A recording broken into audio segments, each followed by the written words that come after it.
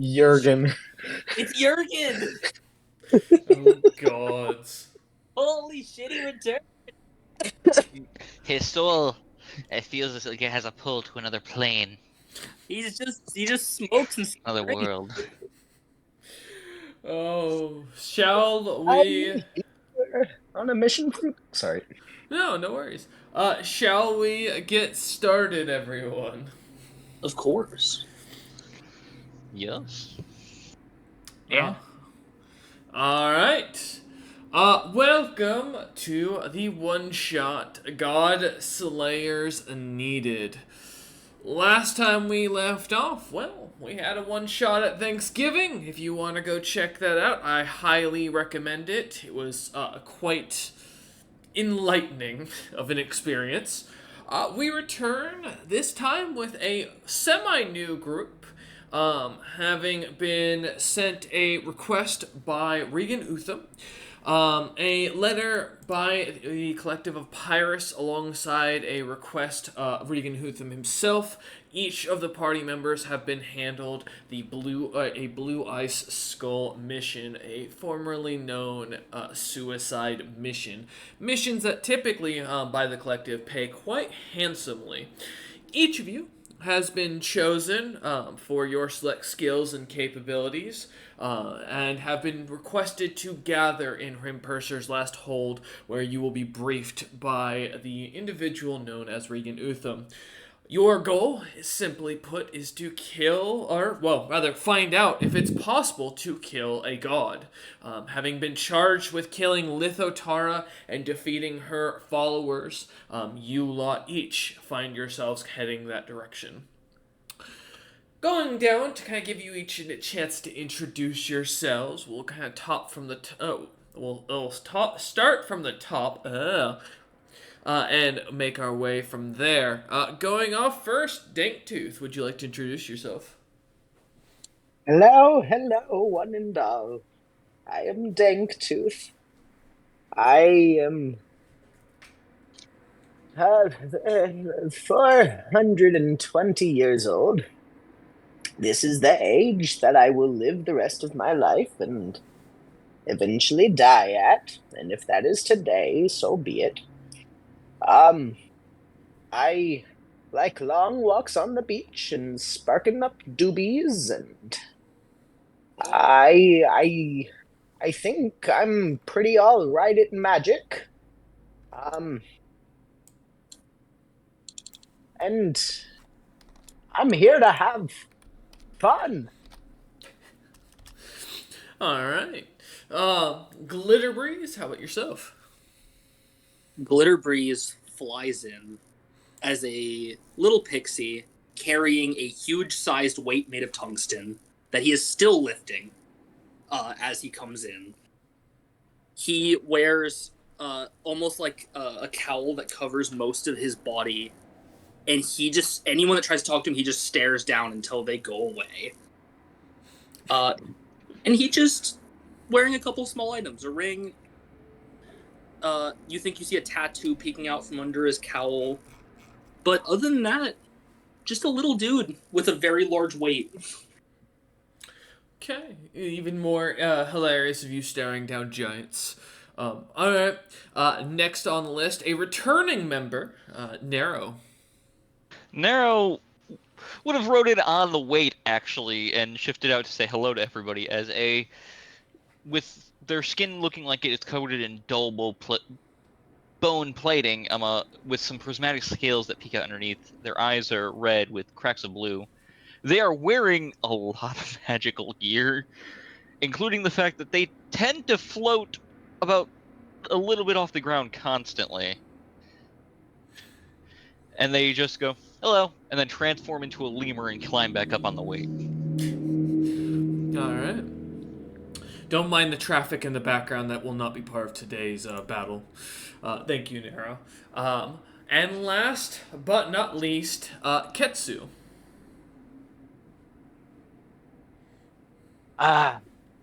Hello.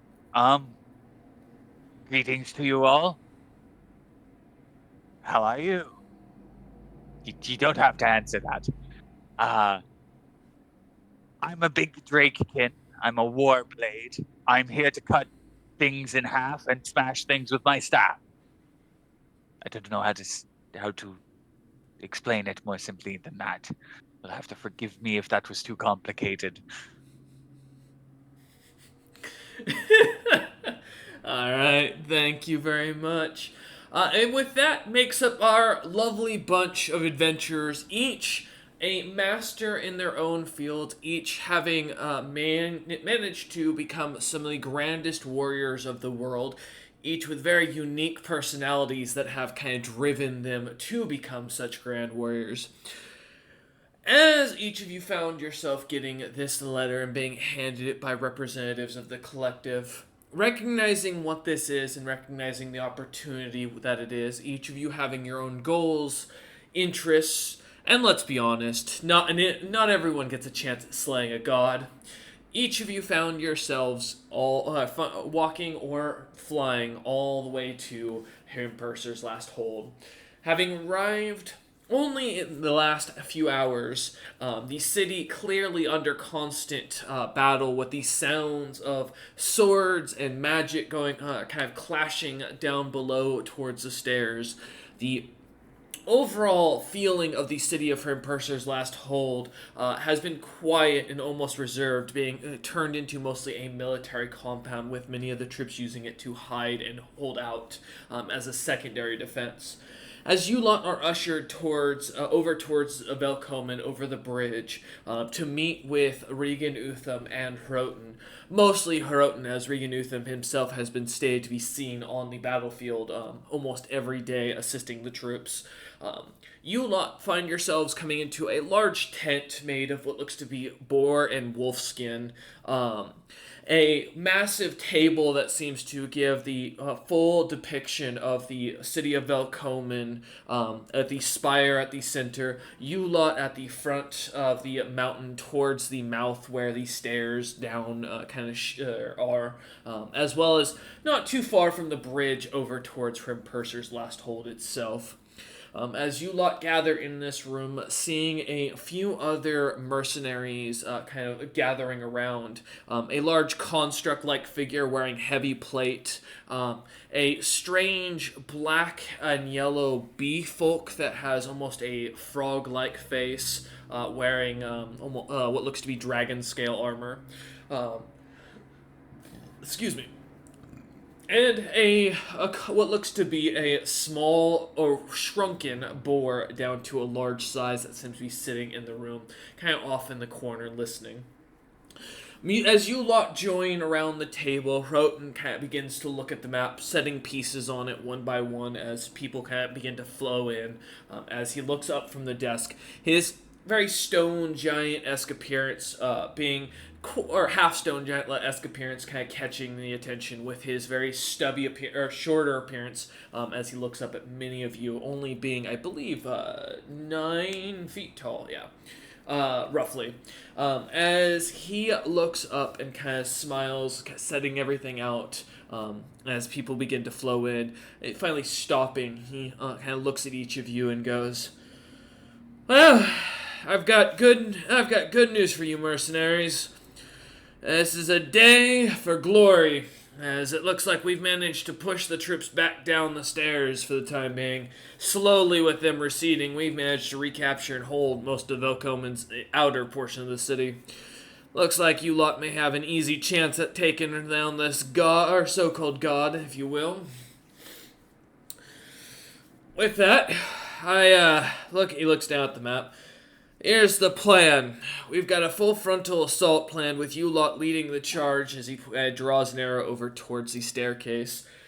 You lot will go down with Regan Utham and the Blackguard following behind to support you. The expectation is that there should be a few bits of resistance as well as one of the champions, a mountain giant by the name of Putresir, I believe. Also known as the Morin Slayer, as we've been calling him, has managed to appear on the battlefield. We expect you lot to end up having to deal with him before you can get to Lithotara, but if you can get past him with the help of the Blackguard and Regan Utham, it shouldn't be too much of an issue. and looks about each of your faces to see if you're kind of tracking along with this. Nodding along. Danktooth is not really listening and sparking up with a magical flame. When I hear Mountain Giant as Glitter Breeze, I kind of look back at a bag that and then eat something from it and then put it back. Clearly Mountain Giant flesh. Also, Ooh. just to note for everyone else, like so they can see, I do have 3 kobold attendants with me. Okay. Yeah, they're just they're like robed, dark scaled kobolds. Okay. Uh, Yeah, go ahead. I seem to be following along, but it's hard to track because, like, every now and then one of my eyes will close and then the other one will close slightly after it. As Proton kind of looks at each of you and just looks back down at his map under, just not a quiet whisper, but a lowering his voice, he goes, "Really, Regan? Really?" As he continues on and goes, we can definitely see you lot are all clearly tactical geniuses that have probably already gathered the situation is not in the greatest of overall understanding. Battle is chaotic. The field has been somewhat push and flow, and we've been kind of going back and forth with this lot. So, basically, I'll keep it simple, as every plan that hits first contact always goes to shit. Reagan wants you to strike straight down the stairs. Don't stop until you get to the god. Kill the god. Don't come back unless you do. And if you fail, well, there ain't much you gotta worry about at that point now, is there? Any questions? Glitter Breeze will shake. Slow shake of head. Perfect.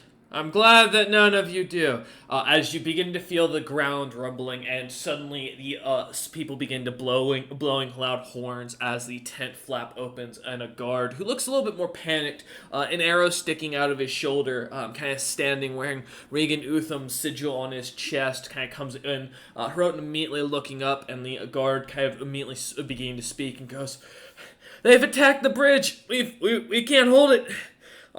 Those damn nobles have betrayed us. Regan was right. The pitchfork's risen. We can't hold. If this keeps up, we're gonna be getting shot while we're down there." Immediately, as soon as the guard finishes, another one comes in, rushing, and goes, kind of not even waiting for anyone to let him speak, and goes, We got the champion at the breach. We can't get through the gates right now, and at the top of the stairs with the priests, it's not going anywhere. The troops are being pushed. We need to move." As he says this, Hroton looks to you lot and goes, with almost a bit of a panic and concern in his eyes, goes, "Okay, you 4, plus the 3 cloaked figures. You lot make a squad, pick a direction, and go. We'll figure out the rest with the others." As he kind of looks to the slod, as well as the construct-like figure, or rather the heavy-plated figure, and the boar. Okay.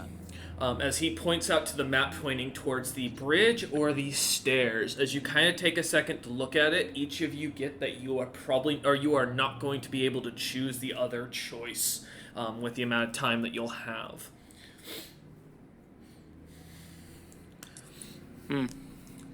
I look to Danktooth.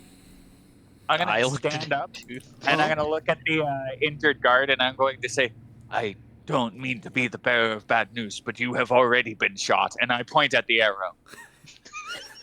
The guard looks at it, looks back, looks at it, and kind of like his eyes slightly go back, and you see as he just passes out as he crumbles to the ground. Well, With Glitter Breeze and Nero both looking to me, I look to my robed attendants and go, "Well, don't be stingy. Puff, puff, pass." And one of them passes Glitter Breeze the blunt. this is normal. And looking down at the map, Danktooth will go, Decisions.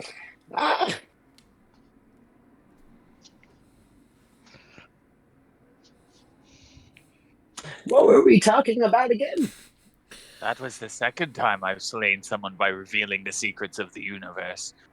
Glitterbreeze will Oh just my climb God. up, like next to Danktooth and just be like, and just like whisper, "Champion or God, mountain or bridge." Oh God! Every time. That's I'll what just we're here nod. for. I'll just nod. That's the path we're going. Yeah, Nero will nod. Yeah, I'm fine with this. Wait, so what? Sorry? Hi. We're gonna let them deal with the bridge. We're off down the mountain, like was the original plan. Okay. As you guys kind of look at it, pointing to the mountain entrance, and kind of giving a confirmation to Roten, Roten kind of nods and goes, "All right, Regan will be with you lot, with hopefully shortly. I will, and the Blackguard that are there should be able to assist you. Best of luck to you lot." As he kind of nods and goes to turn and start giving orders to the others. As you lot are kind of ushered out, one of the guards that's standing at the entrance to the tent kind of points over towards the entrance. A few boats look to have been kind of destroyed, broken down, and turned into makeshift barricades where frost giant corpses can clearly be seen kind of stuck on the outsides of them. The very clear distinctions of also purple and what looks to be a light blue-skinned giant that looks somewhat thinner but taller than the frost giants. Many of you would recognize these as ocean giants. As you kind of start running towards that direction. A few, what looks to be about 15 or so blackguard kind of seem to be standing around the barricade staring over towards the cave entrance. What looks to be a heavy log kind of pushed into the way that was once the mass of a ship, now kind of set to block anything that could come through as the blackguards look to you lot as you run up. One of them kind of stepping forward and looks at you and goes, "I know it might be confusing, but they call me Utham Jr. No, it's not because of why you think. I'm the second in command here. Our first in command was a fella named Bjorn. He unfortunately is no longer with us, as he went over that wall, and the last thing I saw was his head go flying. So, you lot are our relief, I hope." I will nod as I grab my weapon, which I'm hoping Wolf is nearby. Yes. Yes, I am nearby. I pick up as this pixie a sized colossal warhammer. Okay. Oh no. Narrow's internet has died temporarily. Give him a minute as he comes back. I'm back. I have a question. How long will it take us to get down the mountain? Well, at this point, you're still about a little ways away, but roughly by walking speed takes roughly around an hour to get from the top to the bottom via the stairs, typically. Great. Great. Go ahead. Immediately, the lemur is going to cast 2 spells on the little fairy. Stone Skin, Okay. which will last for 2 hours and 40 minutes. Okay. And Energetic Healing. They are now immune to acid and gain 10% of the energy damage as healing. Got you. Okay. And what was your question, Ketsu? And is that like the standard 30-foot walk speed, or is that Yes. No, that would be adjusted walk speed? that would be adjusted, so it'd be for frost giants, which I believe are 40-foot walk speed. So in this case, so Okay, 'cause slightly faster. Okay, I have a 220-foot walk speed, and I've been informed that I'm quite possibly the slowest party member. That's a scary thought. No. As you lot kind of come up on this barricade, though, you're about a good 100 or so feet from the mountain entrance that goes in down the stairs along the side of the mountain. As you kind of come to a stop, Utham Jr. kind of looking at the three of you as Narrow begins to cast cast magic upon Glitter Breeze. Still in lemur form, I seem to pull stuff out of my fur and cast these 2 spells, making his skin craggly and rock-like. Okay. As he glows with druidic energy. Glitter Breeze, you can go ahead and add your buffs. As Utham Jr. Utham Jr. kind of looks about each of you and goes, "So, you lot have a plan, right?" I'm gonna nod, and I'm gonna see where the nearest enemies are as I peek down. As you look through or over the barricade and towards the mountain entrance, you see what looks to be four large purple-skinned eldritch giants kind of sitting there in what first looks to be some ragged brown robes that look to be kind of a mix of old leather that's slowly decaying. But underneath, you notice the full plate that seems to kind of appear that as the cloaks kind of move about. A large steel shield, light steel shield, clearly shown as well on each of their arms. However, amongst these four, looks like just Eldritch Giant, a normal Eldritch Giant, stands a figure that looks to be quite large himself, standing almost 55 feet in height and about just as wide and burly. You see what looks to be a mountain giant in full plate, carrying a longbow on his back and what looks to be a great axe on his back as well. I just eye down this mountain giant because I know what to do. Utham Jr. kind of looks at the rest of you. Oh, go ahead. Oh, I was just going to say, my loyal house pixie, I think you have a match there. I get a savage grin on my face. Mer chitters excitedly. Pretty sure my plan is to jump on as many enemies as I possibly can and kill them. He nods at that and goes, "Oh, okay. Well, lead the way." As he kind of like looks to his men, who all look slightly shaky, pulling out jagged swords made of a mix of bone and silver. Don't worry, I'll give them some confidence. How far away is this mountain giant? About 100 or so feet from you right now. I walk 60 feet forward, and I cast Giant Size. As you go over the barricade, kind of going forward, give me a second to do the mountain giant's spot check to see if he sees you before you cast. Ba-ba-ba. Give me a minute. Takes a second to find my stats. I assume you're not trying to be seen as you're doing this? I'm a barbarian. Well, never mind. It does not matter then. All right. Yeah, as you kind of move forward, going up 60 feet, before you get a chance to activate your spell, the mountain giant looking at you shouts, and we're gonna go for an initiative roll.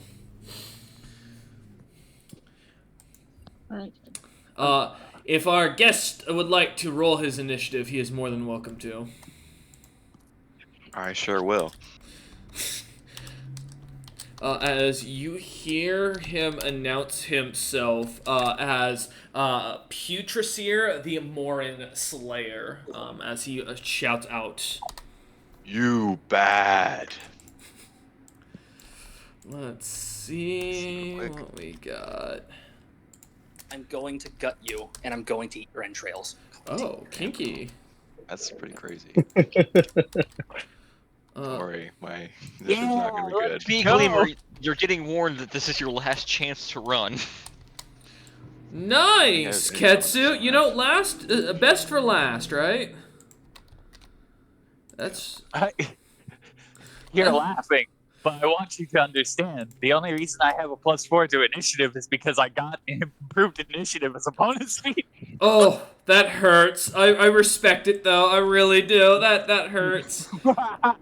15. All right, let me just roll 4 of these real quick.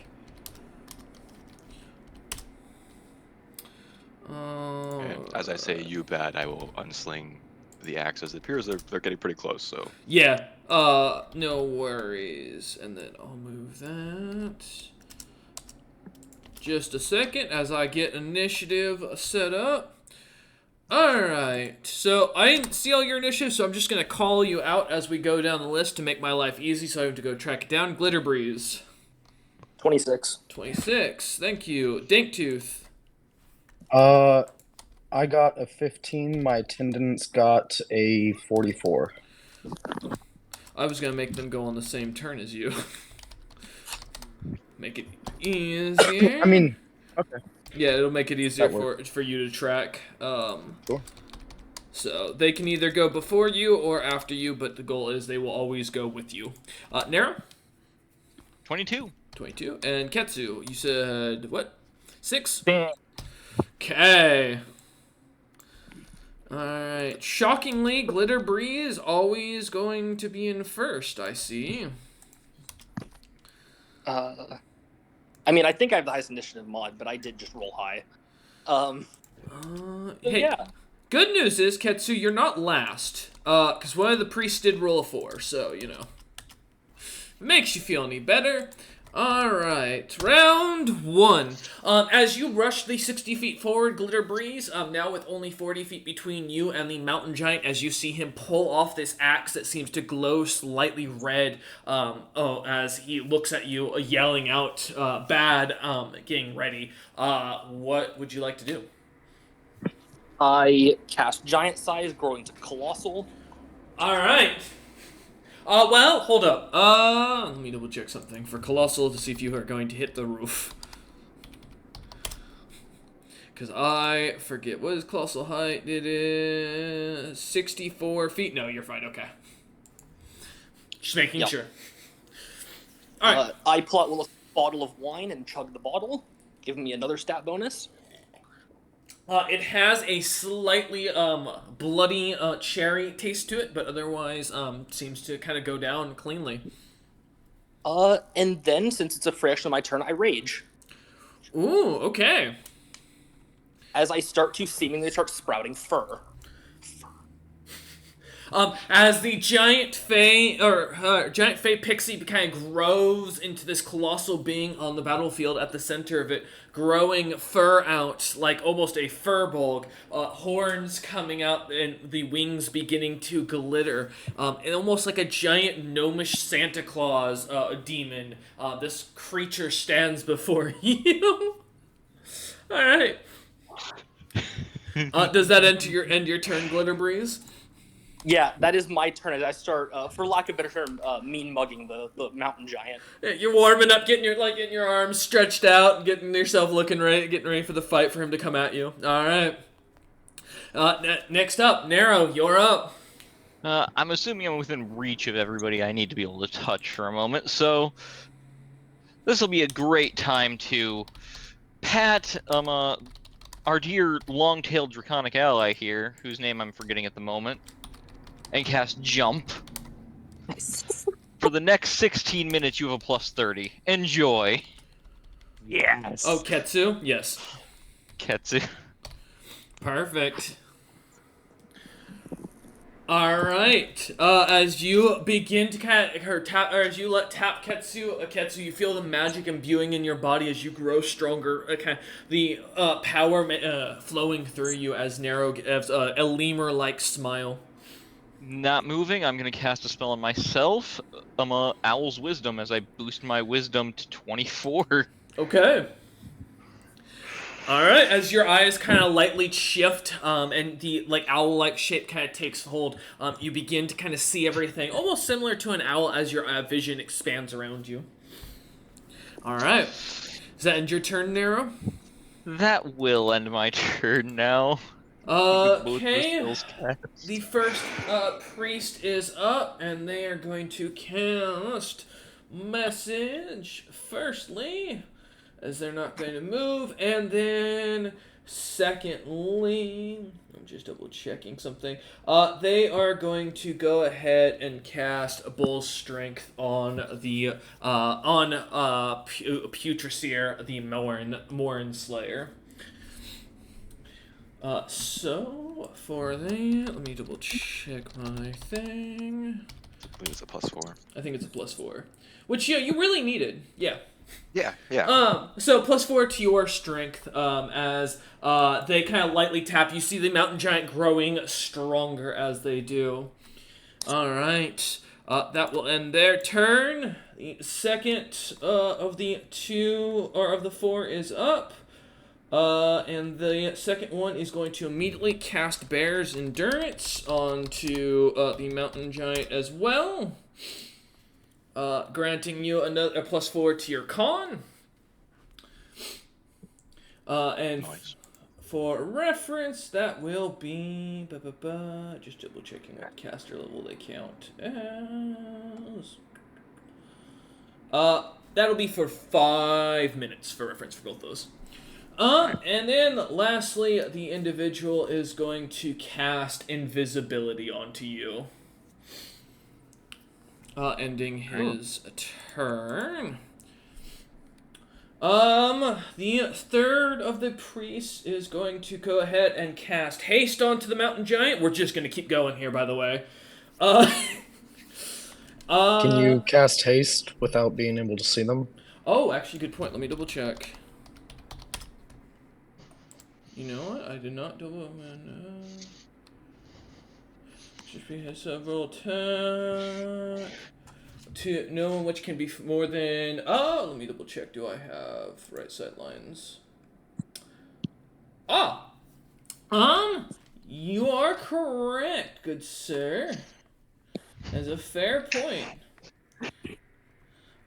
So with that in mind, instead, they are going to go ahead and cast invisibility onto themselves and vanish.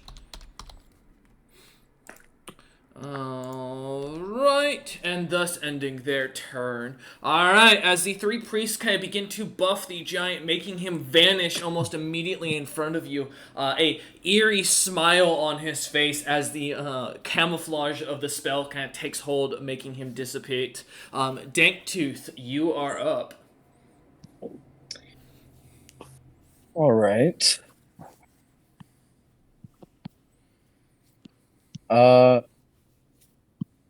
Me and my robed companions fly up into the sky. Okay. Um, How high?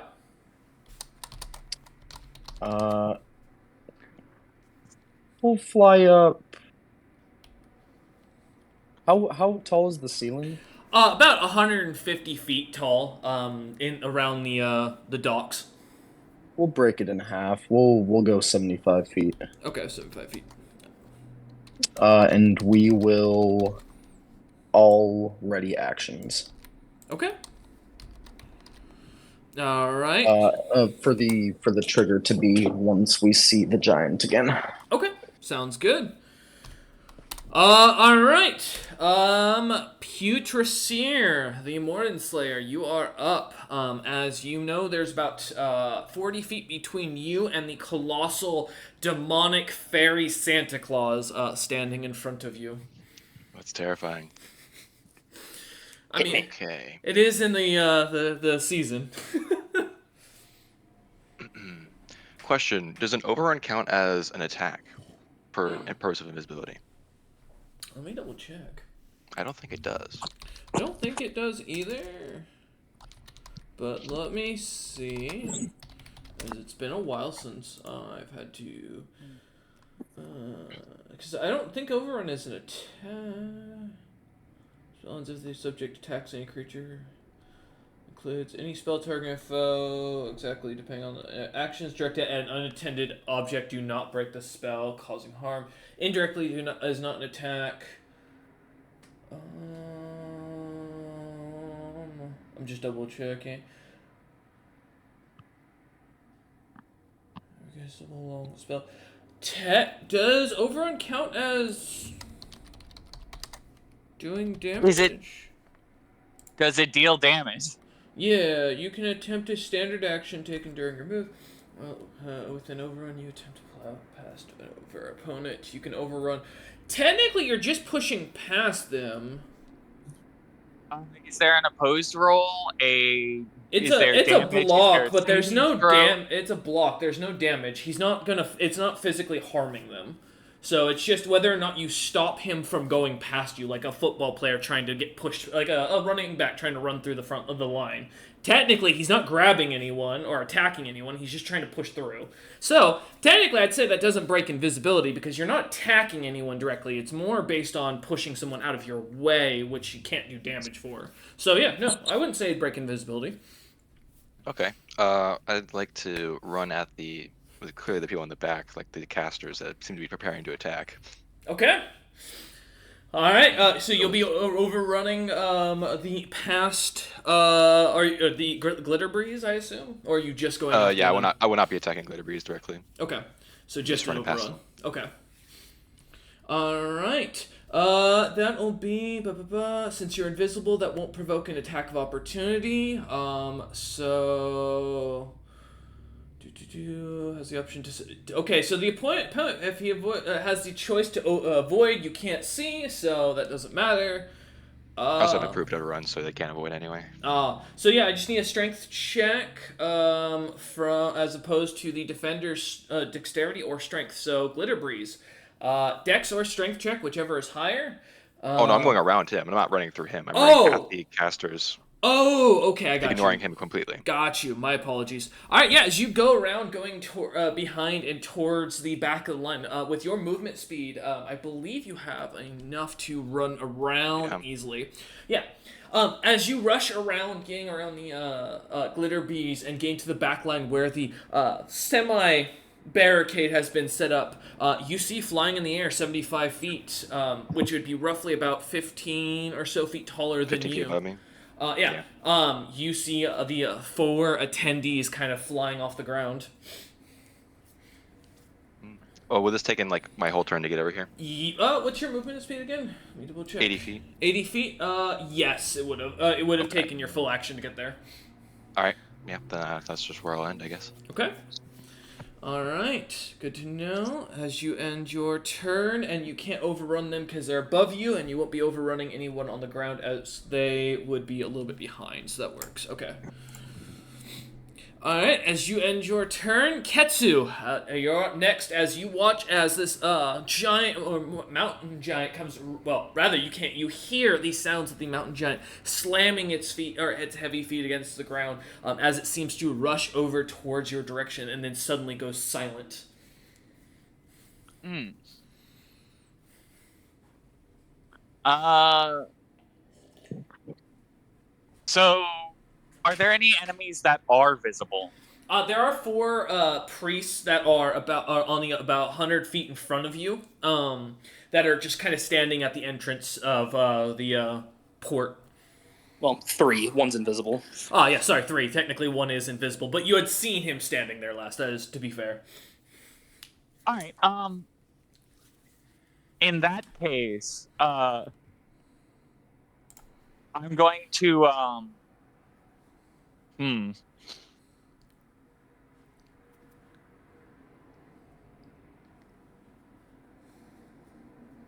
Yeah, I'm gonna handle this way. Do I have an estimation of where the giant is? The mountain giant is basically because I imagine he left giant ass footprints. Give me we'll say a spot check versus the DC of the spell. Or search. That's not gonna be good. I'll take spot or search as far as it goes. Yeah, I'm not that great at it, but actually, I'm terrible at it. So No. yeah, 14. Yeah, well, I mean, the sounds were clear. It seems that his boots didn't seem to leave any markings in the ground. It just seems the sound of the heavy footprints kind of hit it, or the heavy feet kind of smacking against the ground is all you were able to catch. Okay, I'm gonna. I would like to. How tall are the priests? I'm sorry, I have to do a lot of calculations for my first round. They are roughly about 50 feet themselves in height. Okay, so I don't need to roll to do this. Awesome. Fair. I would like to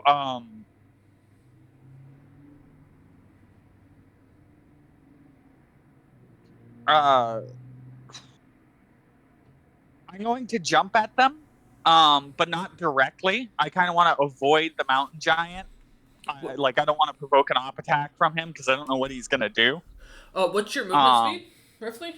220. Oh yeah, easily you can get around to where you think he'd be roughly estimated at if you want to avoid the area, and then just go circle around to get over there. I'm gonna. I specifically want to like jump at them. Okay. All right. Yeah. When Uh, getting in within about 20 or so feet. Yeah. If you want to roll a jump, I'll take it. If you got a plan, are you trying to do a pounce or something? I'm going to get as high up as I can above. I'm jumping so that way I can get above them and then fall at them. Okay. And I'm going to throw my weapon at them using a class feature, which treats all of my throws are counted as melee attacks, regardless of their range. And I am I'm activating a couple of my special abilities, specifically leap attack and battle jump. Okay. So this is going to be funny. All right. Let's see what you got. I got 163. For the jump And, check. So that gives me. First off, I always count as a running start. My DC is reduced by 5. That does not include synergy bonuses. I have a further +2 to that, so it'd be 165. And for height, determining height, I divide by 3 instead of by 4. So I should have enough to drop from more than 10 feet above them, I believe, especially if I was already elevated, which I would try to be. It gives you about 5 feet above them. Yep. Yeah. Well, it's gonna be hard to get a decent elevation given the ground is very flat in the mountain. Designed specifically so people can easily transport goods, move it around, and such. So the ground would be very leveled on purpose. However, it'll give you at least 5 feet above them as you jump up above, flying over their heads, looking down at the 3 priests. Go ahead and roll your attack.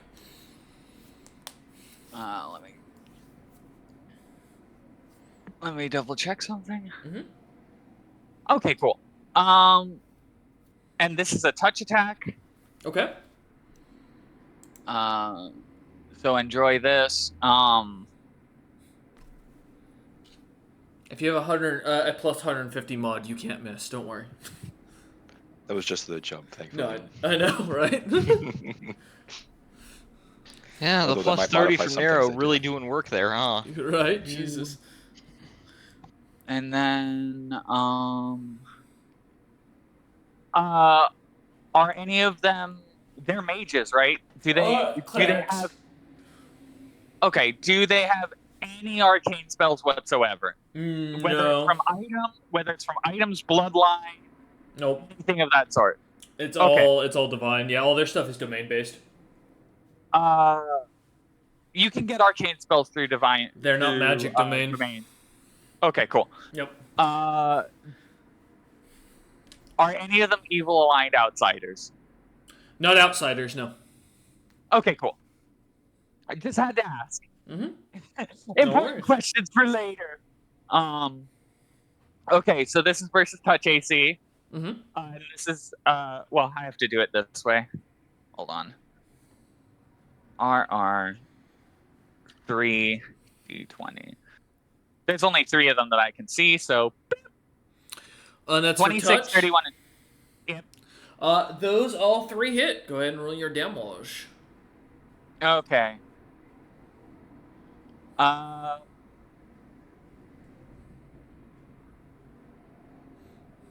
46 plus, and then I deal 40, 120. 120 becomes 138. Oh no.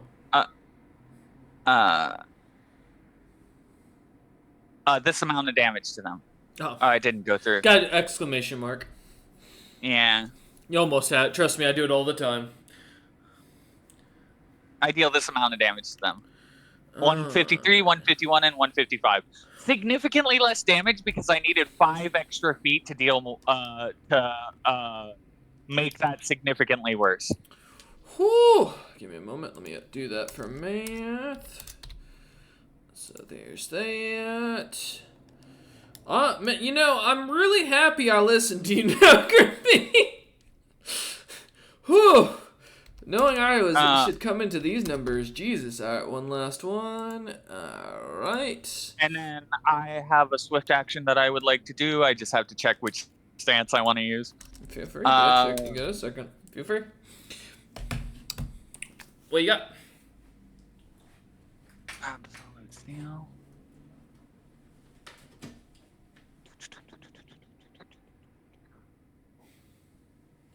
Sorry. I'm gonna enter into the absolute steal stance. Okay.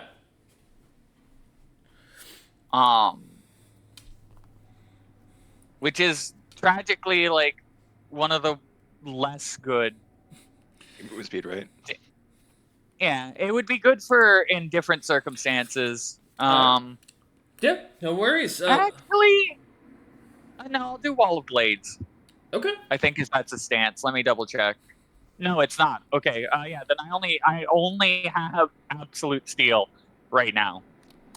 So we're gonna do that one. Okay, sounds good. As you kind of take a stance, looking at the creatures as you come to a landing back where you would jump from, the three high priests kind of staring at you angrily as they look on. A couple of scratches and cuts across them as they bleed, looking on.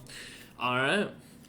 Ketsu, as that ends your turn, the last of the I high. would like to land in between them so that way if they try to cast, I can beat the crap out of them. Like they have to cast defensively. Like Got you. I don't return to my spot. I literally just land in the midst of them. Got you. Okay. Perfect. Yeah, as you land in the center of the group, kind of thinking yourself ready, looking at each of them with a smile on your face. The last high priest is going to go ahead and pull his bastard sword to swing on you. And he will be casting Smite on it. I'm just double checking what Smite they have. Because I don't know if that's Smite Evil or Smite Good. Wait, is it outright just... Hold up. Smite is based on alignment, right? Yes. Yeah. So whoever It's either Smite Good or Smite Evil. whoever transferred over the sheet didn't do the greatest job, so I have to double check what this is. Oh, it's Smite Evil. Okay, perfect. So let me pull that up.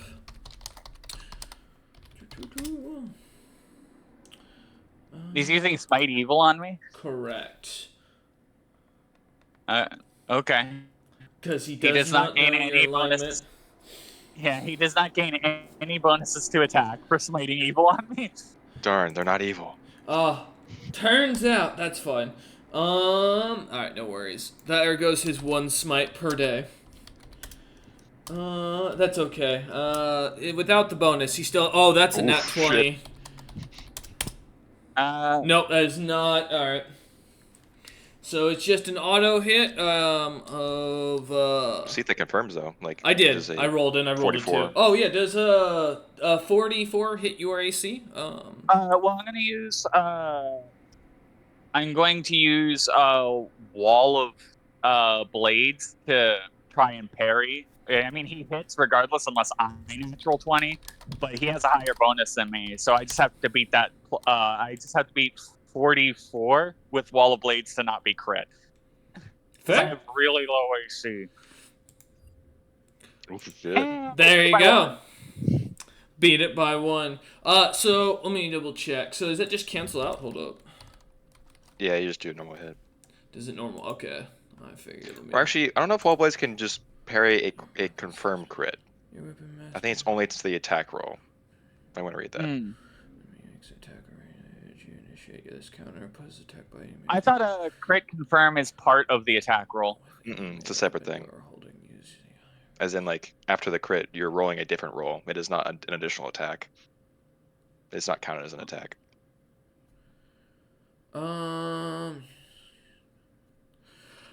No, because technically, since they declared it before or as in response, I think that's still fine. Because it doesn't state unless it's only specifically you can't use it when it's you can't use your dex bonus, which in this case a crit does not deny dex bonus.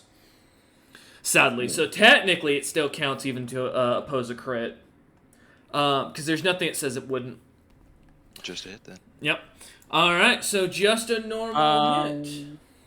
All right. Oh, okay. So Wall of Blades can be used to deny a crit because Really? how Wall of Blades works is that I make an attack roll and I use that as my effective AC against the attack. So my AC for this one attack becomes 45, and the crit confirm roll is a part of the attack. That's fair. Okay. So just normal damage. Alright, thank you. Yes, I caught that. Alright. Unless there's anything else real quick I can, before I start. Just want to make sure. Okay. 33. Oh, what's his reach, by the way? 15 feet. Okay, mine's 20, so that's Fantastic. He important. landed in between them, Okay. but Yeah. Okay. Right? It's not important right now, but it is important later. Because I have large and in charge, I can make it to where they can't get into my reach. Got you. Appreciate it. Alright. So that's 33 points of slashing damage, and that does count as magical for in question of damage reduction. As the blade slashes into you. Now that was his first attack. Before I roll his second attack, is there anything else that we need to you need to double check before I roll? Because I want to make sure that I have everything accounted for here. Nah, I should be alright. Okay. 59 to hit. Not a crit this time. Oh yeah, that hits. All I only get the one. I only get the one wall of blades. yeah, it's immediate action, right? Yeah. Alright, another 35 points of magical slashing as the bastard sword comes slashing down. As the giant kind of smiles down a creepy smile, his eyes beginning to lightly glow with a strange, almost dark green coloration.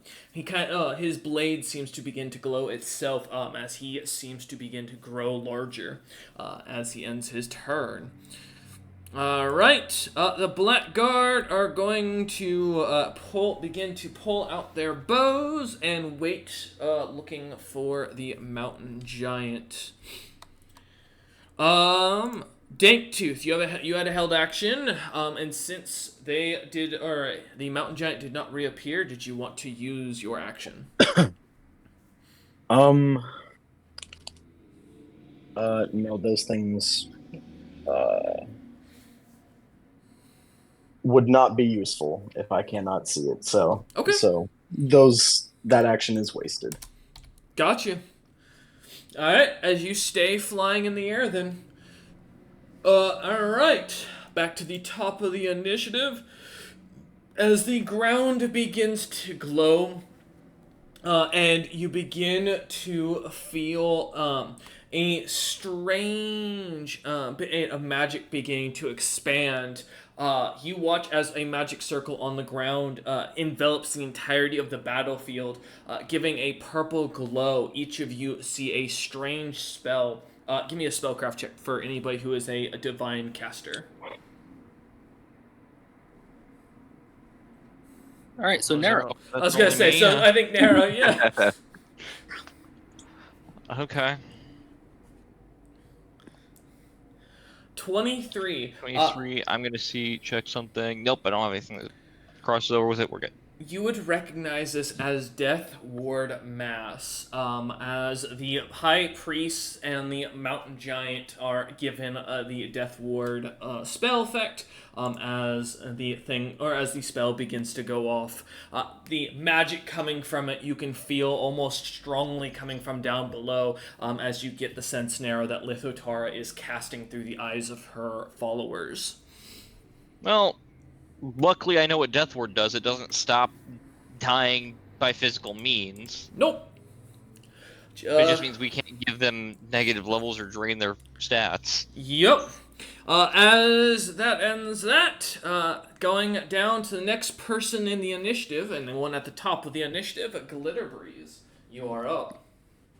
So anyway, I'm throwing a giant boulder at all of the paired up priests. Okay. Let's see what you got. There's an invisible one. There is an invisible one. I know. I cast rock. It He really cast rock, works. guys. I will say, if you do nat 1, keep in mind Ketsu is in the middle of all 4. Oh, don't you worry. Oh, I have a way to prevent the nat one. Don't worry. So I hope rolled so. an 8, and I have a plus 74 to this. That does hit. Just barely. Just barely. How big is the stone though? That is important for a reference of multi-targeting. Colossal. Oh, okay, got you. Do you have the rock throwing feat? Is that what you're doing?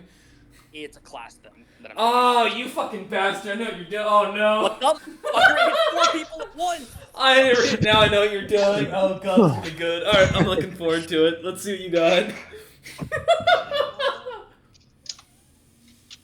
I almost took 1 level rogue because these rocks can apparently sneak attack, which is just amusing to me.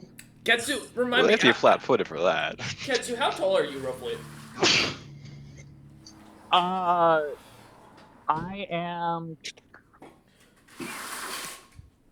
I'm 18 feet if I'm standing on my legs. I am 20 feet if I'm doing the tail thing in the picture that I typically am doing. Won't even be hit by the rock, so you're good. You don't even have to whirl. Okay, cool. See, with my strength bonus, that's gonna be... Because you are more than half their size below them, which means all that Glitter Breeze is doing is aiming for the torsos of these individuals. That is 73 damage as I basically just rip a portion of the ground and just huck it at all 4 of them. You said 73? Fuck. I'm very strong. Alright, give me a second to do my maths. Holy shit. Did I mention I'm not done buffing? You know, there was a moment before session that I was like, oh, I probably put too many bad guys for this fight. Suddenly, I'm kind of happy I didn't go with that gut instinct. I want you to know, I'm not fully buffed even myself yet. That's fair. One moment. What'd you ping me? Yeah.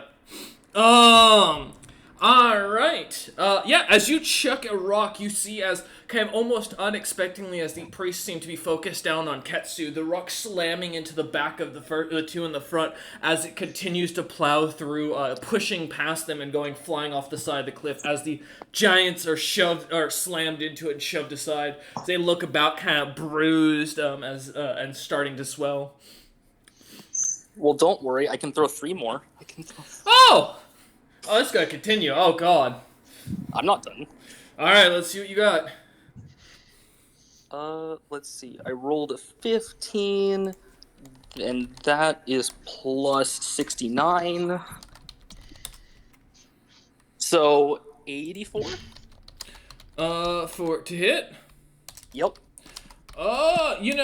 Magically, that hits! This is probably a good time to say, my muscle mass, I am the most disgustingly muscled creature, probably in the world. No, yeah, no kidding. Let me take some.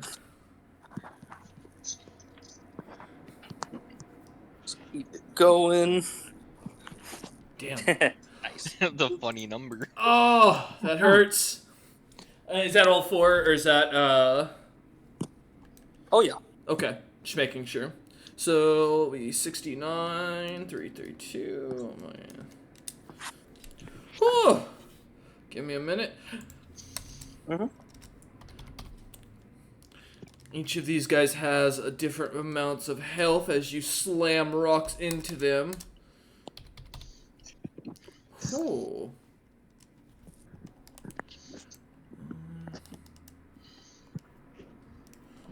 Okay, not bad. And then the last one. It really comes in handy when your teammate is short. Well, Trust short me, in reference to giants. I checked to make sure everyone's heights. Yeah, as the rocks continue going flying, that's fair. As the rocks go flying past, slamming into one after another, the giants seem to kind of be taken aback as they slam through. Alright, is there anything else you'd like to do? Oh yeah, the next one's a 76 to hit. God damn, yeah, that hits. Just roll the second one, save me the time, and just do both damage, so I don't have to sit here and calc that again. Sure. Let's see if I net one. I don't. What is that? Plus 74, 89. 89 that hits. God damn. Yeah, he is.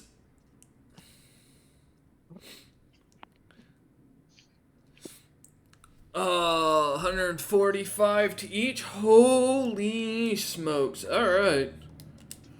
Woo! As the rocks just go flying by, Ketsu, you hear as the sound of crunching bones all around you, and the kind of grunts of the individuals as the giants are just pelted with stones. Oof. Alright, that leaves 120. Oh my, holy shit. Thank God for invisibility. I'm gonna find that fucking mountain giant. He's next. Oh. I don't want to be next. You're fucking next. I'm way scarier in melee, motherfucker. Come here. Nope, go away. Alright. As the rocks go slamming into each of the giants, and just to make, cause that is a concentration check. On invisibility, it's not. That's not what I'm running for, don't worry. But that, only, oh wow, okay, that's Nice. kinda horrible. But Don't that's still, they are still Concentration check still is on not enough, successes. Yeah, no, I know, there's no, skill checks for ones. But with the managing to keep these spells active, the giant, or the, priests continue kind of chanting as they were, bloodied, bruised, and slightly cracked with some of their bone or their muscle or arms and body parts kind of hanging there lifelessly as they stare on. Did any of them cast spells before I jumped them? Because they would have had to make a It's too concentration check Too against. late. We are already far past it, yep. Got to call it out during is my Okay. rolling, yep. But I will keep that in mind for the next one. I appreciate you mentioning it. Yeah, Glitter Breeze, is there anything else you would like? No, I'm just staring down the people I just hit with 4 like house-sized rocks. Alright, as the house-sized rocks keep going, Narrow, you're up. Yeah, I'm gonna pat my buddy here. Nature's Favor. You have a +5 to attack and damage rolls for the next minute. Enjoy. Oh, you talking about, I Glitter Breeze? swell big. Yeah. As you scan next to Glitter Breeze, yeah. I'm still technically latched onto him as a lemur. Thank you. I didn't get off. Got you. Okay. All right. As you kind of holding on, lightly tapping, Glitter Breeze growing stronger as his body seems to hulk out even further. What to do next? What should I do? I mean, I can technically cast this. Yeah. I need a reflex save from each of them. What is this? Chain lightning. Won't matter. They are electric immune. Oh. So I'm gonna just choose to fail and save us all the rolls. The charge gets wasted from that. Yep. As you shoot electricity, seeing the giants kind of take it, their emblems beginning to glow as the electricity kind of begins to absorb into it. The symbol of Lithotara glowing further as the giants' eyes begin to flicker with electricity. I chitter up to him, Danktooth, pointing as a lemur. Alright. Alright, as you end your turn, Narrow, with that chittering away. The first High Priest is going to go ahead and seeing Ketsu in the center. They can't really cast, and these aren't your traditional priests, as he pulls out his bastard sword and turns to swing. I'm gonna do. This will be the same for for the other one as well. So I'm just gonna save us some time and roll those all together for you. I can't wall of blades, so. Oh, well, I did not one on one of them. So let me. It's gonna be fun if he bonks his fucking Nope. invisible friend. Nope, but that one is an auto failure, so he does not hit you. But I assume the 57, 45, and 48 all hit. Yeah. Alright, as the last blade kind of goes past you, kind of as you expect it, easy parrying it away as you slam it to the side, it slams into the ground, the giant kind of looking on at you as irritated as he is. Alright. For damage, because of narrow, this will be so 9d8 plus what's 17 times 3? 51. Hold on. Are they getting? Is it electric damage? Yes. Are you electric immune? Yes, I'm a Tunmi-Long dragon. Oh, that's Drakekin, right. which is electric immune. So I won't add that then. It'll just be the base 17 for each of them then. All right, cool. So this will be 17 times 3 for 51 or plus 51 total. Oh, I did not. Oops, ignore that. There we go. That'll be 101 points of damage as the 3 strikes come slamming into you one after another as the blades strike true. All right. As you're kind of looking up defiantly, the giants kind of look surprised, a bit of shock on their face, no pun intended, as they look on at you, expecting you to almost be basically a mush as they end their turn. I'm not even bloodied yet. The other, who is invisible, is going to move the fuck away from those rocks, because that hurt like motherfucker. He's running. He's getting out of here. Yeah. And that'll end his turn as he runs away. Oh, let me maintain for concentration, because of something else he's doing. Alright, cool, he's fine. Alright, as he ends his turn, Danktooth, you're up, still flying 5 feet off the ground, down below, about 15 feet. You see nothing, unless you have true sight. Cool.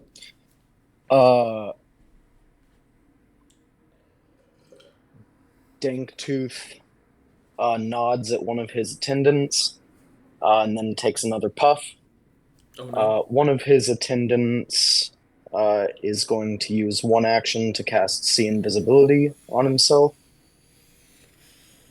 And then second action, Greater Dispel Magic. Okay. On the giant. I'm going to take an attack opportunity because you're casting next to me for that second one. Okay. I throw up a couple wards. Do you still want to hit it? Is this your reaction or something? What is this ward? Yeah, and in reaction to you doing an attack opportunity? Yeah. Yes, I will hit it. Okay. Okay. I have 6 intelligence. It's true.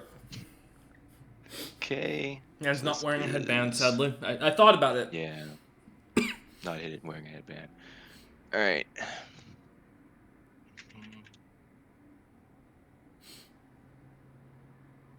So 50 to hit. 50 misses. Ooh. Okay. Additionally, I need 2 wisdom saving throws from you. Okay. What reaction spell are you using? It's not a spell. Uh-huh. It's reactive warding. It's a class feature. Oh, okay. Got you. It's the first one. This is the second one. Not great. 14. 24. Both fail. You are...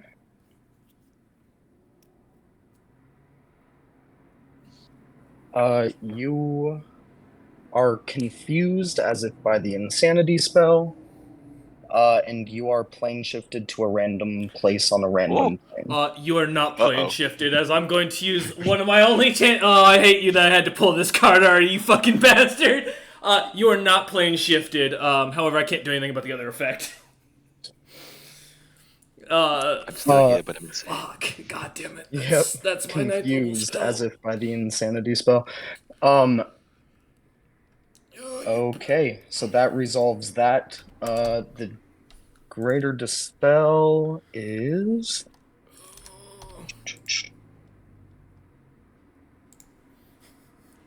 Ooh, that's a 38. 38 to hit?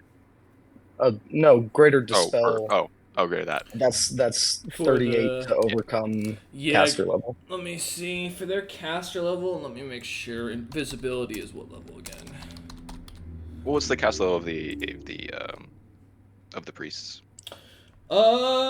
It looks, if I'm understanding this right, let me make sure I'm correct on this, because they don't have a caster level outright listed, so I have to double check. Based on...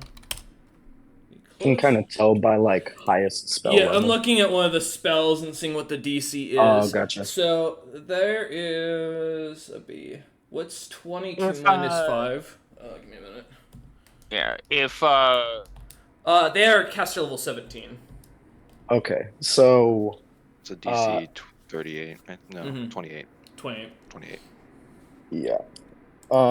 Cool, so the invisibility is removed.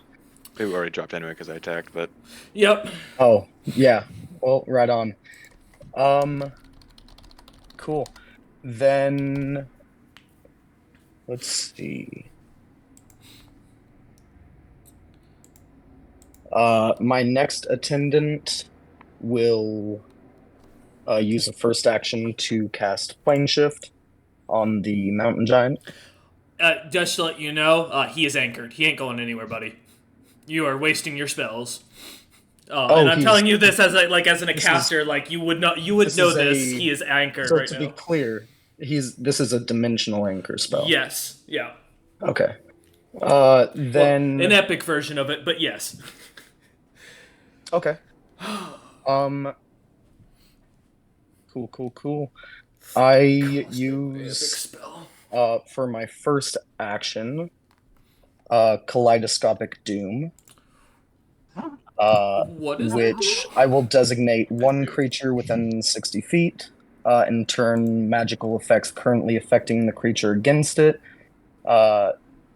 This effect functions like a targeted greater dispel magic, except that for every spell or effect negated on the target, which there will be a lot, the effect of one of my veils is visited on the victim. Would you... I'm going to roll for this greater dispel. Would you tell me, including the dimensional anchor, how many magical effects it has affecting it right now? Magical effects? What do you mean? On the giant? On the champion? Yes, on the giant. Yeah. That should just be the bull strength and bear's endurance. Yeah, then the epic spell of the dimensional anchor. Do magic items count? Actually, yeah, That's that's a a good good question. point. Do magic items count? Because he does. I don't believe so. Let me check. Then it would just be those 3 spell effects. For every spell or effect negated on the target. So if there's a magical effect currently affecting the creature, not currently, from the item. Okay, that's fine. Any effect that just say 37 to overcome for the bull caster strength level, or because you have to think roll individually for each spell. You said it does affect magic items. It does affect magic items. Yeah, if it's an active magic item. On magic. Yeah. Yeah, if it's an active magic item. But again, his stuff is his magic items are not constantly active. They are responsive in a sense, reactive, meaning they only activate on on specific requirements. At least to my understanding for the 2 items you picked up. If I'm correct on that. I think that counts. If you want to check that real quick. Yeah. Yeah, both of them will be. Are they fully active? Okay. Then all right. For what? Sorry. What was what's the question, Dingtooth? No question. That's a 37. Against for the to overcome caster level. DC. Caster level. Plus spell level. You said 37. No, not plus spell level. It's just caster level. Even for epic spells. Really? Yeah. Even for epic spells, it's just against the caster level. Greater Dispel works. I will say, to affect an epic spell, you need to have the Epic Dispel yourself. Yeah, do you have Epic Dispel by chance? What he's I using it, I have guess. access, but I'm not using it. No. So then, yeah, that won't take effect against the epic spell, but the other ones But it will. should work on the other ones. Bear's Endurance, yeah, that all succeeds easily, because the caster level of the Giants is only 17. Okay. So that's 4. That's Yep. 4. Fails. So Oh, this isn't even a save. So you take 20 points of fire damage, Okay. 40 points of acid damage, Okie dokie. 80 points of electricity damage, and I need a fortitude save. I don't think you're open for that at this point. The only thing Mountain Well, Giants are probably good not. for. Do I still get my buffs for my? Oh wait, no. Does that No, actually dispel the effects? It's Or- dispelling them and Okay. like So they're gone. exploding you as it does so. I see. Okay. Woo! So no bonuses from them anymore. Sad. Okay. Say plus. Where the fuck is it? I didn't think I'd have to show that what my epic spell was this early in the fight. I'm not gonna lie. I was like, oh man, I got something awesome planned for this character. You know, you gotta so believe it, and then fucking goddamn it. The 46 for the fortitude. 46. Just saves. Okay, Cool. perfect. If I answered that, this is you 140 don't- damage, right? I think so. Yeah, I think that's correct in total. Yeah, that was 20 plus 40 plus 80. Yeah.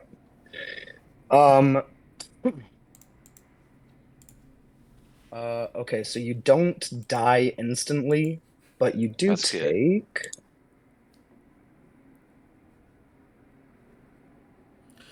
Well, I think he can't. Oh yeah, your 6 constitution. points of Constitution damage. Nope, you don't I'm because immune of to Death Constitution. Ward.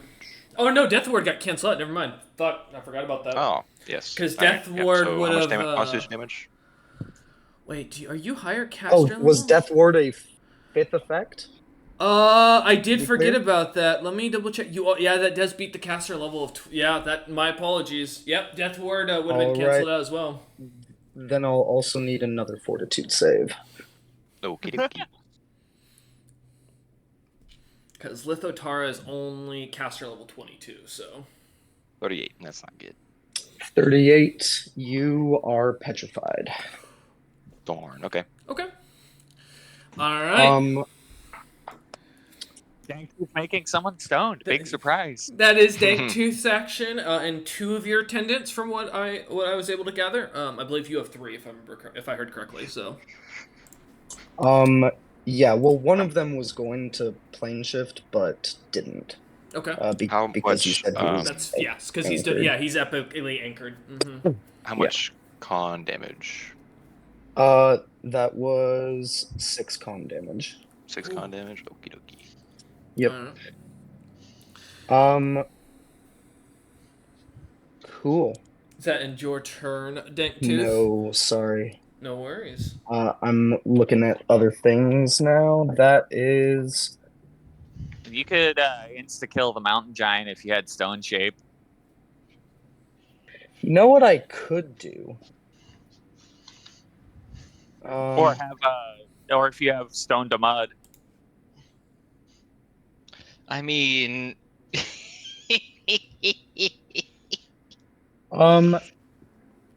I will. Okay. One of my attendants is going to roll a spellcraft check for an epic spell. What? You want to explain that one to me before you roll? Because I'd like to know what you're doing here as the DM. Yeah. One of my attendants has the epic spell Ruin as a one stay. First off, hold up. You never approved that with me. I did approve it with you. These are the black slots. Oh, fucking... Okay, I know. Alright, now I got you. Firstly... Again, sorry. Hold. Let me check something here. No, totally. I don't. Well, because I don't like being fooled on a epic spell thing. Because I've been very careful about not putting these out to common people.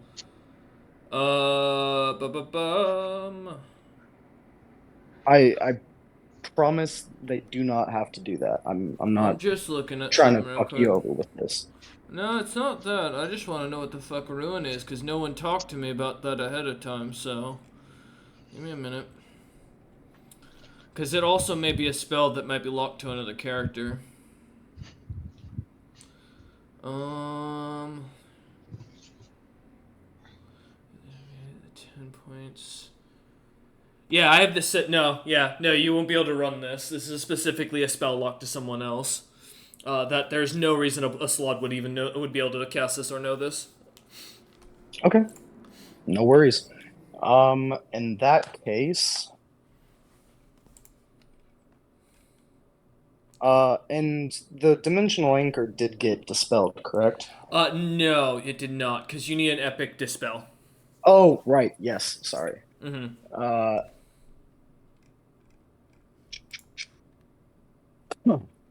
I will haste Glitter Breeze, and the two attendants who have not taken actions will prepare an action in case the giant becomes unpetrified. Okay, got you. Alright, as you kind of watching the creature, kind of expecting it to move, as you kind of flutter around its head, weapons at the ready. Alright, we'll move on to the next person in line. Future Seer, you are up. What would you like to do, as you are currently turned into a stone statue, basically? Am I able to do anything for this effect, or am I petrified until something else happens? You don't have actions, I so don't remember if Yeah. Petrified gives you anything to do, if it lets you save at all. I don't No, think you're I just can. considered No, unconscious. Yeah, never mind. yeah, you're basically dead. Dead I'm with an made of asterisk stone. attached to it. Alright, as you can't do anything, that ends your turn. Alright, we'll be back later. Ketsu, you're up, as you find yourself still surrounded by 3 of the priests. Okay. Let me look at something real fast. Bloodstorm. Yeah, da da da da da da yeah, da da da da da da.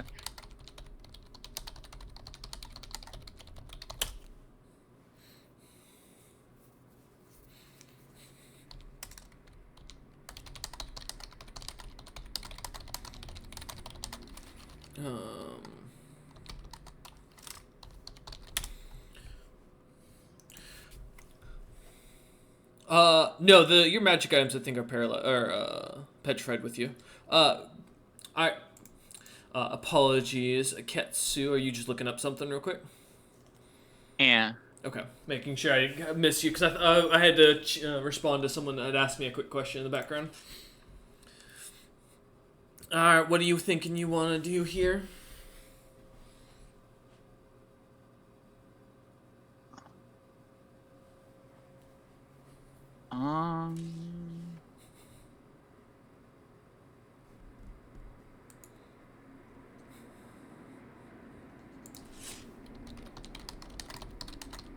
Okay, I'm gonna, as a swift action, I'm gonna enter the blood rain stance. Okay. And then I'm gonna turn to the priest that was getting bigger. Mm-hmm. And I'm going to I'm gonna smack him with a white raven tactics. Okay. You kind of turn. Yeah, go ahead. Where is that?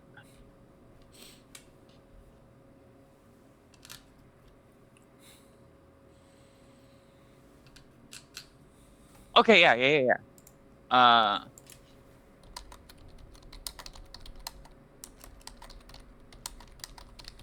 That takes the place of one of my standard actions. And I kind of like what Danktooth has been doing, so I'm gonna move Danktooth's initiative temporarily, only for this turn, to just after my turn.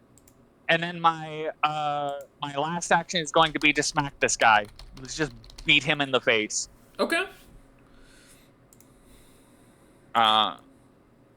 Let's see what you got. And okay, good. How you're giving so you're just giving Danktooth an extra action since he has already gone ahead of you. He gets an entire turn. Okay, got you. His initiative. He gets another turn on the initiative after me, a full turn. Got you. Okay, perfect. This is a touch attack. 19. That does hit. Okay. So he takes boop boop boop boop boop boop boop.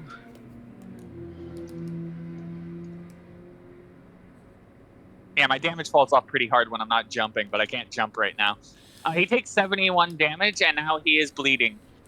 All right. Go ahead. So he at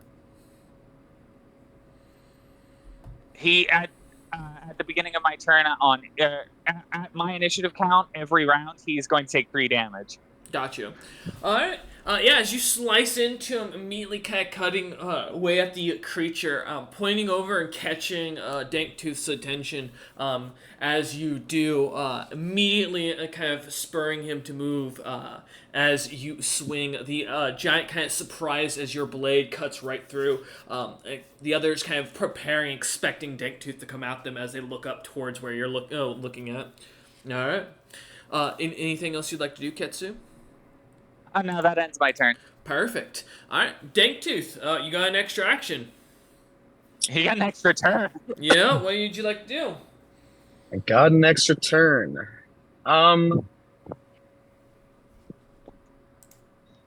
There's something like we both hit a lizard brain moment, and now we're on the same wavelength enough to where you get an extra full turn. Hell yeah. I will cast Arms of Plenty on Glitter Breeze. Oh no. And he grows 2 new massive fucking arms out the sides of his torso.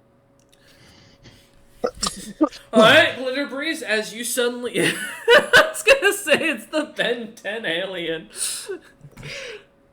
Perfect, exactly. As your suddenly arms come out, the green like fur on them, as well as they look to be almost perfect matches of your other 2 arms. As you now kind of sport these 4. Is there anything else you'd like to do, Danktooth?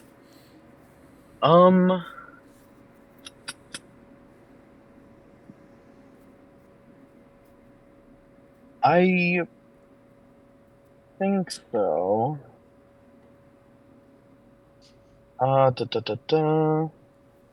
In about 3 more rounds, I might need a heal. That is not gonna be me, Holmes. Sorry. Oh, I forgot. I do. Okay, cool. I will Quicken Spell. Mm-hmm.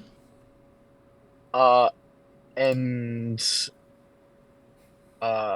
fire off 2 Shatter spells. Okay.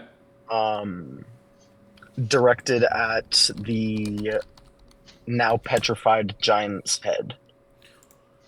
Oh, alright. What'd that do?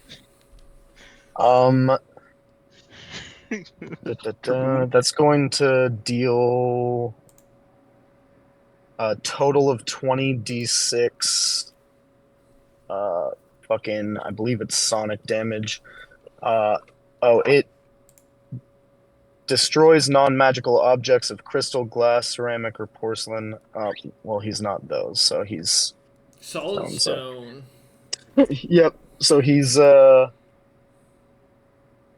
Alternatively, you can target Shatter against a single solid object, regardless of composition, weighing up to 10 pounds per caster level. Yeah, he's not gonna outbeat the mountain giant that weighs almost 150 tons, dude. Yeah. That's a lot of weight he'd have to. I mean, before returning to zone. Yeah, his caster level would have to be almost on the 1000th rank to pull that. Yeah, there ain't no way. So. Oh, Ellen updated? Well, 10d6 shit. maximum. Yeah, damage for. Are you doing greater shatter or just shatter? Just shatter. Okay, so it's 10d6. Okay. Okay.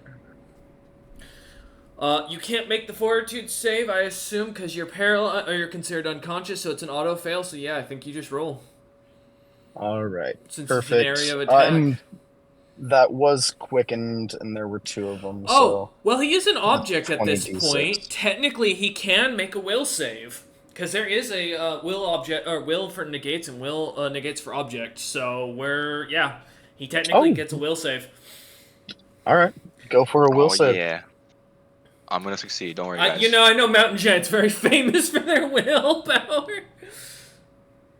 24. 24. Is there Not 2? gonna do it. Not gonna do it. So then it doesn't matter. Is there 2 though, or is it just 1? Oh yes, there are 2. There's Yeah. 1 to succeed to nullify, 1 to take half. Oh, those are the exact same rolls I got for my other 2 will saves. Ouch, 14. Yeah. In the same order. So yep. Okay. That's 81 points of sonic damage to the dome. Ooh. And I have bad news for our mountain giant friend. Any damage that he takes while petrified, if it is not fixed before his body returns, it's permanent HP loss. Yep. But usually, we're concerned of having a god down below and being a potential champion. A concern about not having the spells available that clerics do is not too heavy on his heart. But Danktooth, did you have any other spells you wanted to cast with that? As you hear the sounds of his head begin to kind of almost crack and tear, the chips of his ears falling away to the ground. No, that was my full turn. Got you. Alright. Last high priest of the group. Let me double check something. Is that distance based? It is. Cool. I need a. Oh, there's no save. I'm just double checking, make sure I've got this correct. Alright. So I need as the giant is going to kind of grab hold of his what do you call it? Holy icon of or his holy symbol.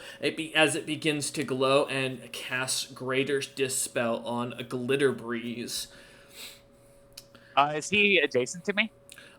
He is, which means it will. Oh, well, let me double check. Does it give opportunity attack? Because I think, is it? If you cast defensively, you don't, but you have to make a concentration check. But you should be able to easily make that.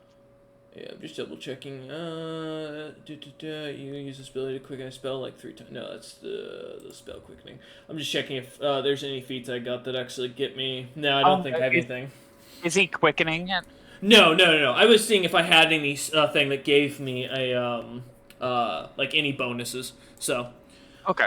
It's just a concentration check. All right. It's really easy to make. It's like 10 plus the spell level. Yeah, and I don't think I can fail. And Greater Dispel is 6, so that's a 66. So yes, not too concerned. All right. Let me check my feats real fast. Feel free. I'm doing math anyways. Okay, no, I don't have it. Never mind. 17. There was a feat that I could have picked up that made it to where he automatically fails concentration checks around me. I didn't go for it. Perfect. No worries. It would have been funny though. Alright. Alright, yeah. Glitter Breeze. This is against all the spells. I think the only spellcaster who's cast on you is Danktooth, so this will be against him specifically. And arrows. Oh, and Narrows. My apologies. That's right. Yeah. Yeah. All right. So it's a 35 for the roll for the Greater My Dispel. spells are gone. Danktooth is your caster level, I assume, lower than 35? It is lower than 35. Does it? Mm-hmm. dispel one effect or All multiple? of them. Because I know Oh, my class multiple feature is all. If Okay, it's a gotcha. target, it does all of them. Yeah, it's if I'm If right, it's an area, it only does the one for each person in the area. yeah, because I'm just targeting specifically Glitter Breeze. So Glitter Breeze, as your arms kind of pull back. It's Yes. the DC for the dispel check is 11 plus the spell's caster level. So Yeah, add 11 to your things if that helps. I did. That Okay. still Okay. beats me by a good, uh, 8. As I was saying, yeah, Glitter Breeze, as you feel the arms kind of suck back into you, the green, I assume the green moss you had cast on yourself, but I don't know if that is a magical effect of your own, or if that's a class ability, out of curiosity. Which one? The green, like, fur, like, or the fur material that kind of grew on you, is that class ability? Oh, the fur. The fur is not a spell. I can give it. It's Okay. not a magical. Perfect, yeah. Also, your giant size. Yeah, Uh, Gets I only shrink to huge. you kind of shrink down, being able to now look the giants and the eldritch giants in the eye as they stare at you. He kind of smiles as all of the magic dissipates. The lemur kind of on your shoulder, chittering away as the eldritch giant finishes the spell. And with him not moving, he is still having his weapon out. Is going to turn and swing at Ketsu. That is a 46. Wow, I actually rolled pretty bad there.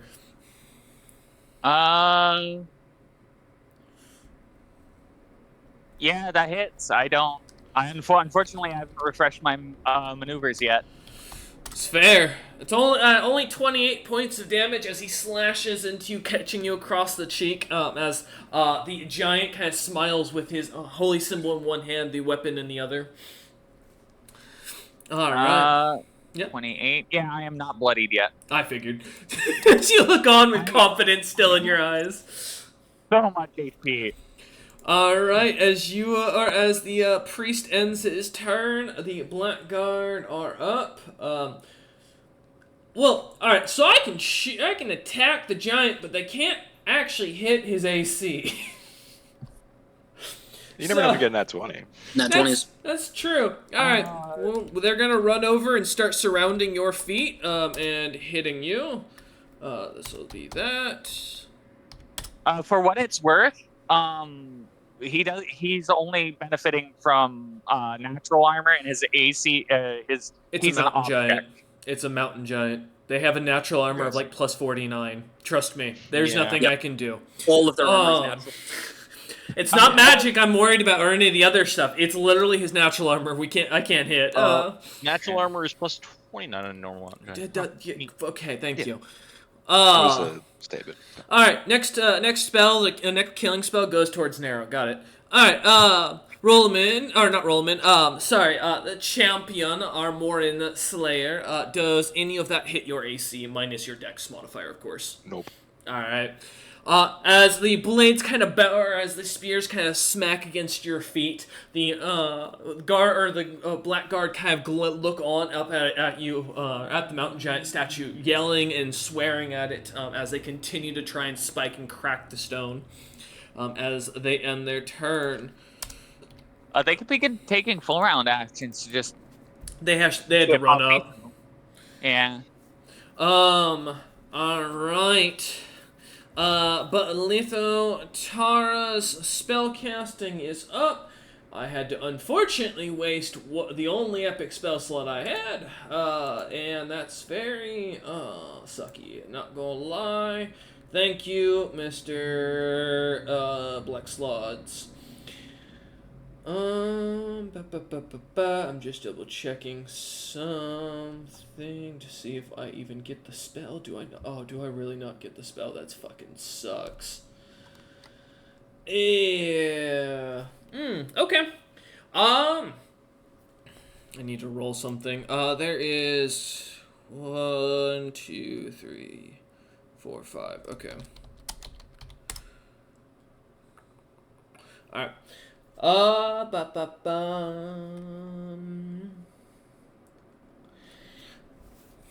Lithotar is going to cast Greater Dispel towards, of course, our great champion here to try and dissipate the statue effect. This will be 1d20 plus. Let me make sure I've got this right. Your caster level. Which at this point is only capped. Yo, and I fucking rolled like a. Danktooth, does 25 beat your caster level by chance? For the paralysis spell, plus your caster level, I believe it is. For the paralysis, wait, my Or caster level the plus statue the of spell's fire. level? Huh? Yeah, it's 11. 11 plus caster level, so I don't think it does.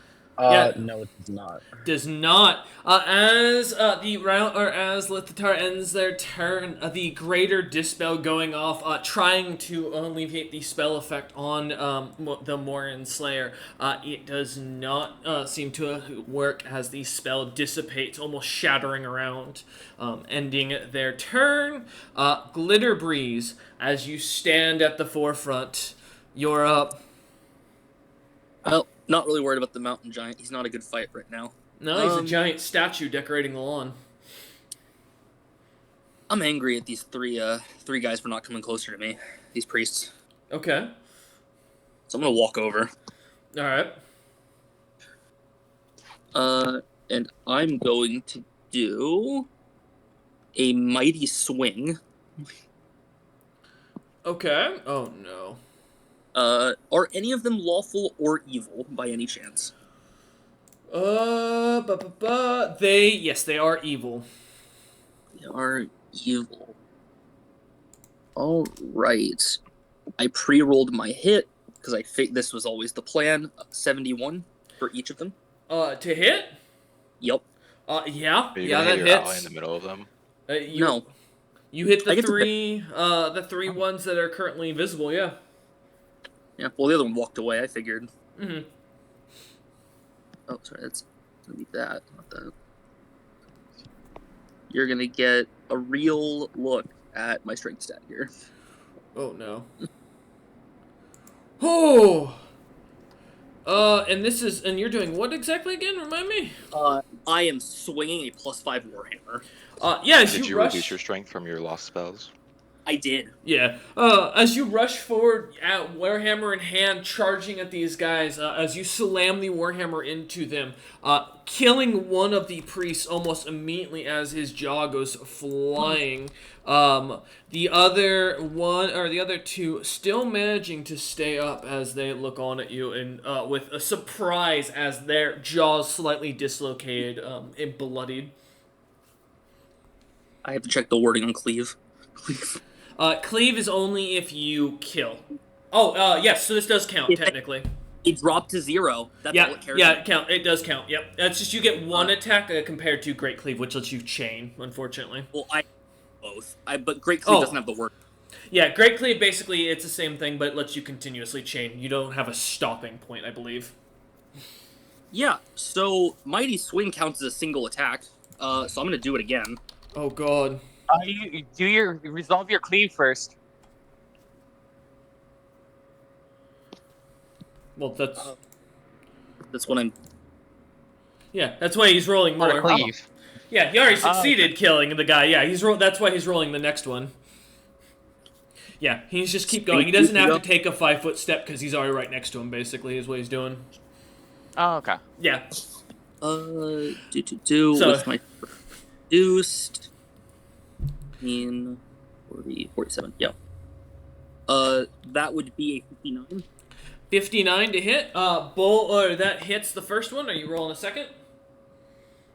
Yeah. Let's see if this. Oh, I guess it's only one at a time. Oh yeah, so it'd be one at a time first. So let's go damage first. Yeah. 62. Okay, got you. Roll damage for the first. Oh yeah, as you slam your warhammer into another, smacking it into them, immediately as you do, their head spinning around, almost making this unnatural cracking sound. All right, 62 hits. So go ahead and roll damage for the last one. Yep. Woo! Going through as you cleave around or at the top of the head or right above Ketsu's head as each time your hammer going swinging turns and snaps the necks of these creatures as their heads swing around, bodies dropping all around as you leave the three lying there dead. That'll end my turn as I just nod to my ally who's now not surrounded. Yeah, I appreciate that. Perfect. As you end your turn, Glitter Breeze kind of looking about, waiting for the next thing. Narrow, being on his back, what would you like to do? It's time to. Well, I can't really do anything other than because we can't see the last guy, can we? No, he's still invisible. down here. Well, one person can see him. One of Danktooth's attendants can see him running around. Important, you can't see him. But yeah, you can't see him currently. Correct. Yeah, so I can't do the funny. Mm-hmm. So what do you think? So I'll drop a potion of cure moderate wounds down to the ally that's just been freed and hold my action for when I see an attack coming. Okay. I have a spell ready. All right, roll your cure moderate wounds for Ketsu. Let me pull that up because I don't have. Okay, 2d8 plus nothing because of this, so. Ketsu, you get 4. 4 HP back. That's two whole ass rounds of my fast healing that I don't have to worry about anymore. It's true. It's true. As Narrow kind of lightly taps you, and you feel warm, a bit of warmth from it, feeling some of your wounds kind of lightly clog up and begin to scab over. Hell yeah. Lemur shrug as I look around ready with the spell, hands glowing. All right. Well, this is the last time I can do this, this round, so if it doesn't work, I'm sorry, you will die, my champion. Greater Dispel, one last time. Save me. I'm trying with everything I got, but I don't think I can succeed. 21?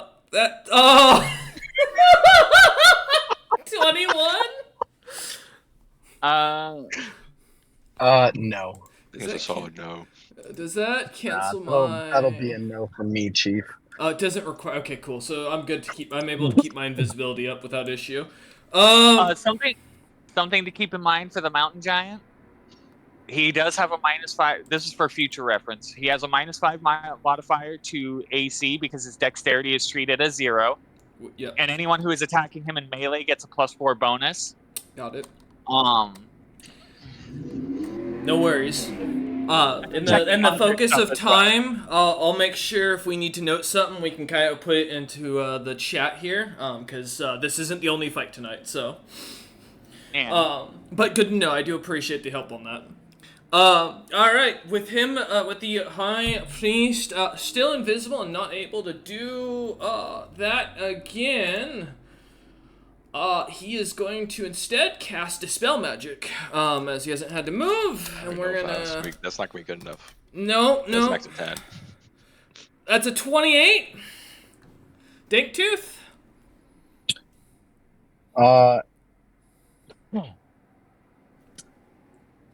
I will check. It's 11 plus your spellcaster level. Oh, yeah, no, sorry. No, yeah, figured. Alright, had to try. That hurts me. Okay. That ends his turn, and thankfully the Dispel Magic does not lose me my invisibility, as he continues to think he is completely unseen, standing next to the mountain giant's foot, out of the way of the Blackguard, as he continues to try and cast a spell. Alright, Danktooth, you are up. All right. Danktooth nods at one of his attendants, who will fly forward. Actually, sorry. He will not fly forward. He will go over to one of the other attendants and grab onto him. Okay. And sorry, I'm making sure I'm reading this right. Mhm. Yeah, he'll cast teleport without error, Okay. getting him and the other attendant up in front of the face of this creature, this mountain giant, Okay. and the attendant who hasn't used anything this turn, who just got teleported, will coup de grace the giant. All right. Naturally. That is an 88 to hit. Yeah, that hits. You don't need to roll an attack. Use Yeah, auto crit. you- Oh, right. It automatically hits, right? Mm-hmm. Yeah, automatically crits, I believe. Yeah, it's an auto Yeah. crit. So it's the only thing you I want just to get a roll fortitude save. is if you the only thing I ask is you can roll an extra d20 to see if you get a Permanent damage, injury. like a permanent injury on him, assuming he doesn't die. Oh, gotcha. And you just need to hit a 20. If I got a nat 20, Yeah. okay, I did not. Okay, then yeah, no, Okay. then it's just normal. Then you just do normal crit damage like you would. Got you. So do whatever your weapon of choice is in this case. Right. Sucks that turning you to a statue doesn't give you the construct bonus of being immune to crits. No. Would be really helpful. All right. That's 94 agree. damage. 94? He- Alright. Ooh. comically still counts as a creature, even. I know, right? Like, Yeah. like What's I the can, fortitude uh, save? The DC? I forget. DC is the damage dealt, It's the damage. I Okay. believe. 42, yeah. Maybe check that real quick. Close. Almost got it at 20. I'm dead, I believe. Let me check, make sure. I think that's right. Let me make sure. It's been a while since we've had do coup de grace. Although we get it from Levitos every session, it seems. Kind of true. You can't. Let's see. I don't think unless you have something specific on why he doesn't fortify, like that's a class ability. I think it's just counts as you automatically hit as if you did a crit. Okay. Or die. Never mind. I see it. Never mind. It's the second sentence. Nope. You are correct. As the statue shatters, almost immediately falling down and cracking to the ground, the black guard down below cheering as the mountain giant cracks apart and falls away, looking about as if thinking the battle is over as the thing comes crumbling down. The last attendant, the one who has not acted yet, Yep. still has see invisibility up, and he sees the priest. Mm-hmm. Yep. He will cast, and this one isn't epic level. It's just listed in the same place with the epic level one. So tell me if I can or if I cannot.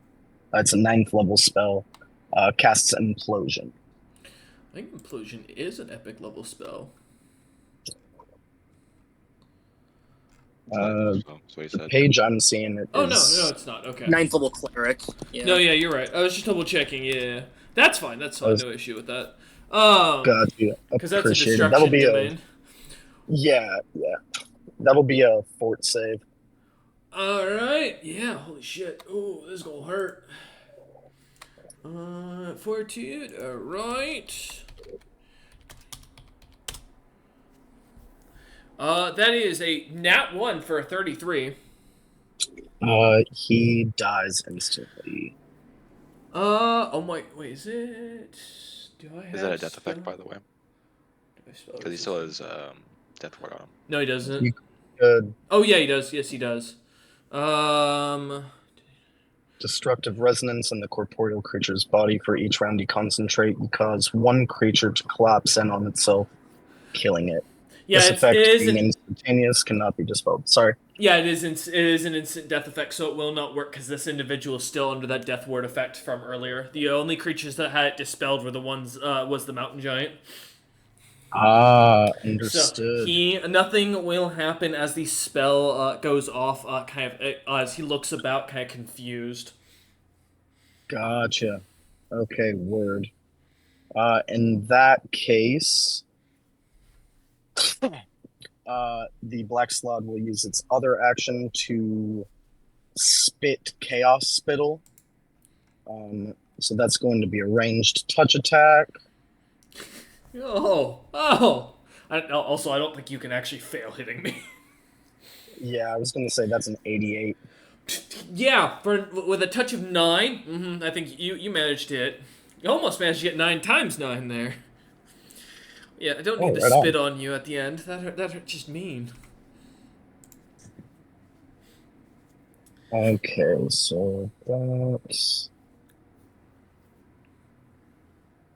Okay, so he takes 51 damage right now, Alright. and he will take more damage, I believe, at the start of each of his turns for the next 11 rounds. Okay. Alright, no longer invisible. Or no, he would still. Because you didn't break it. Okay. Was a C10 that can see him, by the way. Huh? Yeah, this is the one that can see him. That's what he was talking about earlier. Yeah. Yeah. And then Danktooth himself,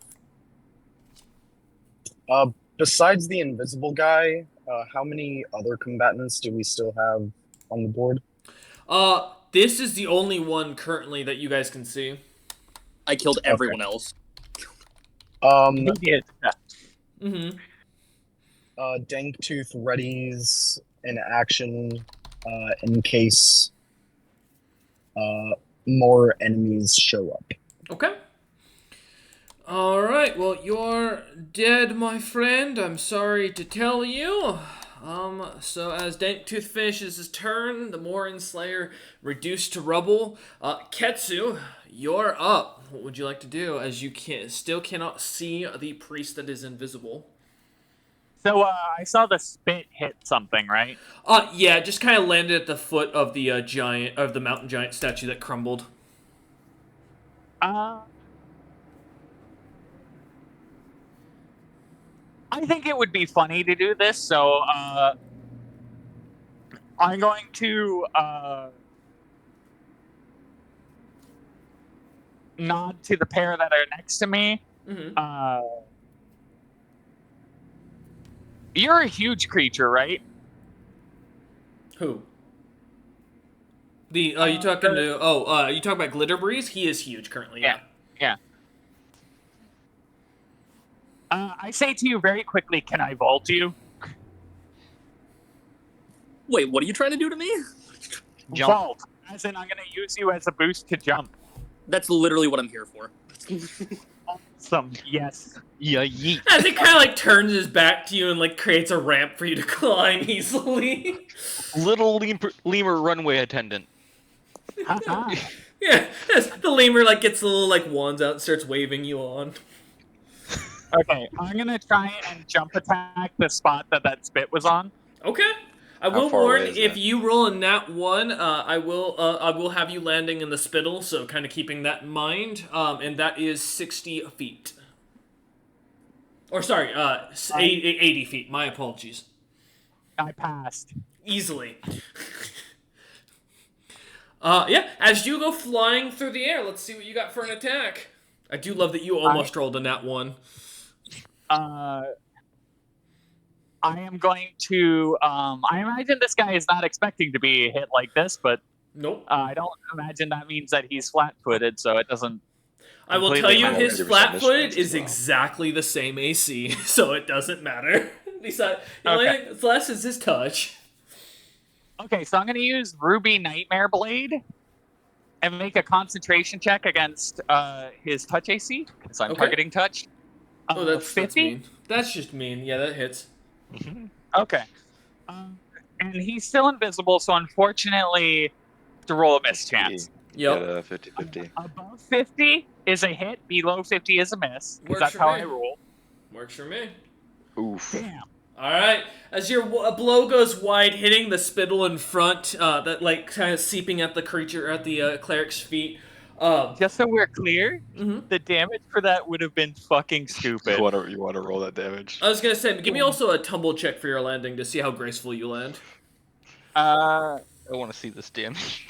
I get to use jump because I jumped willingly. The damage would have been, hold on, 20 times 3 is 60. 78, so 78, and then it would have been hold on, I have to like nest the fucking multipliers. Hopefully this works. Yeah, it would have been 344 damage. Damn. Just slams down. Fair enough. Now for the jump check. You can't fail, but it's still in case you roll on that one, just for something comical. Yeah, as you come easily, with the grace of a trained acrobat, easily kind of doing a somersault in the air as you come to a landing, coming perfectly to your feet as you stand about, I'd say 15 feet away from the invisible creature, as you look on, kind of staring at the spittle at the ground that slightly glows and seems to be pulling around something. Yeah. And for the benefits of the invisible creature, because of the violent amount of damage that attack would have landed, what he sees is like my staff does not strike the ground, and I'm using the bludgeoning end. And like as I land and straighten up and look around, he watches as a line is drawn through the stone that is ludicrously deep. As you kind of commit graffiti upon the mountain itself, that Regan Utham in the distance personally can feel having to take care of deal with this. And as you watch the ground crack, you see as in the distance behind the destroyed mountain giant statue and the blackguard, and beyond their barrier, the quick shadows of what looks to be Regan Utham, a strange black and yellow sloth-like creature, and a few of the others from around that strategy board earlier go running off towards the bridge, vanishing in the background. As you as you kind of come to a landing, looking on. A quick glance catch of Regan Utham's face as he seems to see and hear you cracking in the mountain at your feet, and knowing that's going to cost you later. Alright, as you come to an end, as your turn ends, Ketsu, looking at the pool of liquid on the ground, waiting to see if anything moves in it, preparing as you do. We move on to the next person, unless you had any other actions. No. Perfect. Alright, that priest is dead. The black guards are going to go ahead and continue to roll for cheering. And cheer averagely. Alright. As they cheer and roar on, very average, with very little, very average enthusiasm. Making us really feel like you've accomplished something. At the top of the round, I'm just double checking something.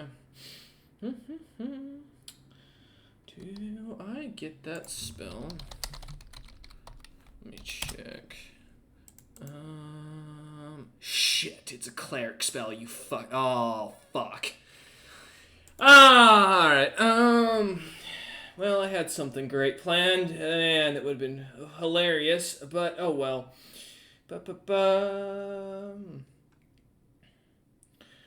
I'm just double checking something.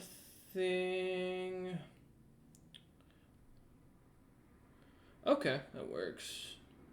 My armor class is 2 higher now. Nice. Because I moved more than 10 feet. Alright. As suddenly all around, centered at the invisible priest, a roar echoes out. In a 40-foot radius, so that will hit Ketsu.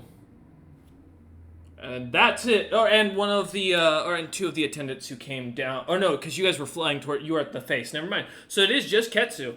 All right. Sorry, Ketsu. I didn't mean. Wasn't personal. I just happened. This has just happened to be the case. I thought there was more radius people. might get glitter breeze as well. Glitter breeze roughly 80 feet. You moved up to that, so. No. I'd say glitter. No, because glitter breeze would be outside of it with 10 feet of spread. So sadly, and this doesn't increase in range, unfortunately. Ketsu, I have a question. Is your alignment by chance good? Oh yeah, it's chaotic good. Fuck you. God damn it, it says nothing.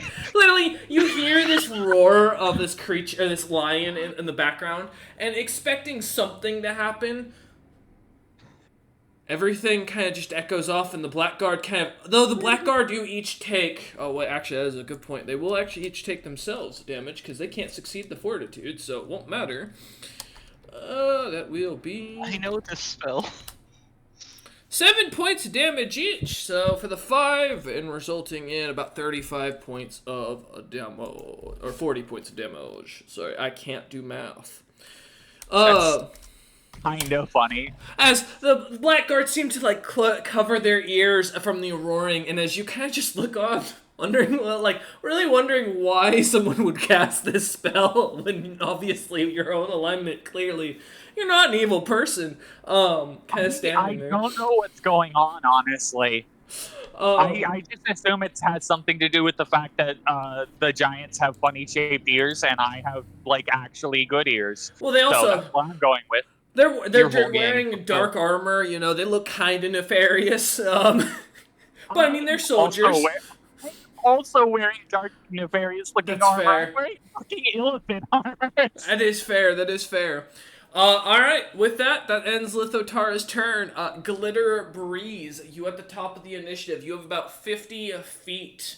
Or rather, sorry. About 50-ish feet from the target, or from the where the invisible creature is.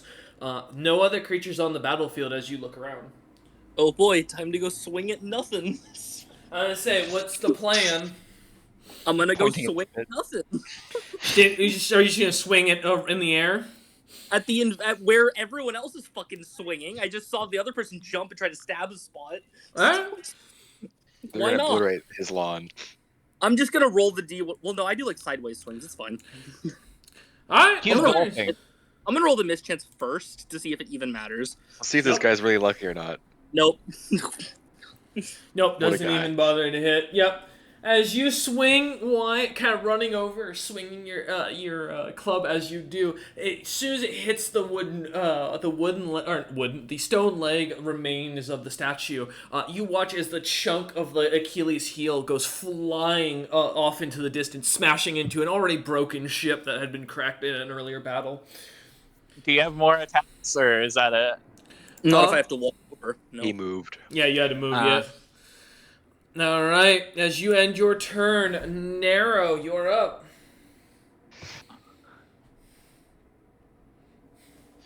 Well, the spells that I was holding doesn't matter. Snake Swiftness. Take another swing there, Glitter Breeze. Let me try again. Alright! My See how lucky most this guy damaging is. first level spell. Work. Oh, that hits! Oh. Alright! Yes. Roll, well, now you have a chance of hitting. Roll to see if you can swing. Buddy, I'm gonna miss if I nat one. I'll miss if... Oh, All right, he's good. That one. I just hope so. It'll be great. Alright, let's see. I D20? want this guy to be really lucky. Nope, it was a 12. So 12 plus 59. That hits. Yeah. I don't have enough buffs to hit that kind of number, man. That takes some effort for a normal guy. Ate a big angry man. Yeah. Hey, good on you. Oh. I'd like to make a point that Nero has now used a first level spell that did 8 d6 damage. That is all right. Good job, As man. you swing, I'm gonna have to roll for concentration, which, if I remember right, concentration specifically works. I have to outbeat your damage, don't I? Yeah, it's 10 plus damage. I don't Hello. know. 105 is the DC. I don't know why I can actually make that, because a crit don't You matter. can. Oh, let me just make sure. I want to make sure that's correct and maintain. Yeah, 10 plus damage dealt. Oh fuck. All right, well I'll roll for it just to see what happens, but I only get a plus 49. So just to see if there's a crit. Failure. Yeah, nope, oh man, and like always with these characters, I'm rolling nothing above a 10. That's a 4 or 51, so yeah, easily fail. The spell invisibility failing immediately as the giant. Invisibility's not a concentration thing. That just stays on. No, I think it is. No, it's not. No. Oh, Invisibility has no concentration. There's very few spells. That cool. That's good to know. My other spell does drop, which is unfortunate for something later. Regan Utham is going to take. Regan Utham. Yeah, don't worry. This is different. The other battlefield. Okay, cool. Yes, as I mentioned, you saw Regan Utham and his group going towards the bridge. So, I'm not that worried. He'll fast heal. I shout, "The enemy's a ghost!" As you swing, feeling the impact, the giant kind of getting back up off the ground, like holding his chin, as he kind of looks at you, surprise and fear in his eyes, though he's invincible. I like that spell. Let's do it again. Except Except on my fellow lizard folk. Go ahead, buddy. Ketsu. All right, as you cast. Let's go. As you cast a second time, yeah. Ketsu, you're up. If you want to take a swing. That hits. Go ahead and roll. You have to. They're still invisible. You've got a chance of hitting. That is the D100. Yeah, that's the chance of hitting is the idea here. Yeah. All right. Are you jumping? I can't jump as part of a standard action yet. That's fair. It's also not a standard action. It's attack. Oh, it's just it's just a single swing. Yeah. It's just a single swing. I get a lot of benefits from jumping. I don't have I don't have enough tiger stance stuff to do that. Mm-hmm. But what I can do, there's no point in doing that. This is gonna smack him. This is versus touch AC. That hits. 19. Yep. Okay. 4d6 plus a lot, so 58. Oh, that's rough. And he has 3 bleed now. Yep. Okay. All right. As you manage to catch him slashing into him, the priest kind of shocked again that you managed to see through his invisibility. Kind of looking at each of you, expecting to see your eyes glowing with true sight. The blade catching him in the side as he kind of stands back up. I say as I catch him, and I say, "Your spell has failed. Fight." As you shout this, alright? The little lemur, having pointed at the two people, is now gonna get into the fur on the back of the huge creature and hide. Okay. Just dive away. Alright, as Nero go ahead and give me a hide check, Nero.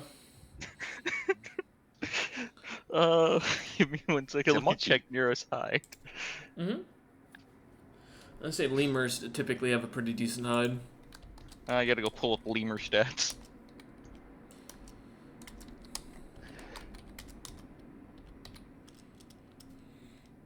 While you look that up for a second and hide, Ketsu, since you're the last one to swing, and did a decent amount of damage, he is going to take his, blade out and swing twice on you, dropping his invisibility. That is a 53 and a 61. Yeah, those both hit.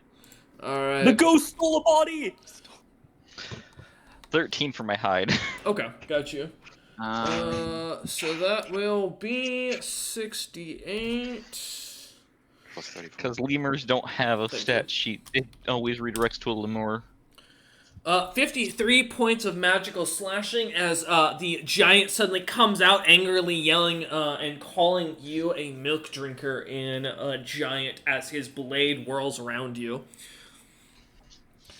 As he ends his turn, Danktooth, roll your 10d4. for the spittle. All right, gotcha. After you man. finish ordering your snack, Still not bloodied. I will take That's- one at some point. Mhm. That's 18. Not delicious. Hmm? I said 18. Sorry. Mhm. 18? Yep, 18. That's it? Oh, that's it. Ouch. Yep, wasn't Okay. great. Nope, that hurts. Okay, give me a second. As the spittle kind of glows at his feet, you see as he kind of seems to kind of jump up on his feet from hopping from one to the other, as if standing on something like that's hot, or like walking on a hot beach barefoot. The creature seems to look down at the stuff and start kicking at it and trying to kick it away. But that ends his turn. Danktooth, unfortunately, I know you're just muted, but you are up if you have a second. Yeah, no worries. The servant of mine who still has the invisibility active Mm-hmm. will cast Finger of Death. Okay. So I need a.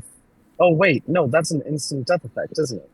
It is, and he still has a Oh, death ward. Yeah. Yeah. Okay.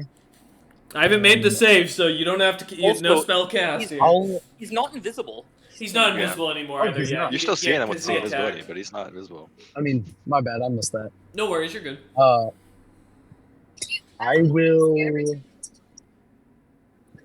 Yeah, one of them is going to cast Greater Dispel Magic.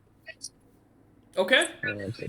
11 plus caster level, so that's 33 for the DC. Or let me double check that. Make sure that's right. Yeah. That is not going to do it. That's a 22. Yep, spells are still up, unfortunately, as the first attendant tries his best to cast Greater Dispel. First attendant will use his second action to do so again. Alright. Same DC of 33.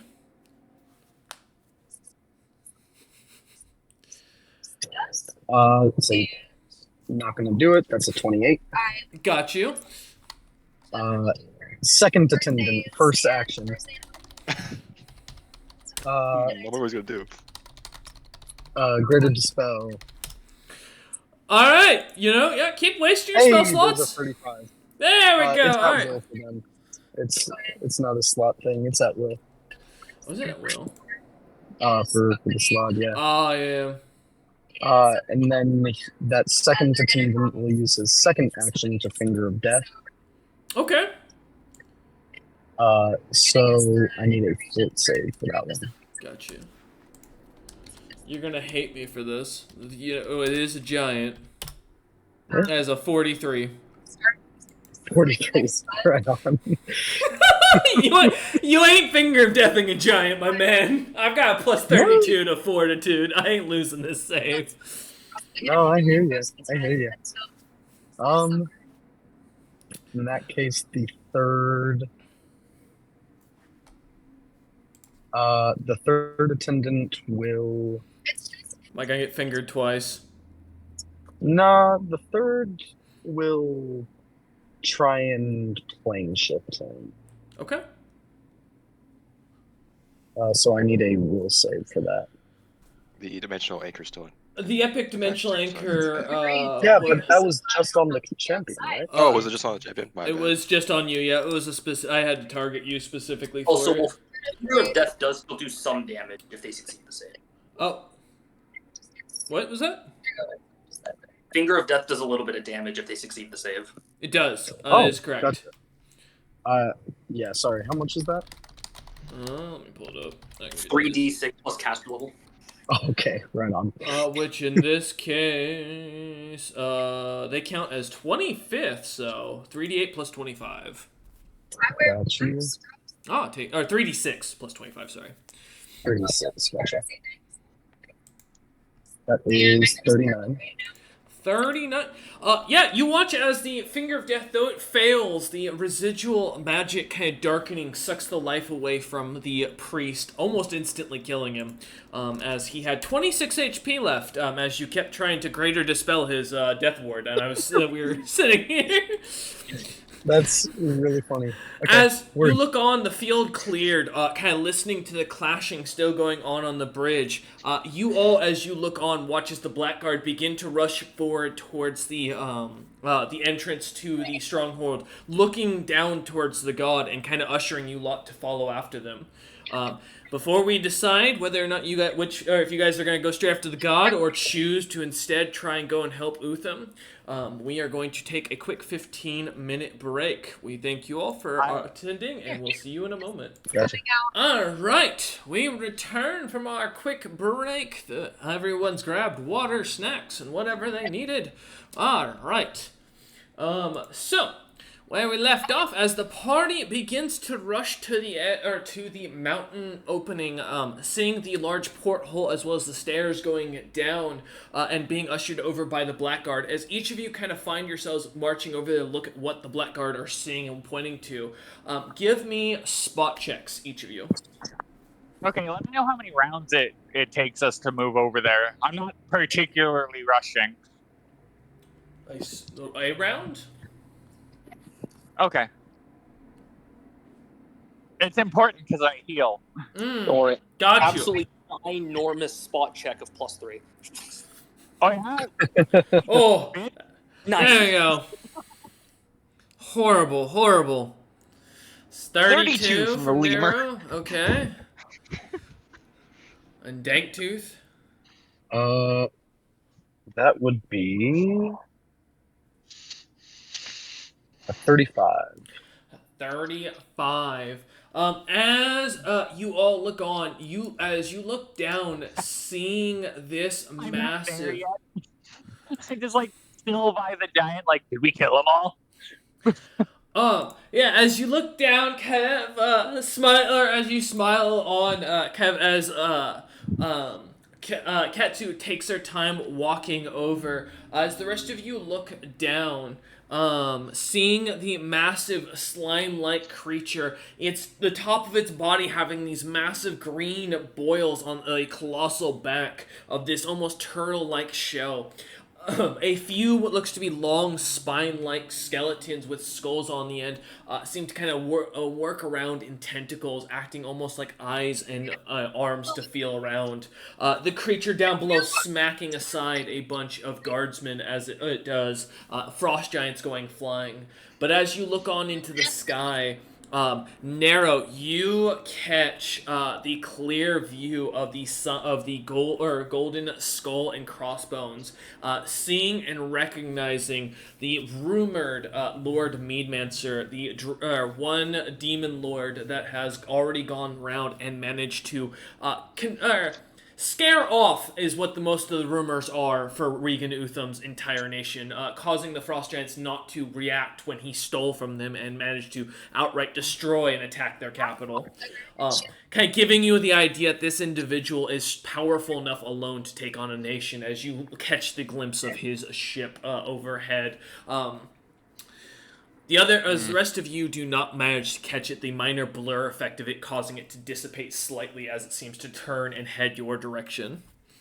Yeah, I mean, that's really nice. I Good social security. guess, let me check something, because I did burn a wild shape to be in this for as long as I need to. Yep. So, I can pop out, point it out, and pop back in. That'll put me down to 3 wild shapes, that's fine. Pop out, point up at it, go, guys, somebody's coming back, and we don't want, and I'm not sure they're gonna be wanted here if they're gonna cause problems. Don't start a fight, but don't let him start one. As I swap back to a lemur. I flex. You flex. A little lemur hand on your shoulder. Glitter breeze just flexing in the wind. That's very funny. She was there for 32. But as Narrow mentions this, kind of returning back into a lemur, as you all kind of look over to where Narrow points, seeing a minor blur effect and then a ship pop into appearance. It looks to be roughly about 700 or so ish feet from the mountain, from what you can tell.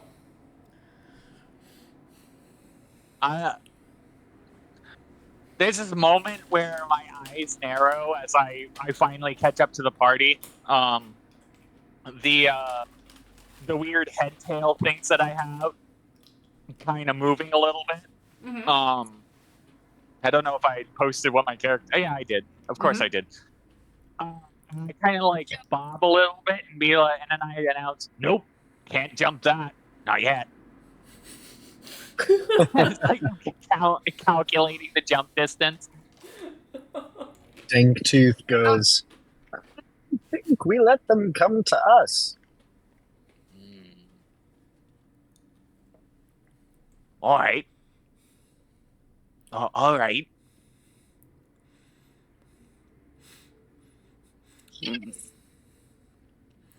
Down below, Lithotaro smacking away another group of frost giants that are shouting and then screaming in pain as the attack is thwarted. The mountain slightly shaking with the attack. Kind of looking at a much bigger problem. With my spot, Can I see if Utham is turned towards the ship that is approaching? No, as you look back, as you see him fighting on the bridge. It looks like him, as well as the rest of his group, are being pushed back by a group of large frost giants that look to be wearing dark black armor themselves, carrying a banner with a pitchfork and Utham's head on it. As they seem to be charging forth, their wizards kind of taking, or their druids taking kind of forefront, pushing Utham making so he can't seem to get any damage in. Basically.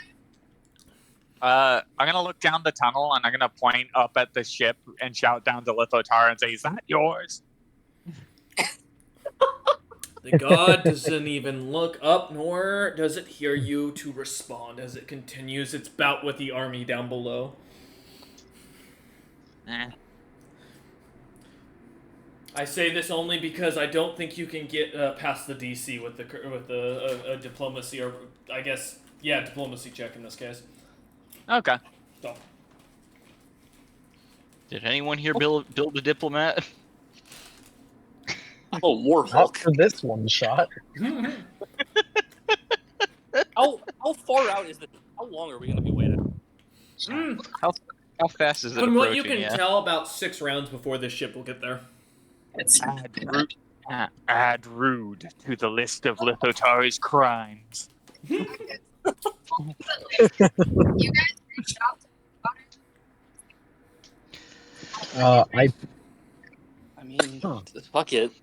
I'm just black. yeah. Fucking muscle poses. Dangtooth is confused why this. Like, does he recognize the banners of the ship? Like, he recognizes who it belongs to? Seeing the banners, they've become quite well known. Lord Meanmancer's rumor has been going around, as you kind of seeing it now from where Narrow pointed out. They are most rumored to have managed to beat and have attacked the capital of Regan Utham and walked away unscathed with managing to steal a ton of loot and Regan Utham not doing anything. It's because overall, most people assume that Lord Meanmancer is more capable than an entire nation of frost giants. Word. All right.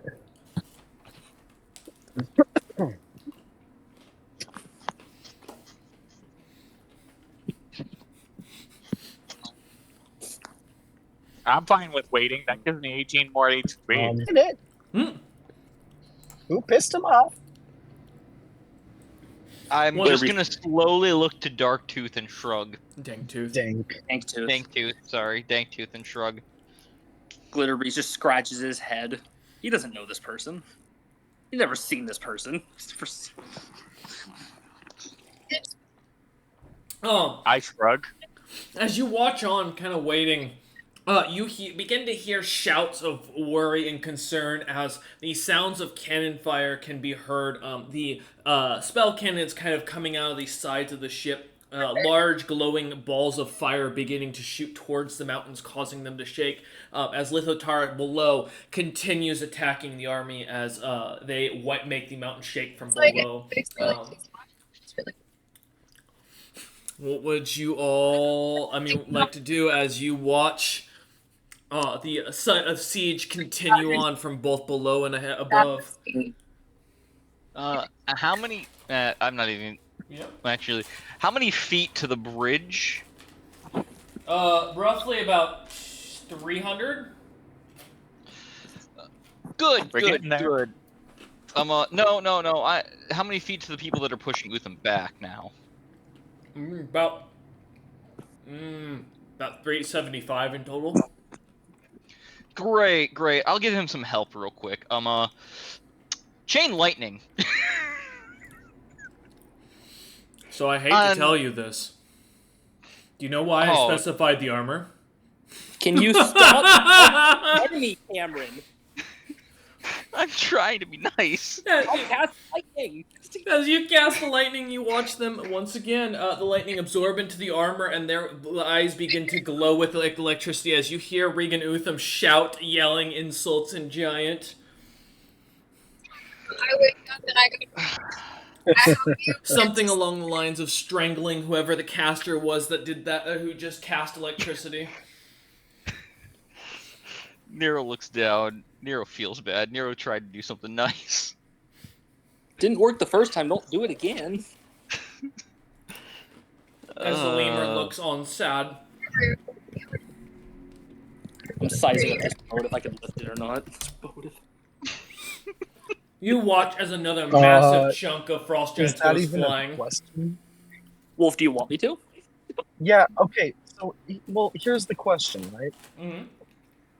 Because is the ship coming right at us, It's coming towards the mountain or is it stronghold. coming back towards the mountain? It looks like it's coming towards the stronghold. So it's not coming directly so it's towards not you. No. directly at us. It's just toward. Okay.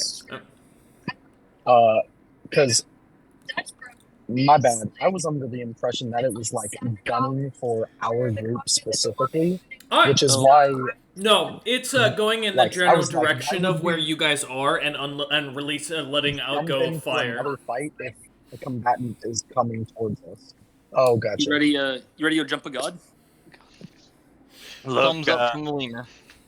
I just want to point this out. We don't get paid if that boat kills the guy that's paying us. Just pointing that out. Mm-hmm. Yeah, let's do it. All right, everyone ready? We don't Wait, which get way are we going? paid if I can lift us all to the boat.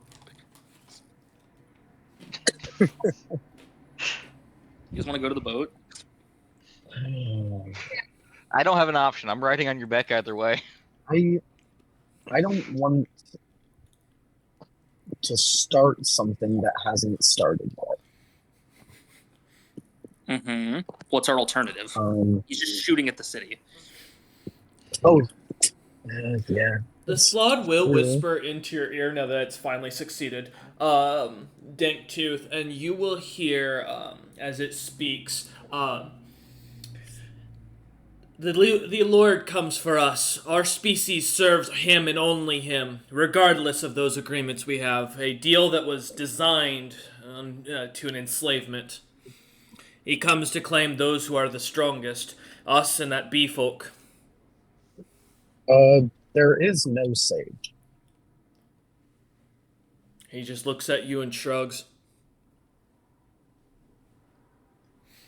Us and that what folk? The Dragon Slayer, dude. Ah. The That slaw ran that looked like it was slightly bee-like in design.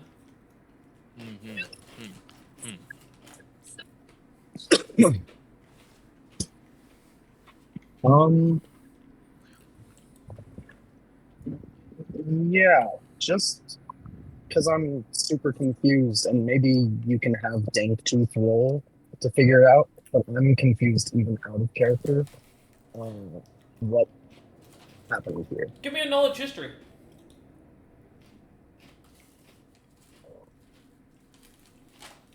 As you all look down at the god continuing its battle. And that goes to anybody who'd like to try. Let me see if Nero has any knowledge ranks in knowledge history. Otherwise, I'm not even gonna bother trying. Yeah, no. I'm literally not allowed to roll knowledge checks. Yeah, barbarian. Okay. I'm actually not barbarian. That was kind of a joke. Mm. I just have rage from something else. That's fair. 42. Mm. The presence of a powerful slod in this age. Oh yeah, no chance, Ketsu. A powerful slod in this age is basically like a giant magical beacon. You've just basically put on the biggest buffet sign for any being that was a demon lord from that era, looking for a very powerful and easy servant to command. As slots from the age, or the Clouded Age, were treated as nothing but a third-class citizen underneath what was believed to be hags, and then the demons themselves of their own rankings. Demon lords liked slots because they're easy to manipulate and take. As you think about it for a moment, there is a chance that your magic will not be able to compete with his charm spells, given the magic level that this an individual creature like this offers. There's a good chance if he isn't able to take your slots from you, he'll take you and the slots. As you think. Gotcha. Mm-hmm. Okay. Danktooth will nod sagely. And look to the slots and nod to the ship and go, all right, well, then go and be with your new master. The slots looked to you, look back at the ship, and look back to you with confusion on their face. What? You said he was coming for you. They nod.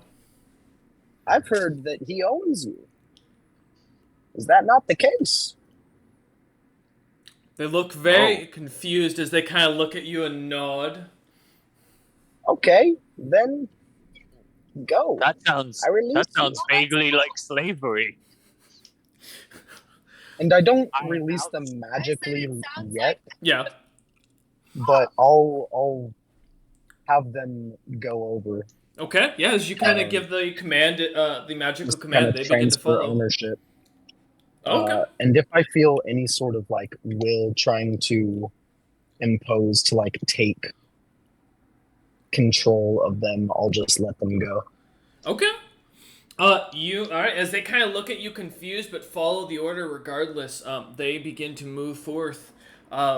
As they do, suddenly kind of vanishing through what looks to be a screen of light, you see as they appear on these ships, in the distance, seemingly kind of waving towards you lot, and then disappear as the ship kind of comes to a stop, the cannon slowing, and the sudden, like, almost immediate pause and movement in the airship as it comes to a rest about 500 feet from you lot.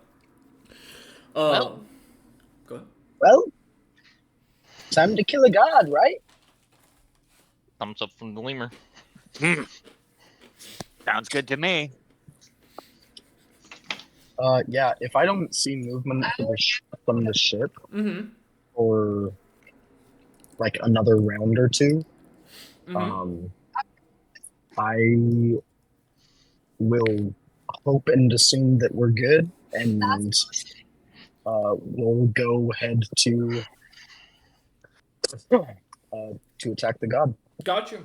Yeah, as you kind of watch on as a group, waiting for a moment as the airship begins to turn and head away, the cannons letting off a few last bouts before beginning to vanish into the distance. Takes a moment, but you're pretty sure that you're safe as Lithotar continues slamming frost giants down below against the mountain. The sounds of the army fighting as best as it can as you lot begin to rush down. How many rounds will it take to rush down?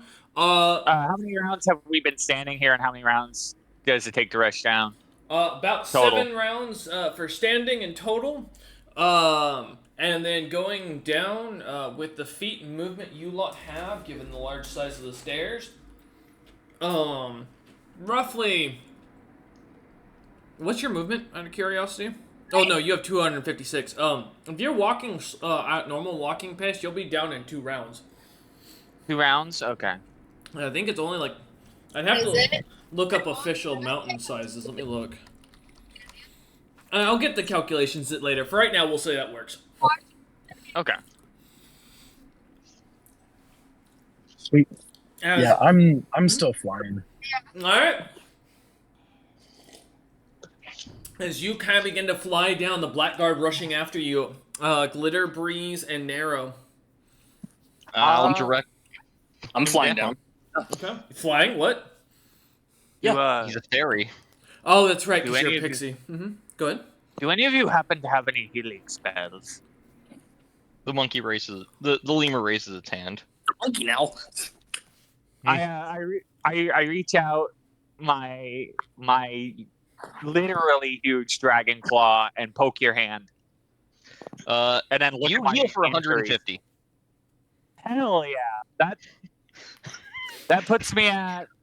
I'm still down HP, but that's fine. Oh, God. Four- Literally casted heal. I'm at 456 of 520. All right.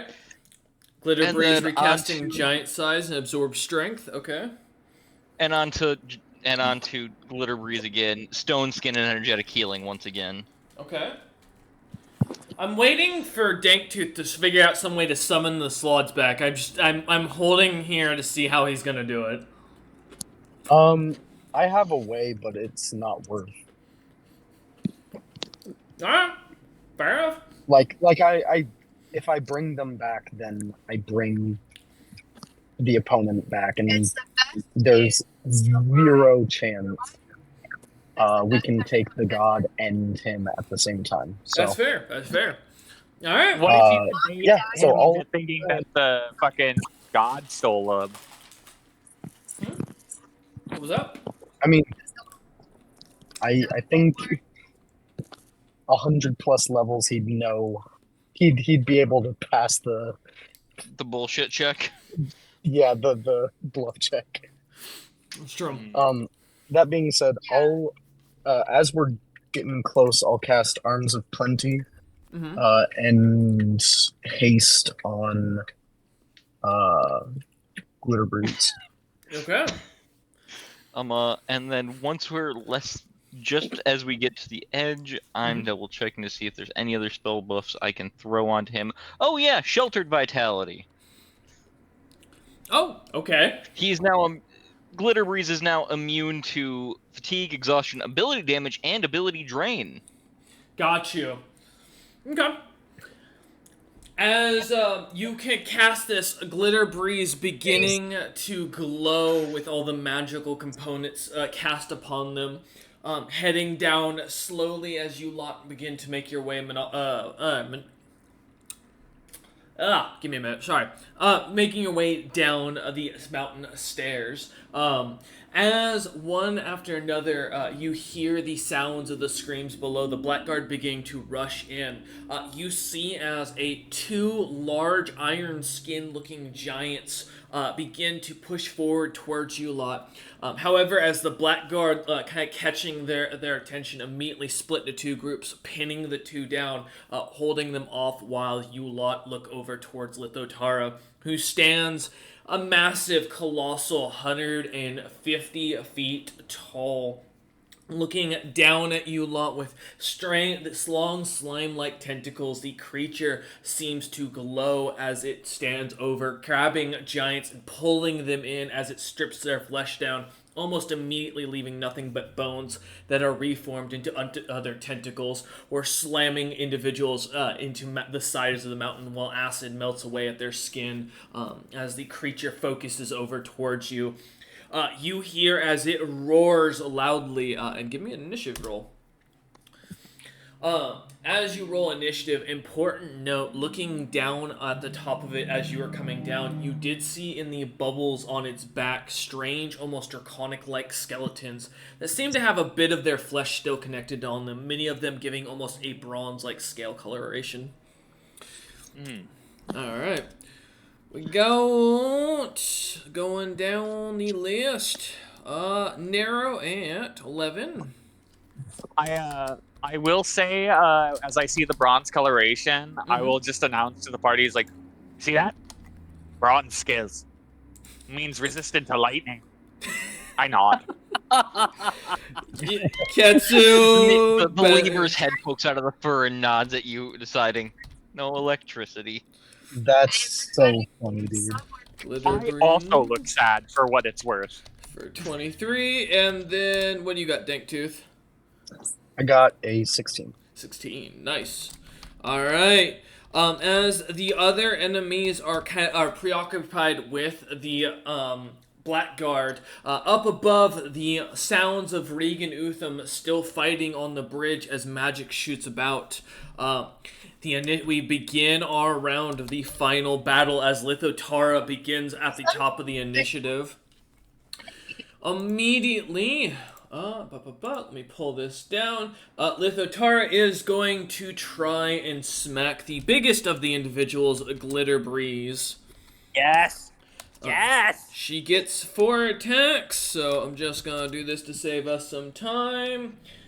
What is that? Give me a second. I don't think I can miss you by any means, but with all the buffs you have, I don't know, so... My AC is not very high. Oh, well, that's fair. 75, 83, and 89. Also, Yep, nice for my modifier. I will say I cannot be crit. I figured. Alright. Then as you are slammed down, you feel as this gargantuan claw comes down, slamming into you as it does. It will do... Alright, so there's a little bit of an extra calculation here. So this first part is just the normal magical bludgeoning. And let me just do that to save us. So that's 2, 3, 4. Give me a second. What's 13 times 4? 52. So that's the bludgeoning. So you'll take 82 points of magical bludgeoning damage. Okay. Reduced by 10. Plus another 2d6 of acid damage, plus an extra 1d6. Nope, he's immune. Oh, that's right, you are. Good, Oh, fair enough. Roll it though. I but you do have to roll the damage because he does heal 10% of it. Alright, 3d6. So that'll be 10 points. I gained 1. And then I need a fortitude save from you. I need 4 fortitude saves from you. Is this for stat reduction? It is. He's immune to that. Oh, fair enough. To energy drain specifically? It says drain in it, yeah. Yeah, okay, figure. I want to make sure. Cool. Perfect. Yeah, as you feel the attack slam into you, feeling the creature trying to hit you. You do take... Oh, I do apologize. You do have one thing. 2 points of taint. Keep that in mind, as that will be important post-session. With that damage, you watch as Glitteries gain 6 more strength and 4 more con. Oh! I get bigger, the more damage you do. I don't like that. Okay. I'm just trying to check. Alright. Good to know. Alright, as you grow stronger from the damage, as the slime, the acidic slime kind of pulls away, chunks of metal kind of stuck in it, as the creature pulls its heavy hand away, ending its turn. That is it. Glitter Breeze, as you're up first, what would you like to do? Alright. With my now epic weapon, because I'm fighting Lithotara, I want blood. Okay. Whether it's real blood or technical blood. Okay. I have to calc my new to hit with strength. Oh, it's a plus 82 now. And this is epic? Yes, because of Bane, I have 7 weapon. Cool. Got you. Wait, what's your Bane Tor?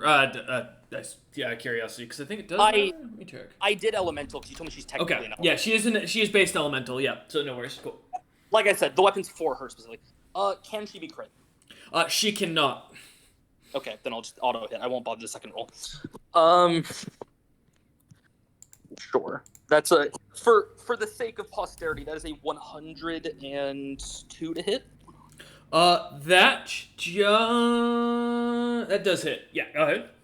I fucking hope so. Jesus Christ. Okay. Roll 10d6 plus 72. You took away my funny number. I got a 69 on my bonuses. What do you mean? Yeah, but I had a plus 6 to damage, and you boosted my strength. I mean, that's, yeah. 103. This weapon, if it matters, is holy and anarchic. Okay, let's see. Holy doesn't matter. And that'll be 93 points of damage. You watch as one of the boils on the body, with one of the large draconic skeletons, and it begins to slightly jostle. The bones slightly cracking as it does. Okay. 83 for the second hit. That hits. Okay. I'm just gonna roll all 4 because I doubt I'm gonna kill her and fucking. Yeah, I doubt it. I don't think any of you could do enough damage. It'd be really funny if I did, but I doubt it. Mm-hmm. That is an 84 for the third. 84 Honestly, hits? there would be a way if someone had the epic level ability to fuse two people and have them gain the benefits of everything. That's Because true. I'm pretty sure. Mm-hmm. Because I'm pretty sure Ketsu and Glitterbreeze, like Glitterbreeze with Ketsu's jump bullshit and maneuvers would do again like okay, multiply all of Glitterbreeze's damage times 4. Gotcha. I mean, it's true. 79 hits. Go ahead and roll your 3. Yeah. 72 times 3 to make this a quick roll, because you can just take 30 out of it. Mm-hmm. 216. Yep, I got it. Hit 3 is very angry. Ooh. Alright, as you slam swinging around, kind of swing one after another, slamming into the creature, you watch as the slime seems to kind of react to the impacts pushing and cracking the bones of the draconic skeletons inside one of the bubbles as it does, otherwise seemingly unfazed as the creature continues. Alright, end of my turn. Alright. Danktooth, you're up. Alright. We are going to test some things. First one would be...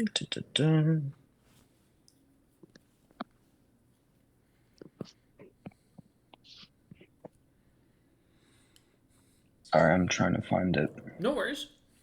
Takes a second. Yeah, I thought I had it ready.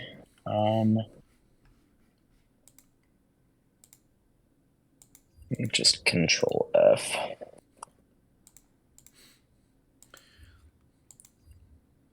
Ah, the joys of having to go through spell lists and such. I do not miss it. I say that Okay. having just closed my spell list. Go ahead. Okay. I am going to quicken and use multi-spell and launch off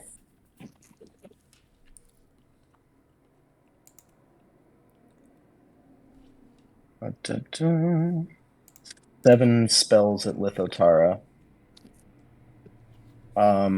They're all going to be the same. It's going to be spell vulnerability. And for that, I need a fortitude save.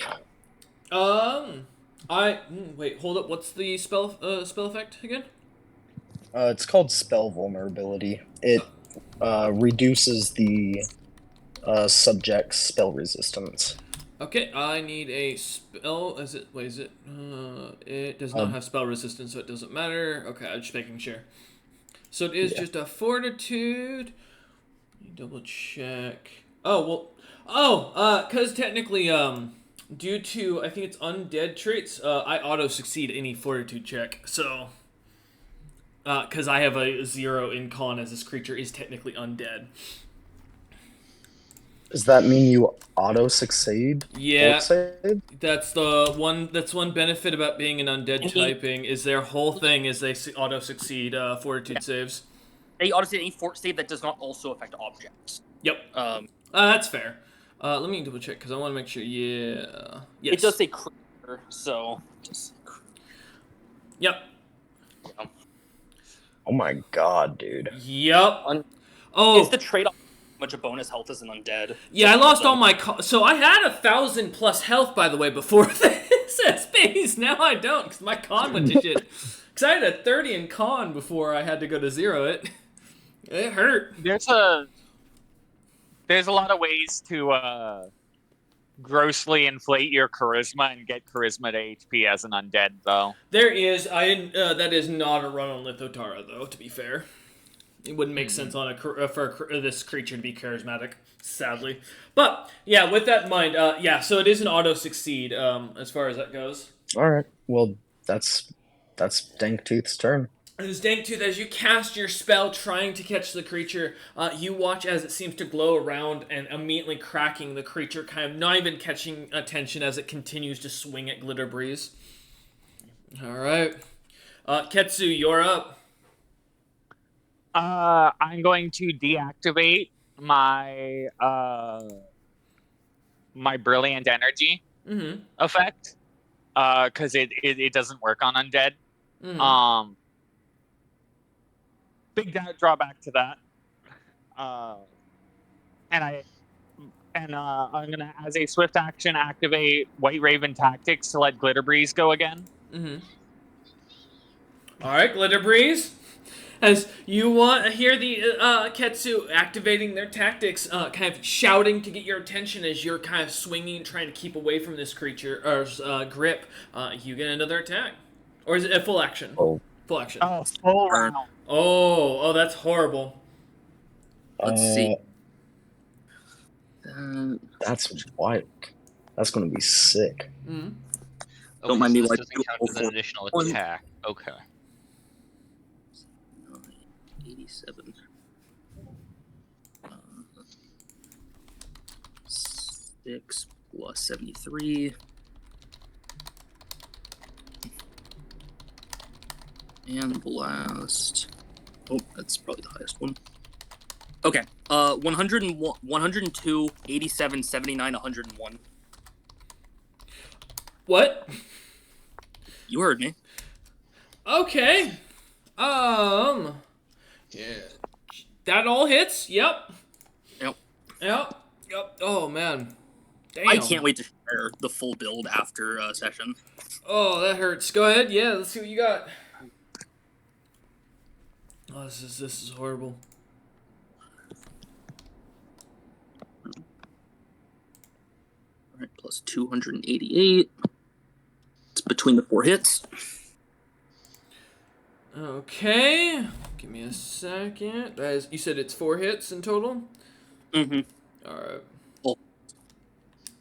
Figured it's a lot quicker to just do all 4 and you just do your subtractions like 4 times over. Yep, no worries.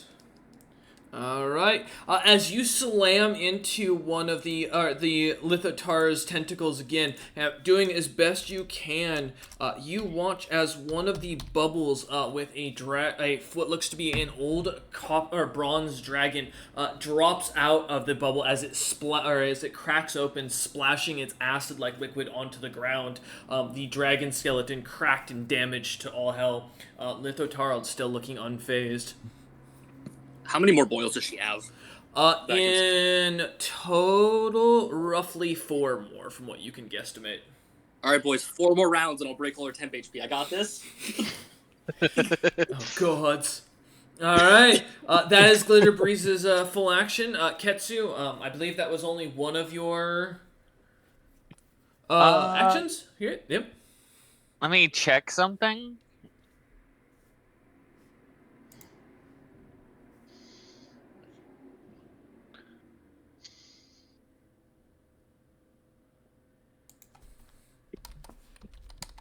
Oh.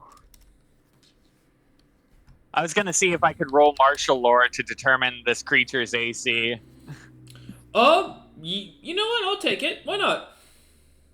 Okay, cool. I'm not great at martial lore, but I still want to do it because, like, Gotta try it. I can tell you, it's less than 79. I got you. that is helpful. Believe it or not, it's just not as helpful as I need. We're etching out the number little by little. 44. 44. Let me see. Well, okay. Alright. You managed to figure out, their flat-footed AC is currently 39. Their AC is 45, and their AC touch is 44. Okay, cool. 45.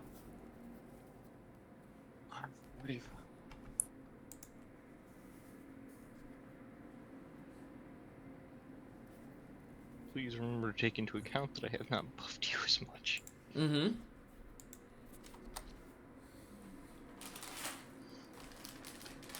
Okay.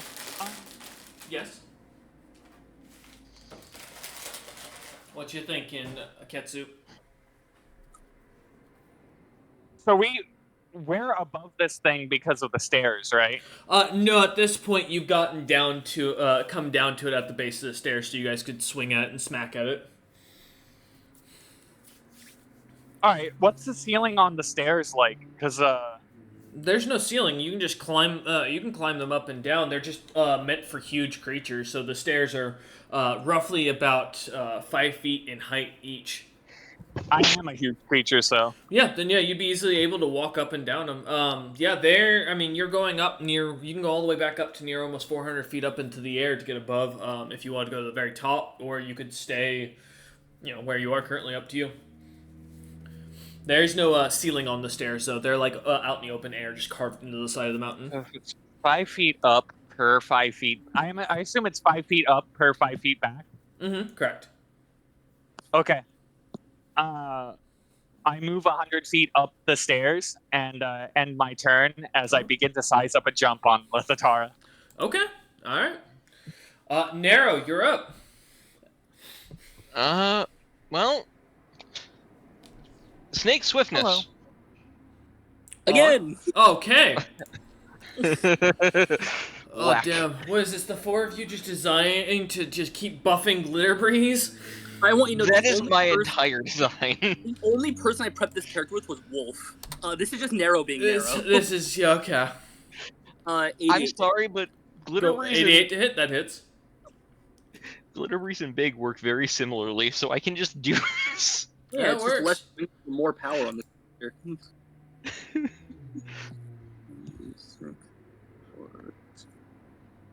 I believe this now. Let's 65. Man, Yeah. I hope this works. Mm-hmm. 106. Alright. For my second spell, I pat his back and cast Vigor. He has fast healing 2 for 25 rounds. Okay. Got you. As you slam into the tentacle again, one of the other boils begin to slightly shudder as the bones slightly crack. The lemur kind of lightly tapping you as you feel your wounds. The few that you may, I don't think you've actually taken any at this point. Or no, you did, yeah. From the slams. Some of your wounds kind of healing, the bones beginning to kind of come back together as you feel the light cracking in your body. Yeah, I took damage, but I also gained a bunch of health from con boost. That's fair. Narrow, is there anything else, or is that your 2 spells and that's it? That's my 2 spells for this turn. Alright. back up to the top. Lithotara is just going to do what she does best. And that is basically slam down and hit hard. I'm out of range. Yeah, well, she's going after straight after the only person that makes sense. Which is Glitter Breeze. That is 80, 72, 77, and 80. She has to nat one to miss. I figured as much. My AC is not why I'm wearing armor. That's, fair. Same. I was too scared to take mine off. My armor's for the crit immunity. That's what's protecting me. That's fair. Alright, so here's the bludgeoning magical 88. Plus the Reduced by acid.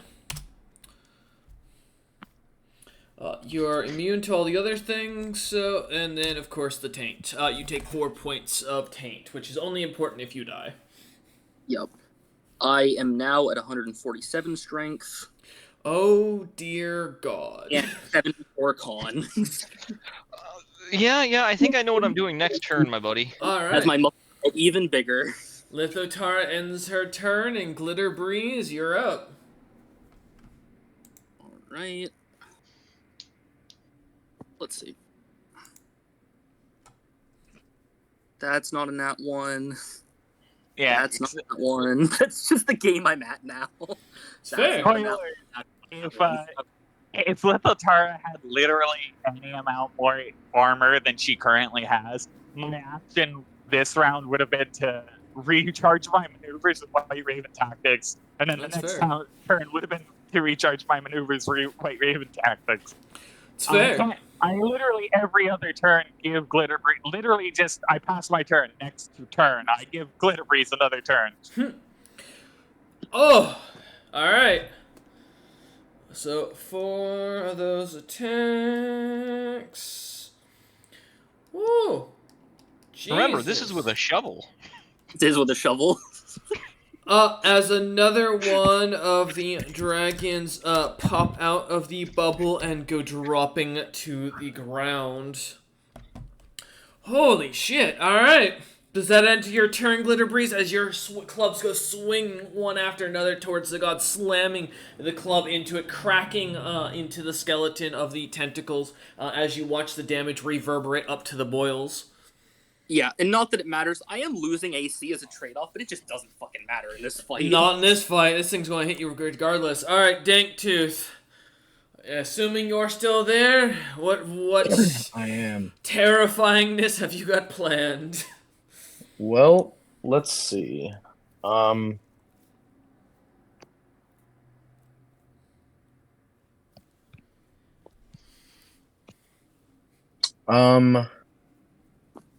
I will first thing before any actions. Mm-hmm. I will quicken spell and multi-spell. Casting Assay Resistance on myself 4 times. Ooh, okay. What does that exactly give you? This spell enables you to divine the exact nature and vulnerabilities of a single creature's magical defenses, giving you a +10 bonus on caster level checks to overcome its spell resistance. Ooh. No, fuck you. Hold up. Go away. Get him. No, my spell resistance is remove the one of the god. few things I need. No. Go ahead. Now, first thing I'm going to cast as a standard action, I'll cast Unluck. Okay. So I need a will save. Okay. That's 59. Oh my god, dude. Well, literally. Yeah, it is literally a god. If it makes you fail any better, my fortitudes are -5 if I had to make them.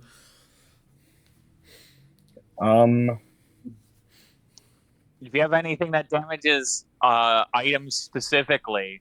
Well, Well, I did when I still had my guys. no.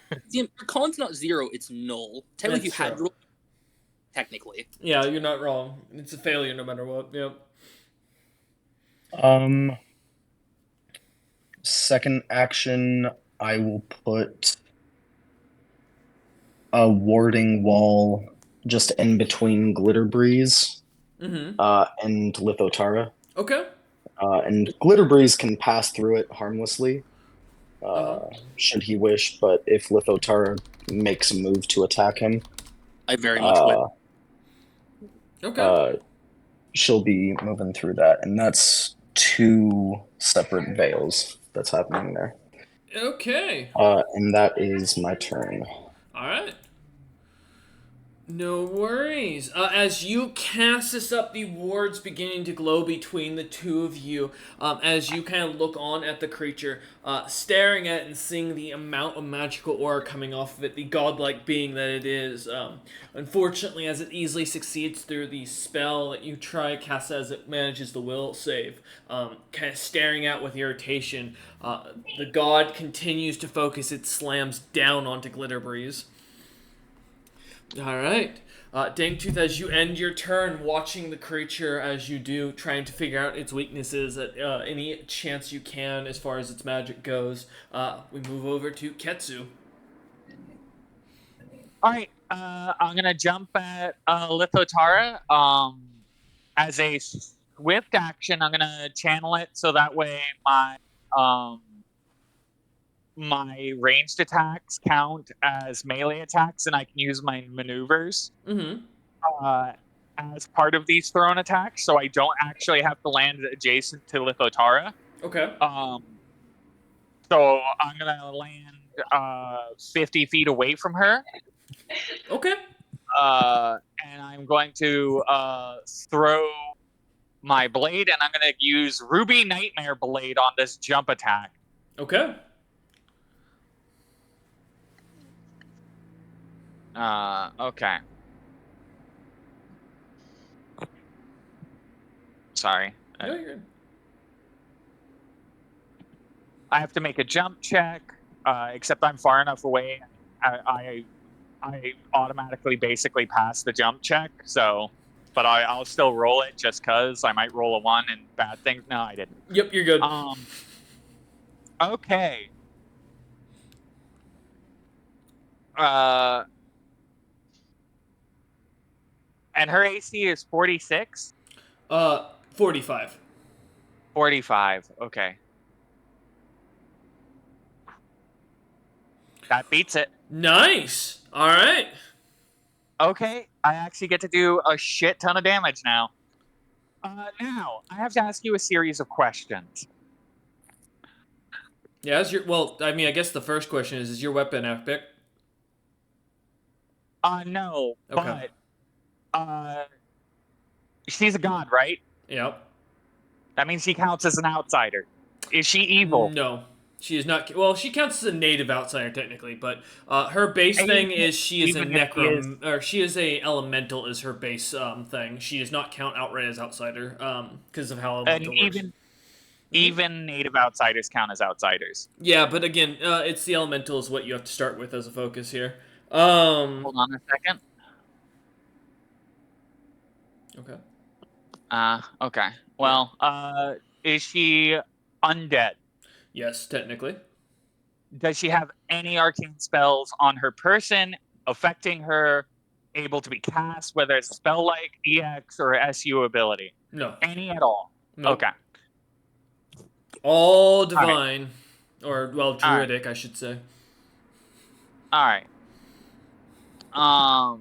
So that's plus 2d6, that goes to 6d6. And she does not count as an outsider at all under any circumstances. No, because she is fully from this. Like, the plane of existence could not exist without her. So, yeah, she would be technically full elemental first. Best thing I got for you is she is technically celestial or paragon, but again, elemental comes up first as the title, so it does not count as outsider or fish outright. Because you have to have celestial, I think, as your first statement for outsider. But, yeah. Celestial gives them, like, you gain the Celestial effects. template That's why, doesn't give you the unfortunately the effect or the typing. yeah. That's why fucking Mile Hell is good and evil for her typing. But Anyways, I just needed to know. Mm-hmm. So that's +2, so 66 plus 60. Okay. I'm glad to know that this works like this, so ×2 ×2. And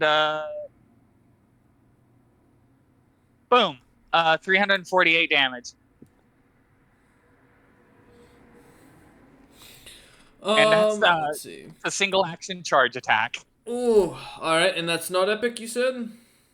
Nope, and it is one attack. Yeah, I got you. Okay. As you kind of jump over, trying attack, slashing at the creature as you do, cutting at its back in the chunks of metal or any place that you see bits of flesh and slime exposed. As you kind of cut across its back as you jump flying over it, the creature seems unbothered as it continues to quiver and shake, the damage transferring to one of the boils as it continues to move about, these bones cracking as they do. Mm-hmm. And then I'm gonna move back. Just start heading forward, moving back as my fucking weapon returns to me. You know, fair. As you begin to kind of like, you're just gonna start jogging back towards the stairs, looking for that jumping point again. Okay. Actually, am I adjacent to Glitterbreeze? Or am I within 10 feet of Glitterbreeze You were trying at this to get point? 50 feet past the creature when you landed, so no, you would be near. Give me a second to check how wide colossal creatures are technically, because I can't recall off the top of my head. Because I know that Glitterbreeze is colossal as well, right? No, he is gargantuan right now. I'm colossal. Oh, you are colossal. Okay. Fully- Yeah, so it would be about 64 feet in length, minimum.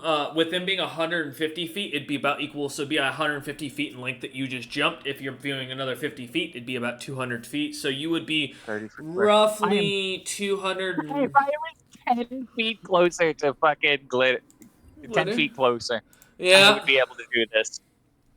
But I don't want to. So, and I already did everything, so it's fine. Oh, man. Yeah. All right, perfect. As you kind of stand there looking over towards Glitterbreeze, ready to go, looking on, the aging and ailing god that continues to try and focus on your tank as he slams down. As you kind of wait for your action, moment, watching as the tentacles go flying about, the acidic slime slamming into everything. All right. As that ends your turn, Narrow. And if he has any concentration effects before it happens, It does before not. it gets skipped. Okay, cool. Just Nope. Go ahead. No, go ahead, Narrow. What's up? Just gonna nature's favor onto my big buddy here. Naturally. +5 to attack and damage rolls for a minute, and you seem to be getting a little beat up there. So heal. This also removes taint 5 total. So you are down, but it cannot remove the last one. So you are down to at most 1. I mean, I was at 6 anyway. Mm-hmm. All right. As you heal 150 HP at the same time. I am back. Damn it. All right. Yeah. That's the end of my turn. Okay. Back up to the top of the initiative. I'm happy you did this, because this is finally going to affect the supernatural ability. I've been waiting to use is Lithotara. As a glow goes around the battlefield of about 500 feet radius around Lithotara, all healing spells now act as poison, while all damage spells all poison spells continue to act as they were. This includes the god, meaning that Lithotara cannot heal themselves either. But as the ground begins to turn to this muck and change, the skeletons of bodies kind of beginning to bubble up from under the ground. You begin to smell this strange scent that kind of begins to overtake the battlefield, and that will end Lithotara's turn, as I can't do anything else while that's active. For the first Good turn. thing I healed you before that. Yep. Glitter Breeze, you're up. With my new +5 to hit and damage, ones now. I think I can comfortably roll over 100 now. Oh no. That's not.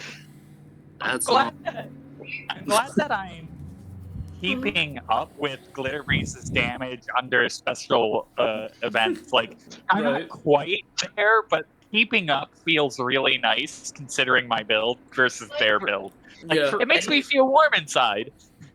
For anyone that catches a glimpse of the lemur's face, this is like, oh, this is Tuesday. Nera's seen big fight things like this, just not to this caliber yet. This is where Big's gonna be like 4 years. 453. Alright. That'll be minus that. Okay. Alright. As you slam into it once more, you see as a third skeleton drops from one of the boils, flowing off the top of the creature as it does, and kind of leaking off to the side as it makes a wet plopping sound off into the side, the ground shaking as it slowly sinks into the mud, dissipating. Alright. Glitter Breeze, does that end your turn as your blows kind of slam into this creature one after another, smacking the slime and cracking the bones? Yes, and I am frothing at the mouth. As you begin kind of frothing at the mouth, ready to go, Dank Tooth, as you watch this continuous onslaught between the two creatures, what would you like to do? Oh boy. I forgot to write something down last night, so I was doing some fucking math. Fuck. What do I want to do? Okay.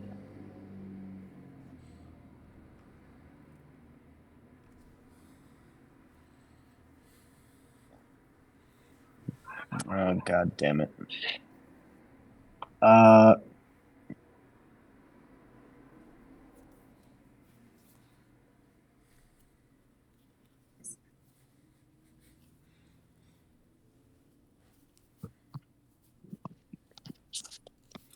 Damn. I'll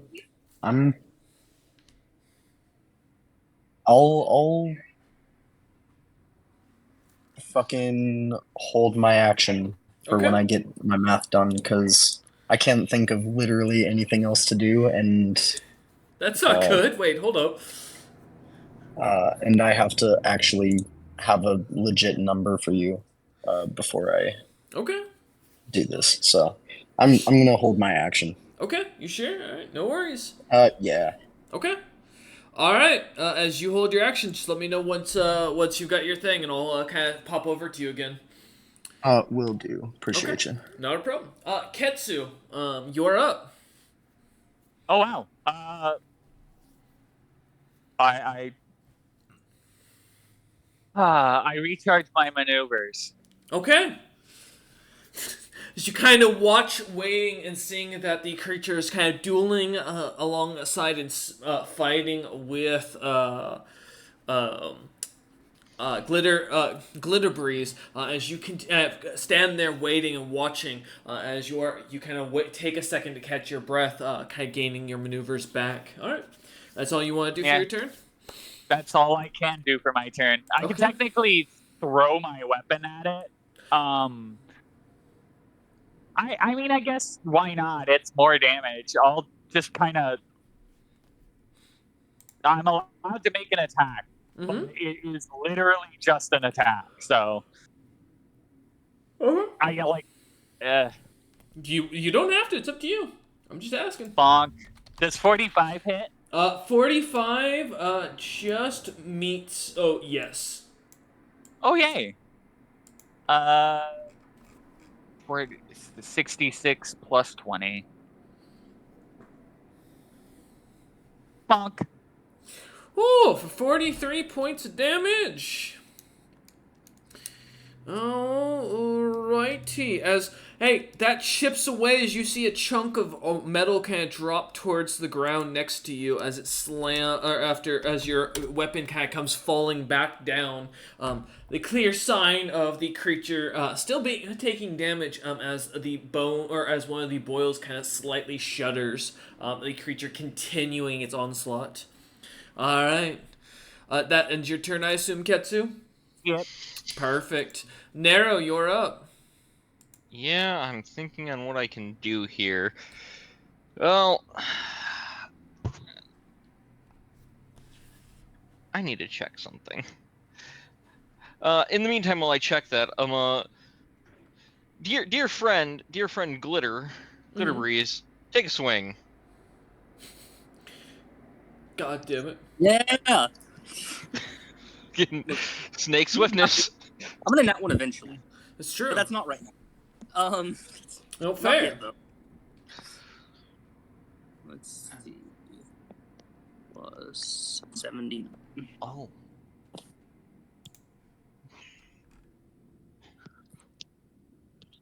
Six. 119. All right. Give me a second.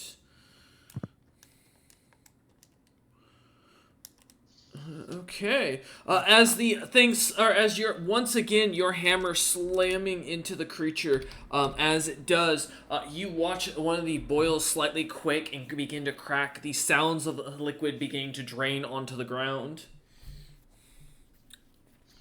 All right. Nero, as you kind of watch your spell go forward, as Glitter Breeze manages to get the better of Lithotara for a moment, what else would you like to do? Well, how's the fight on the bridge going? Give me a spot check. Sure. If I see another streak of lightning, I swear. 33. As you look up, you see as the flag of the pitchfork with Regan Utham's head kind of displayed on it seems to have pushed back the remaining members of Regan Utham's forces. The bridge looks to have been taken by the enemy, and as you look up, you see about 4 spellcasters aiming their wands and staves down towards you lot. See, I don't like that. I don't particularly like them aiming things at me. Mm-hmm. I'm gonna summon a greater air elemental and tell it to go get them. Give him something to fight. Okay. Give me a second. I'm happy you did that. Give me do you have the greater air elemental stat sheet pulled up? I will in just a moment. I need a will save from it.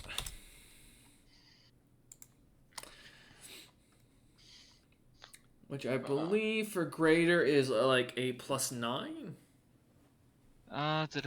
Yeah, it is. 9 will save.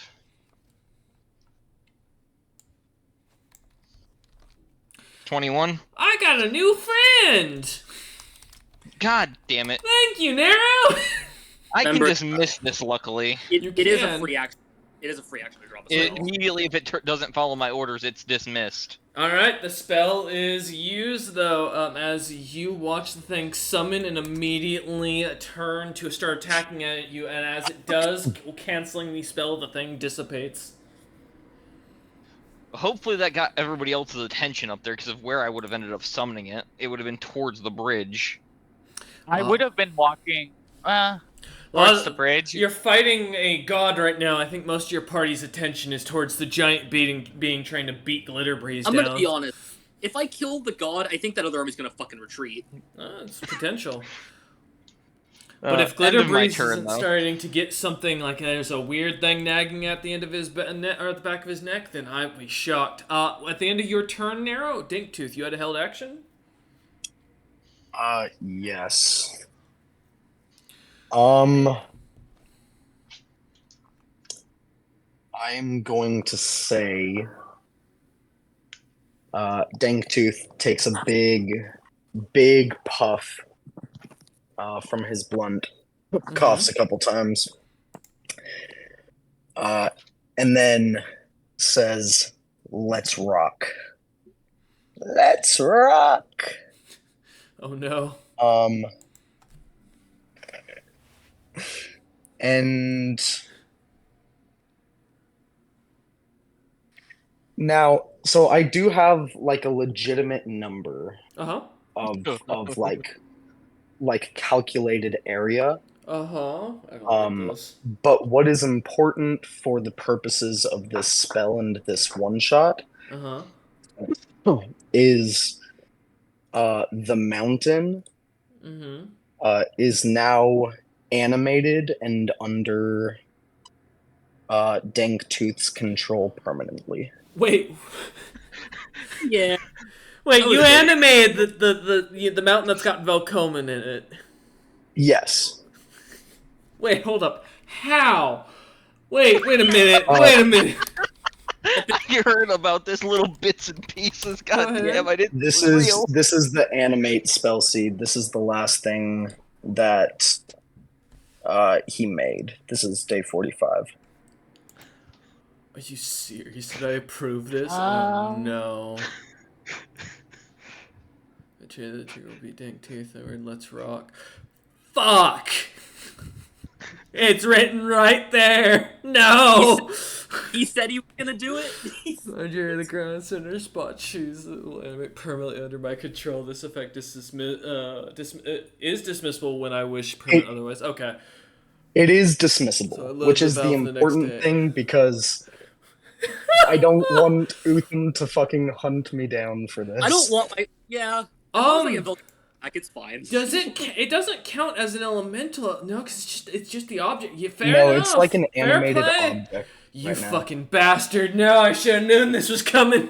All right. Oh no! As the mountain begins to move. Bridge. Oh no! Your bridge to Hrimperser's last hold is about to. As soon as that mountain moves, that bridge is going down. Go ahead. It's gonna crack the end. My command for my now animated object, because it's so large, it's so much area. It's literally like cubic miles. You can determine damage however you want. I was assuming I would give it command to shake one very, very small part of the mountain, like practically just a twitch, which would send a rock slide down on Lithotara. Let me look up something real quick. See if I have something for this. I was thinking the closest thing would be like a trebuchet. I'm very glad that I'm 100 feet up the stairs. But there's probably spells that are like... I know there's a trap somewhere for fucking rock slides specifically.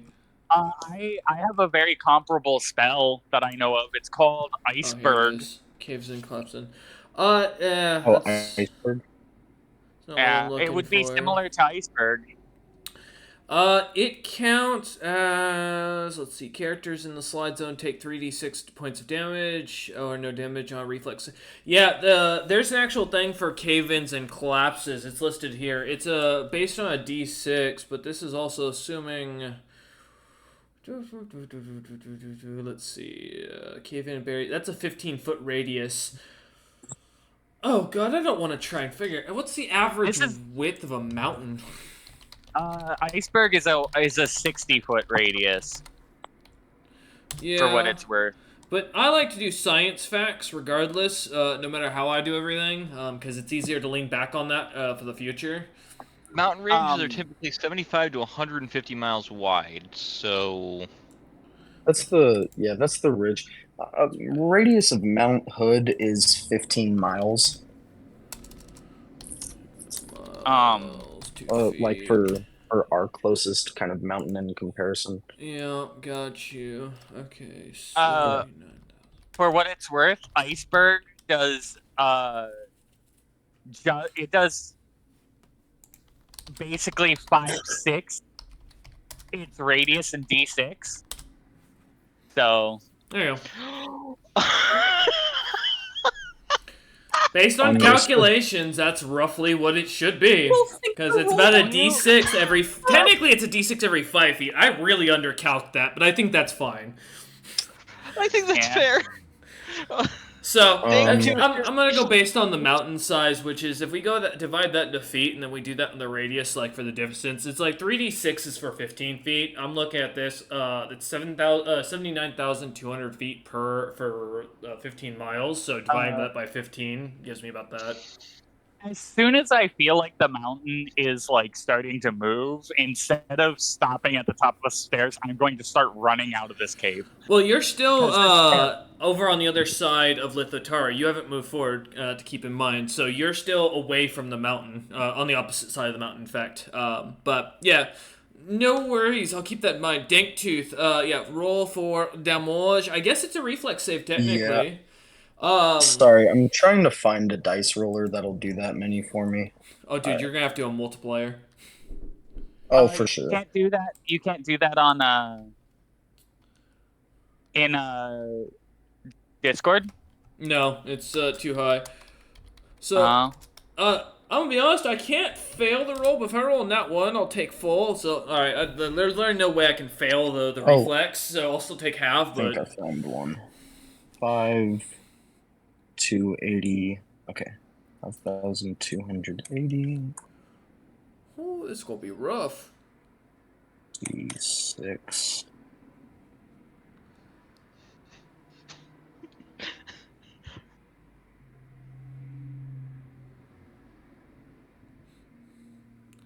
Give him a minute. He's rolling a lot.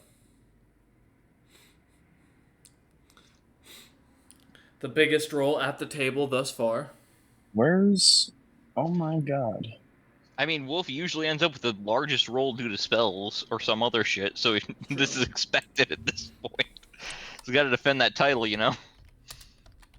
Yeah, also to be clear, I was not intending to jump over Lithotara. I'm pretty sure she's too wide for me to do that.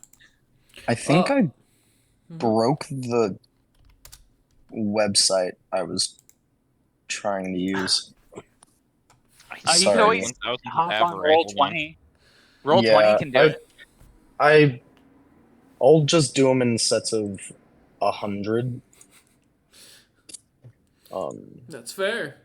You have 52 sets of 100 and then a set of 80, so... Okay. If you tell me the numbers, I'm here with the calculator. No, he can do it, don't worry. Plus, I'll just add it on my own. I wonder... This is... Right.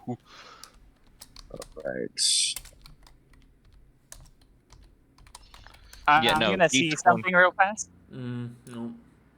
Oh, I won too many. That's not how you would do that, but it would be funny.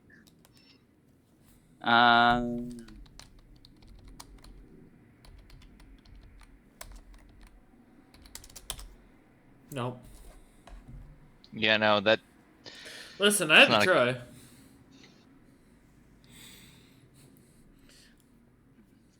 You gotta have a moment of rolling for that many dice.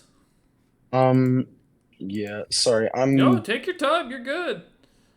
10 N, so I'm... 1,000 of the dice in, and I'm at 3,551. You still haven't even broken temp HP. Right on. You're getting closer, though.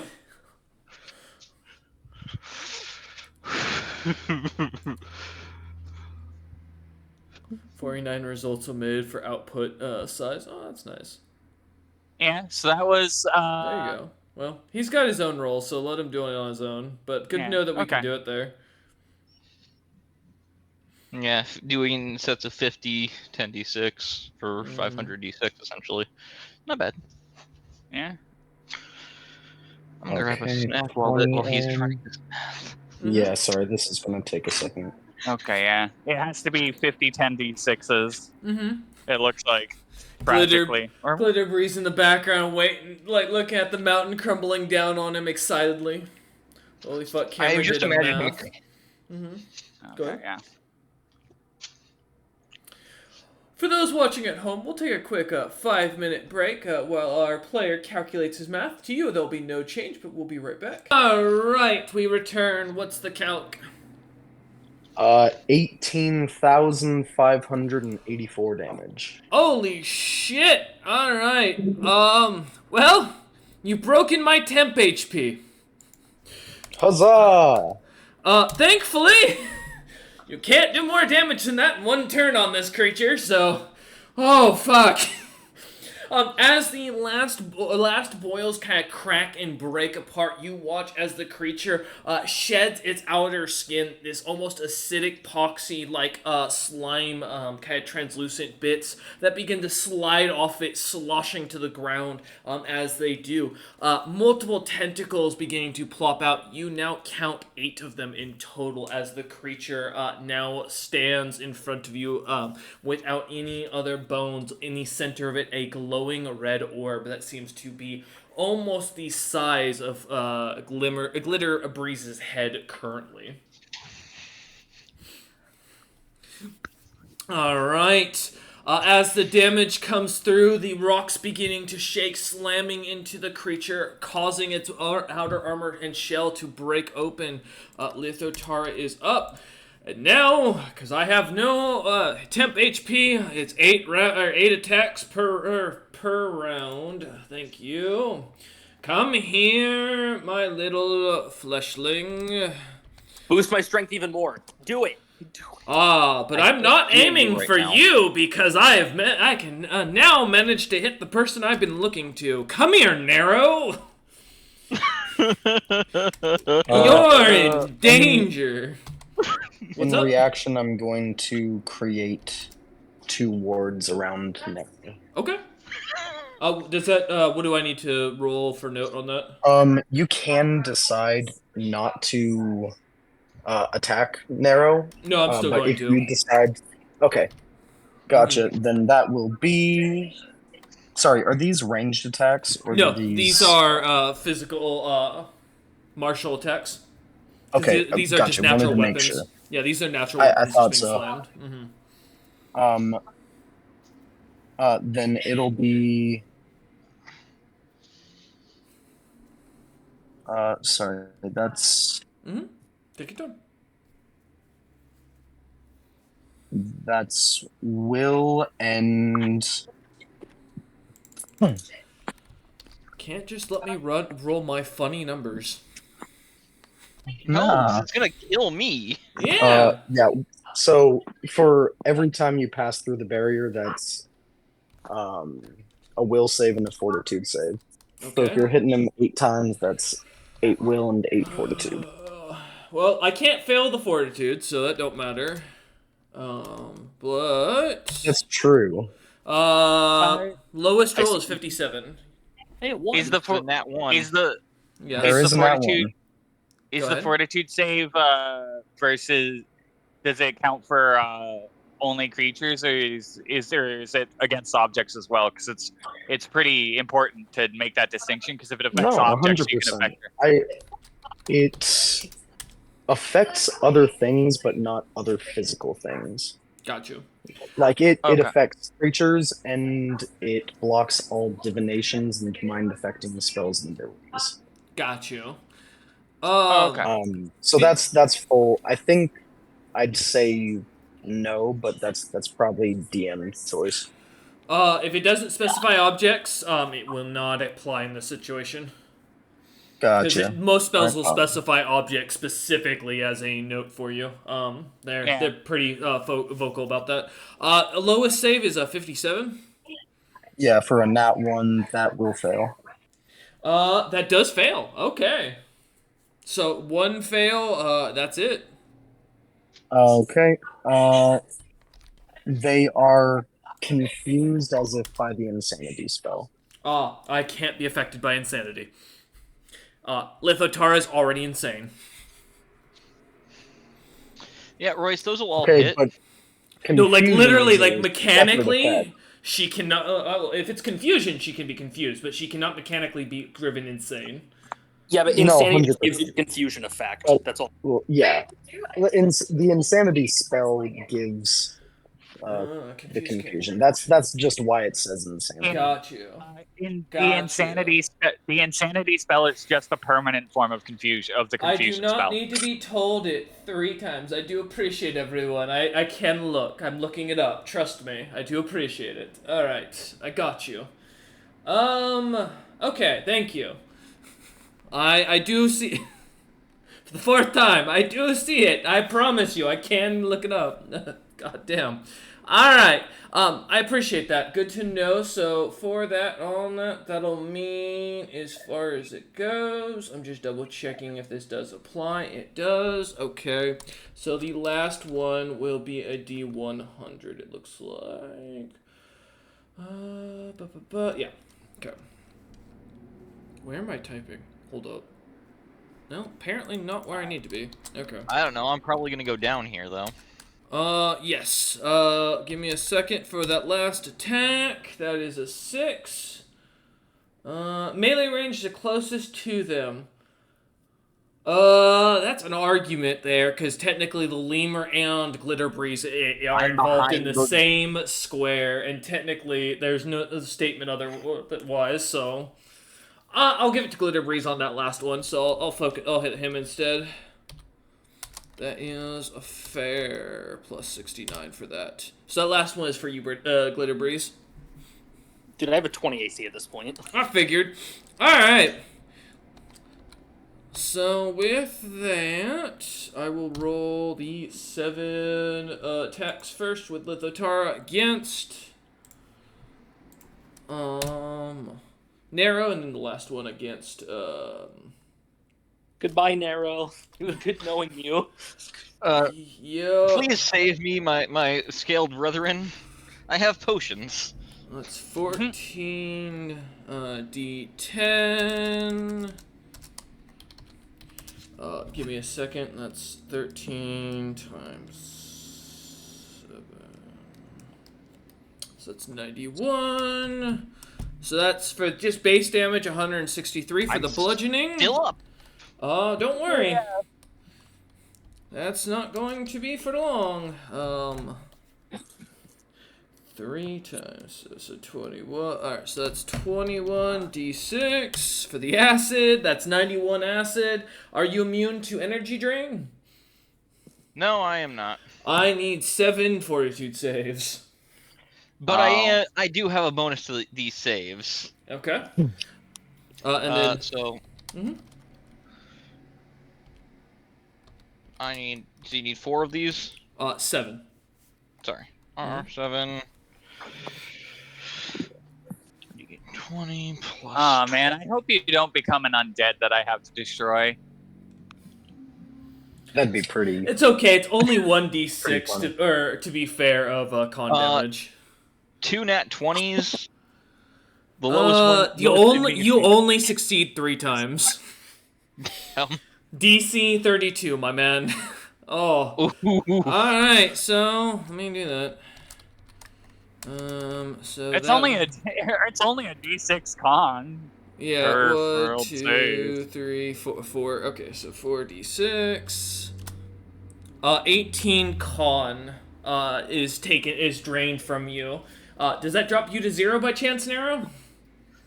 Nero is dead. Nero is not dead. Nero, I have good news for you. In 3 days, you will rise as a spawn of Lithotara. I'm gonna eat his body. If she survives. If she survives. Better news, as Nero is squished on the back of Glitter Breeze, left as a nothing but a, Well, my wild shape would break first, so it would turn me into I'd fall as my body, so... Wait, oh yeah, because I did, oh yeah, never mind, because it does, I forgot energy drain goes through wild shape. Well, so not like a 5e where it's like, oh, you use that after you flip back and have full health. That is your health. That's fair. And then there you go. So 26 bludgeoning damage to Glitter Breeze and 13 acid as Nero's. Does that also cancel your spells all on Nope, Glitter Breeze? those continue. Oh shit! Those last. Those last. Alright, as the 8 smackdowns come, Lithotara ending their turn. Glitter Breeze, you're up. Did 10 damage in that hit. Glitter Breeze just staring in sadness. As he feels his back kind of wet from the blood of Nero kind of sliding down off of it. That's not even enough damage to give me more strength. God damn it. Is that your takeaway when your friend's corpse just slid off your back? What friend? I don't know this fucking guy. That's fair. I don't think he noticed, honestly. You gotta understand. I am in basically a full state of madness as I'm just roaring and swinging. That's, good point. Good point. For all I know, a tentacle just touched me on the ass, and I'm just like, what the fuck? That's fair. Lithotara's trying to grab you, and it didn't work. So, alright. Yeah, not you're into. up. Well, Lithotara has assumed you're in breeding range. That is the scariest statement I've ever heard from an elemental or a slime. No, I'm good. Go ahead. 46. In the distance, Big suddenly gets the bat signal that Nero has gone down. Yeah, there are ways to save Nero at this point, but... I was say, Big doesn't have a way to revive this fucking guy. Not yet. Alright, what do you got, Glitter Breeze? We got that, and I need 2 more attacks. And that's all 4 attacks, I assume? Yeah, but I forgot to be doing something for a while. Oh, what? The extra arms I... Oh, remember you lost the arms because they got dispelled when the greater got re-added. I oh, cast it that's and right. again. Got you. I can't roll low enough to miss, and they're not nat ones. It's true. This is not gonna feel good for you. Let's see. 8d6 plus 130 for the first. That's kind of sucky for damage. Actually, no, you got max damage. Oh, okay, that's not bad. It's only 2 hands. Also, that's not all the damage. Is that 1 attack or is that multiple? That's 2. That's okay. Both arms. Making sure. But then because I hit both, I get to rend. All right. Which is another 125. As you slam into the creature, tearing and ripping everything, as you grab hold with slam into it with your hammer, grabbing the tentacle and pulling the bones out of it as you do, slamming with everything again with the hammer as you bout with this creature. The creature seems unfazed as your slams go into it, slamming one after another, though the body does seem to jiggle and you do start to see a drainage of liquid onto the ground. Good. Alright, is that end your turn, Glitter Breeze? As you just ferociously duke it out with this god? Alright. Dinktooth, I hate to ask, but you're up. Please tell me you're not dropping another mountain on me.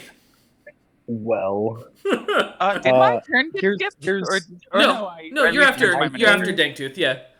Oh, okay. Here's my question, and probably the biggest nerf to the mountain. Can I look up the mountain and see the city still standing? Assuming the mountain has not moved more than just shaking. The only thing that looks like has been bothered at all is the bridge. You can kind of see looks to be cracked from the bottom. Okay. Whew. I built my city sturdy, bro. Beyond that, Yeah, there's a large major spire in the center of the mountain designed to keep it from caving in on itself. Gotcha. Right on. Okay, that makes me feel a little better. Yep, Velcomen's Um, actually the one mountain you can do this to. I was waiting for you to do this to the other one. I'm going to,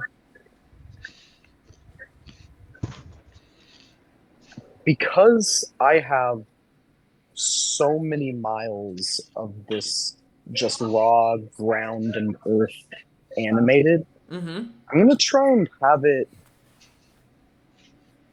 uh like almost like you would fold like a soft taco shell, just like flip up and slam down a large portion of earth on Lithotar's back. Oh, alright! I mean, I can't fail the reflex save unless I roll a net one, but sure, I'll do it. We'll do this again. I don't know what we'd roll for damage on that for another rock. I guess it is technically another rock slide. Yeah, it's pretty much the same damage. Yeah, so it makes sense to me. Okay, yeah, so it's gonna be halved if you want to roll it again. Okay, 100%. Do you need me a pause? Do you have a moment to kind of go through and roll everything? Yeah, that would be great. Thank you. Yeah, no problem. All right, cool. We're back. Go ahead. Thank you. We are looking at 18,334 points of damage. And you already know this, so there's no point in me really pointing it out, but for everyone at home, it's an epic spell, so it passes through epic damage resistance. Yep. So I just take 18,324 points of damage instead of the extra. Instead of taking 18,314. Real big difference there. Well, I don't know. My DR is shit. My SR is what I needed you. I was hoping you were gonna be tossing spells at me. This isn't fair. My physical tank. That's what they'll do. All right. As the rocks begin to come collapsing down onto the creature, being as big as it is, Lithotar being completely focused on Ketsu, Naru, and Glitterbreeze, not really looking up at you, Danktooth, as a threat right now, as the rocks come sliding down, slamming into the creature as it roars out a sickening, squelching sound that sounds almost like a person drowning as they're trying to scream. But as you watch the rock slam into the creature, you watch as it kind of begins to lean a bit more, its long slime-like tentacles beginning to wobble and just jostle a lot more, bones beginning to fall out and more liquid beginning to pour. Second action. Don't you fucking do it again or I will kill you. I actually wasn't planning on it. Okay, good. I was...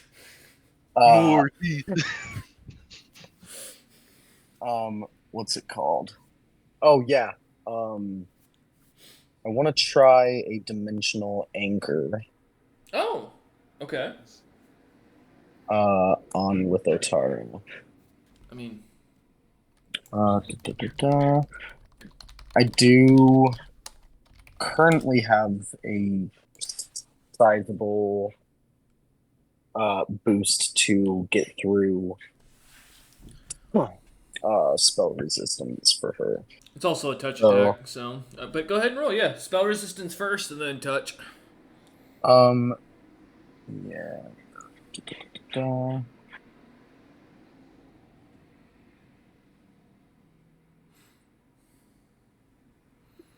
I will be impressed if you actually beat the spell resistance. I'm not gonna lie. Don't you have a plus shit ton because of the plus 40? 10. Oh, he cast it 4 times on himself. Oh, that's true. Well, he's doing the math. He's got it noted in his notes in the background. Give him a second. Yeah. And then it's to make sure I'm getting this right, to overcome spell resistance, it's my caster level plus that, I imagine. Here, Yeah. I'll give you the spell resistance calculation. Okay, I appreciate you. Yep, we get this every time. I swear, it's one of the few rules we're gonna have to get posted at some point. I'm just pulling up the note for where you're rolling here. Maybe. I thought we had it written out. I had it in my snippets. Where the fuck? I can find it real quick. Oh, I have it pulled. I found the website real quick just to see. Okay. I'm just trying to find, because usually it like lists out like 10 plus something, and I feel like I was just staring at it on another site earlier. Give me a second. Oh, here it is. Yeah, it's just a D20 plus caster level. Okay, Plus gotcha. the bonuses. Appreciate you. So Yeah, plus any bonuses, so. Thank you. Yep. So, Then in that case, we're looking at 71. damn, what is your caster level? Jesus. It's 20, but because I have Uh-huh. the 4 stack of plus 10 Oh, got you, okay. Fair. against Yep, that succeeds.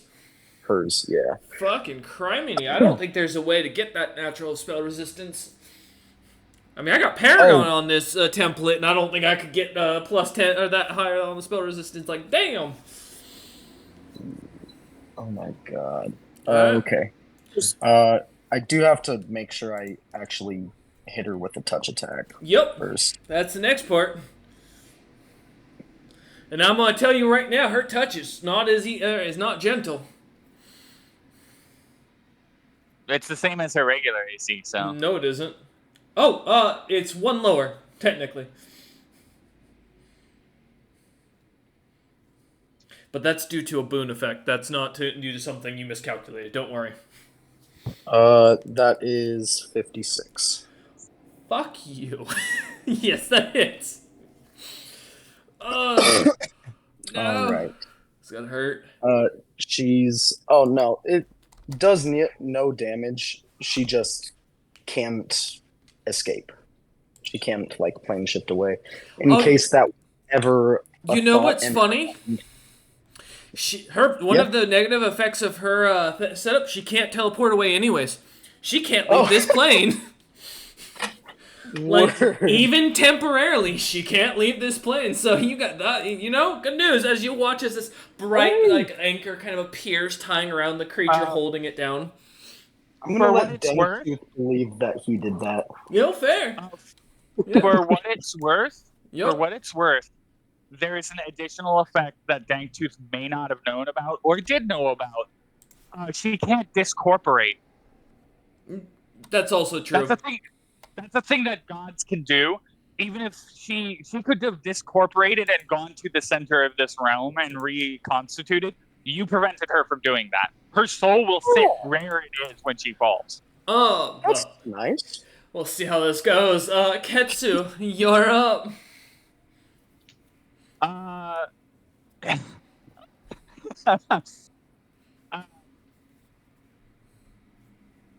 gonna move action. Mm-hmm. I'm gonna move over to where Nero is, and scoop them up as part of the move action because I have a greater than +1 attack bonus. Swift action, White Raven's tactics on Glitterbreeze. God damn it! Again. Oh my god! Will I not? To be fair, he is your main damage dealer. I mean, besides the mountain thing, so that's fair. The mountain thing has hard limits. I understand that. I'm going to with Narrow in my arms, I'm going to move to break line of sight from the casters and get as close to the stairs as I can. Oh, well, if you get close to the stairs, they're going to see you. Like, they've got a perfect line of sight with the angle and how it's set up. The only way you're not going to be seen is if you're hiding underneath Lithotara, basically. Yeah, I don't want to do that. Yep. No, I don't blame you, because the moment this body falls down, that's going to hurt. In that case, I'm going to be adjacent to them. Okay. So my second move action is going to be a full move all the way up, which is 220. And I'll also finish my first move action, which is a total movement of 440 feet. And then I'll end the last one with a jump check to literally land adjacent to them, because they have wands out, so they'd have to draw weapons. Yep. Wait, hold on. You're going up? Oh, no. Alright. I'm trying to save Nero, so Yeah, I got I you. know he's dead, but I'm a big dumb lizard, so Well, that's fair. Alright. Making sure I've got my math calculated right. Oh, and you'll be. I finally attack. I finally missed one. that's 165 for the jump check with a Perfect. -5 to the DC, and then Yep.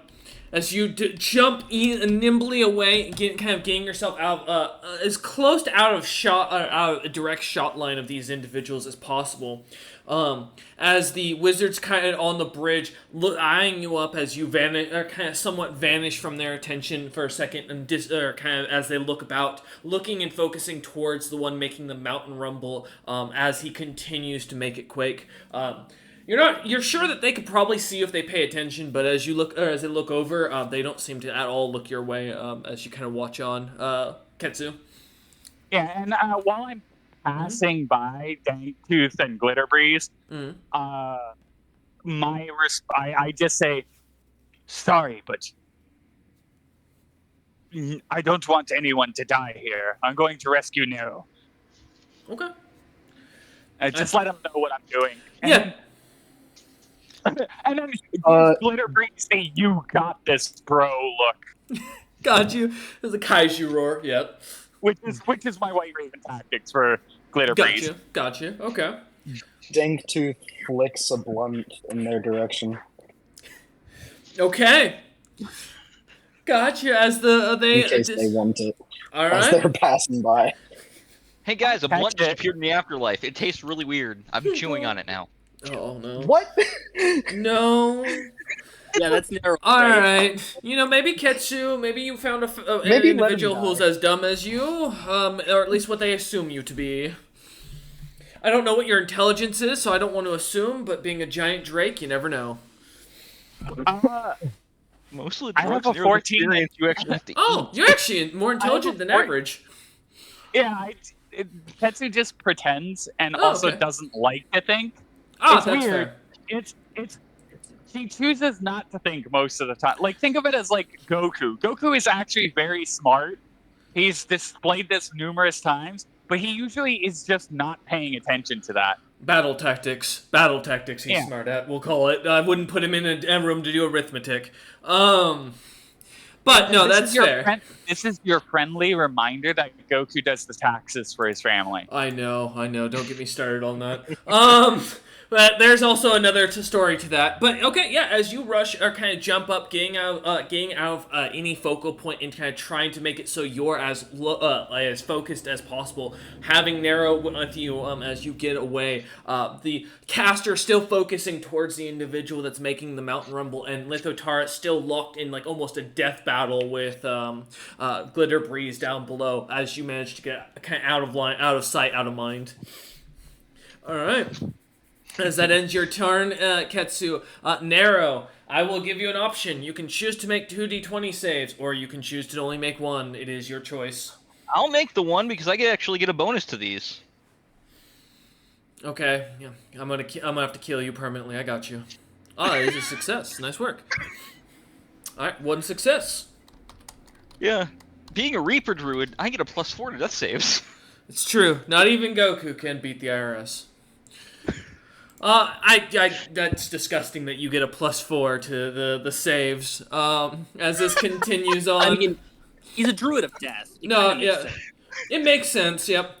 Alright, Lithotar is confused, as I was reminded in a PM real quick, and I do apologize for that. That's on me. So, we're going to see what we're going to do at the beginning of their turn. Alright. Wait. Is it a save? I'm curious for that confusion effect that you gave, a Dinktooth? Hmm. Or is it... There was an initial one, Mhm. but now it's permanent. Is it... Oh, fuck you. Oh, okay. Well, that's one action of doing nothing then. You're an asshole. I am. I like it. Well, I can't flee because it doesn't. The character literally has a thing in its setup as part of its flaws, so I can't flee. So instead, I'm going to count that as attack the thing that is attacking it. So 4 attacks. Fuck you, Glitter Breeze. Personally, actually, I think it should be. To be fair, I should have to roll for who's within range of attack, and that means the two Dinktooth and Glitter Breeze. Alright, we're gonna go with Glitter Breeze being the second name. Yes. Alright. Let's see what I can do. Do I get any negatives for attacking you? No, it's just just random who I attack. Oh, I don't get any advantages. Okay, cool. Alright. So no, like, flanking bonuses or anything. Well, that's unfortunate that I don't get any of that. I know I'm gonna hit you no matter what, but that's a crit. Oh, I know no. you're immune to crits, so it doesn't matter. Rolling for nat Oh. ones. Yep, that's really it. Alright. Rolling for effect. Pretty much. Let's see. 13 times 4. It's the funniest kind of battles where neither person can miss the other, so it's just a slap match. Let me not do... This is how Sieko got his boxing belt. It's true. It is. Yeah, that's exactly how it happens. Alright, 116 bludgeoning.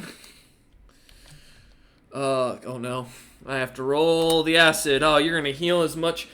Can I? Oh, I can't turn it off. Fuck, it's an acid-borne thing. God damn it. Nope. Alright. I'm so glad I did that.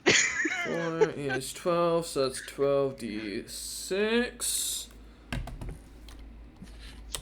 That'll be 37 that you're healing for, or whatever your heal is. I assume that doesn't kill you, so I don't get my my spawn. Still standing. Oh, I hate you. As these, you get one after another, the acidic slamming kind of smacks into you as the creature's large tentacles filled with jagged bones just smack into you one after another. The creature making this strange and wet laughing noise as it continues the battle. I'm out of all my cool shit. I'm literally out of my spells and everything, so I got nothing else. So that ends my turn. Alright, Glitter Breeze, you're up. What you got? Yeah, just 1 second. I'm doing math because my con goes up and my health goes down, so I have to do math every time I get a hit. That's fair. Take your time. Take your time. I've ran out of spell slots because I had to sacrifice them for more health. I think my health went up overall because of the acid damage. No, yeah, that seems about right. Well, you took 160. How much acid? Wait, you heal 37. Oh, because you take half, or you take reduced because you're. I only heal. He's immune, and he gets 10% of it back. I heal 10%, but I also have the damage reduction, and I have What's your damage reduction? I have 5 one thing, and then I have 10 because I still have Narrow's fucking stone skin. Is it just? Oh, it's just flat deal. Oh, never mind. Oh, yes. Yeah. Okay. No, it's the same I've got. Yeah, no, fair enough. Just making sure. Because I had to double check that, because I found out how epic versus normal DR works, which I'm kind of sad about that. No, I got you. Yeah. So, yeah, I'm rolling low, but not that one. Then he also still has fast heal too.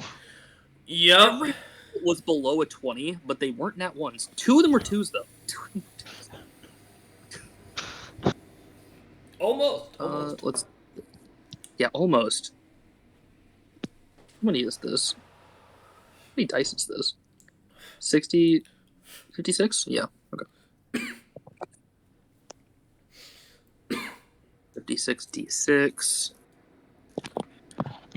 Holy Plus shit. 15. Plus 65 twice.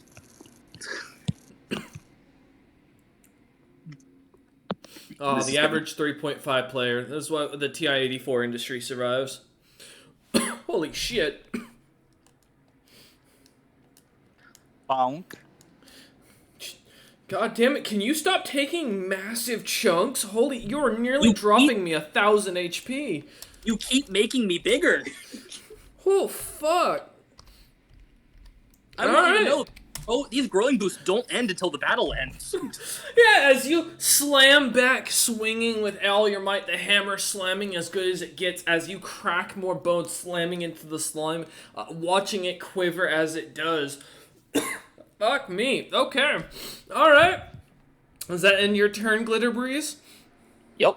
Okay, Dank Tooth, you're up.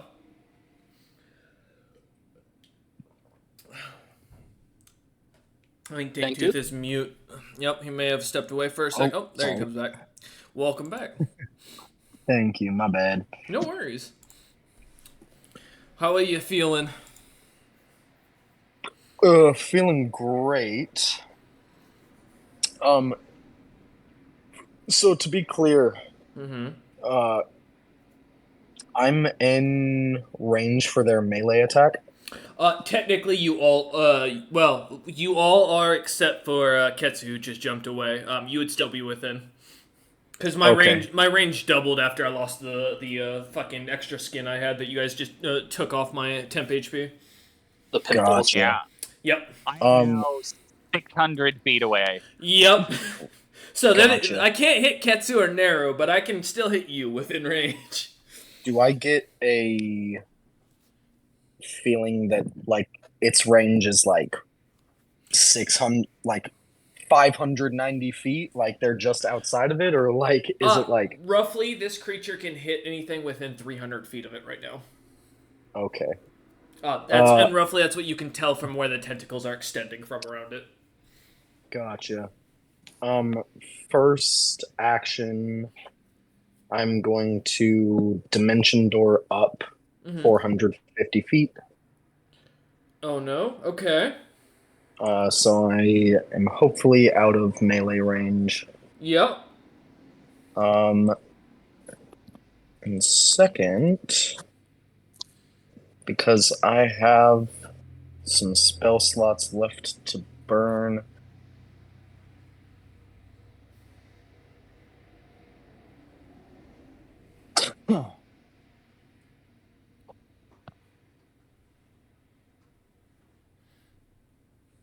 I am going to. Where is it? Fucking Control F. Sorry. No worries.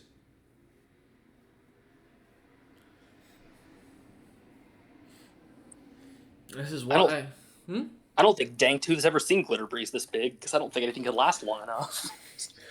For sure has not. Right now, all he sees absolutely has not. looks like you through like one of them green Coca-Cola bottles right now at the bottom of it, like staring through the one of them.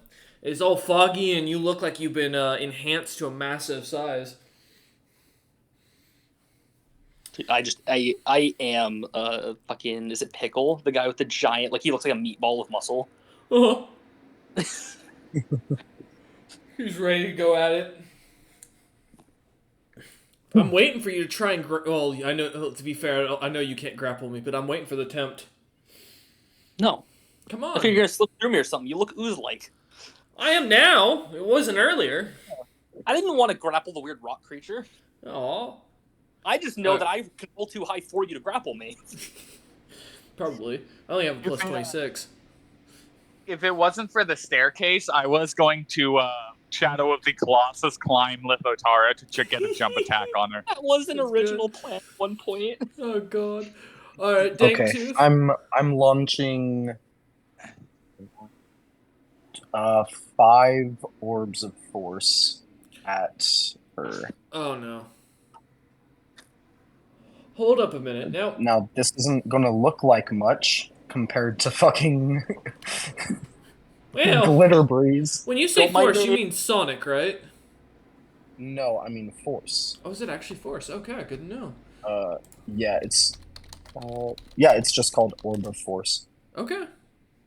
Yeah, because Sonic's... I do have to make some attacks to hit. Touch attacks, that's 53, That hits. 60, That hits. 64. Oh, that's a nat 20. Crit immune, so it don't matter. Oh, gotcha. Right Yeah. on. Oh, it is Uh, fluke. I've crit like 3 times with all my swings. Yeah, Hasn't mattered. that's the Gotcha. only downside. Creature is fully Uh, crit. 46. For touch, still hits. Oh, wow. Awesome. 56 Yep. and 45. Oh, that's a nat 1. So, That does miss. and that does not confirm. Okay. Okay. So, Or no, 4 well, hits. yeah. It's sad. You can't literally miss a touch attack. At least with the bonuses for this. And I'm really upset that this is Sonic, because I know Force exists. There was a reason I was specifying that, and you're about to find out why.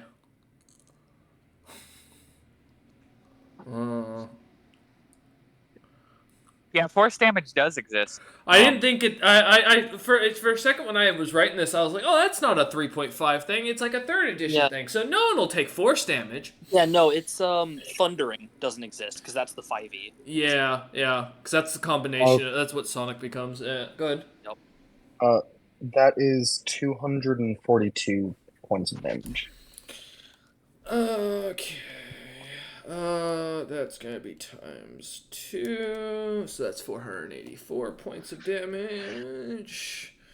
Fuck you for that. Word. The one thing I didn't think anybody would be packing was a very clear weakness I gave up for a very good bonus that I'm kind of pissed that someone found. You watch as the orbs kind of slam in, and kind of expecting them not to do as much. You see as they slam, pushing through the creature, almost causing these large bubbles to push down onto Glitter Breeze as the balls kind of dissipate.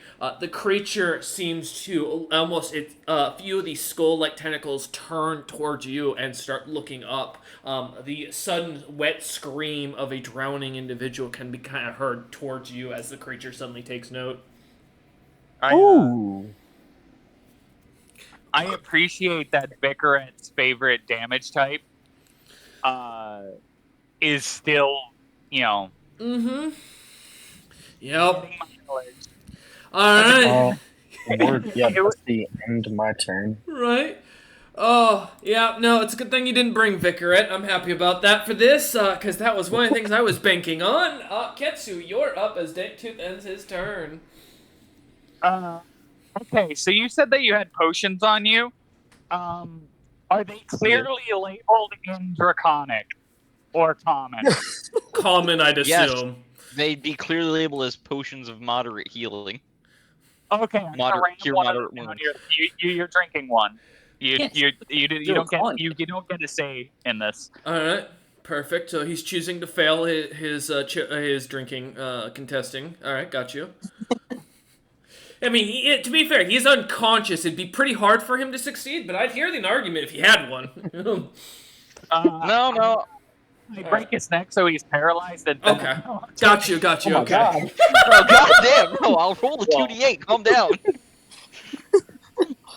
5. You regain consciousness as you taste the light cherry, taste of cherry on your lips. Do I regain like 1 point of con to regain consciousness? Your con is well, hold up. Actually, If it's con 0, he can't revive. yeah, you can't revive. The health does nothing. As the HP goes in. You watch as he kind of gargles it for a second as you look at him, Ketsu.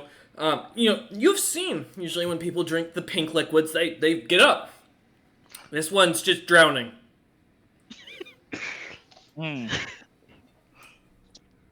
I know what I need to do.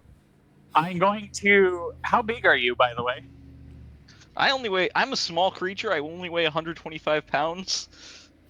Nah, shit. And that's with my gear. I did the calculation. Okay, fair enough. I'm gonna put you in my backpack, which is a normal backpack. But for your size, of course. Mm-hmm. Yeah. So a house. It's like a baby or a fancy baby carrier. You kind of like put him I've in. been swaddled. Out of curiosity, it is pretty much just cloth that's in my backpack. So yes, you are That's fine. in a big comfy cushion, basically. Mm-hmm. I still have a second standard action. Those Yep. mages, are they Reagan Uthams or are they Lithotaras? Give me a search, or I'll take a survival check. Either one. I mean, I feel like they're pointing at us anyway. I don't think it matters. I mean, you can go kill them, knock them out, help. Yeah, I don't want to kill them if they're Reagan Uthams exactly. Yeah, I can't tell. Yeah, I mean, there's no clear symbols, and to be fair, they're not being contested. They're just standing at the top of the bridge looking down right now. They haven't cast anything at anyone yet, so. And what flags are on the bridge right now? You see a flag with, it looks like a pitchfork, with a frost giant king's head on it.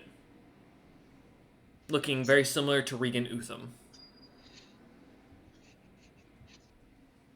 Oh god, giants look all identical to me. Yeah, there you go. So, it's 50-50 on whose side they're on when you kind of look at for the context. Are you a gambling man? You're unconscious and dead. I hope you don't ask that kind of a question. That'd be a terrible thing for Ketsu to suddenly hear from their backpack. The dead body rolls forward over the shoulder. Yeah, like, oh, good. They are... Okay. Second question. Does Nero have any potions that are labeled, like, restore? No. Restoration. No? Okay. I will say there is a druid grove inside Velkomen, which means, and I believe they get access to lesser restoration. They do. They Yeah. get So, they and get it's a bold. well-known grove. It's not like something you'd have to roll. This is something you know that Velkomen is famous for, because Granny Apple is a very famous druid. Yeah, it's a world-class grove. Mm-hmm. They're research grove specifically, so. Are they within 1,000 feet of me? Oh, yes. Okay, I don't think the city of Velkomen is that big yet. Noom. Yes, you go nooming through the roads towards the into the, like, up to Velkomen, into the towards the academy. And I'll say it takes probably the majority of the distance to try and find where it is specifically, because while it be known that it's there, trying to figure out where it is another question.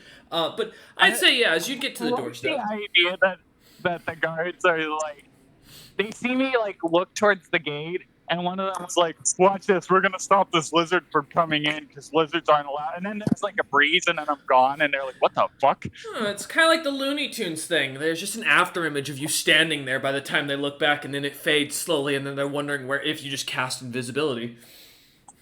But as you run off, kind of finding yourself at the doorsteps, like looking up, you see as kind of a big label that says the Frozen Guild, or the Frozen Grove Guild. As you kind of knock on the door, seeing Granny Apple open this very old-looking frost giant with long green, like moss-like clothing on her, as she kind of looks at you, not even needing an answer, as she just picks up Nero from your backpack and kind of takes them inside.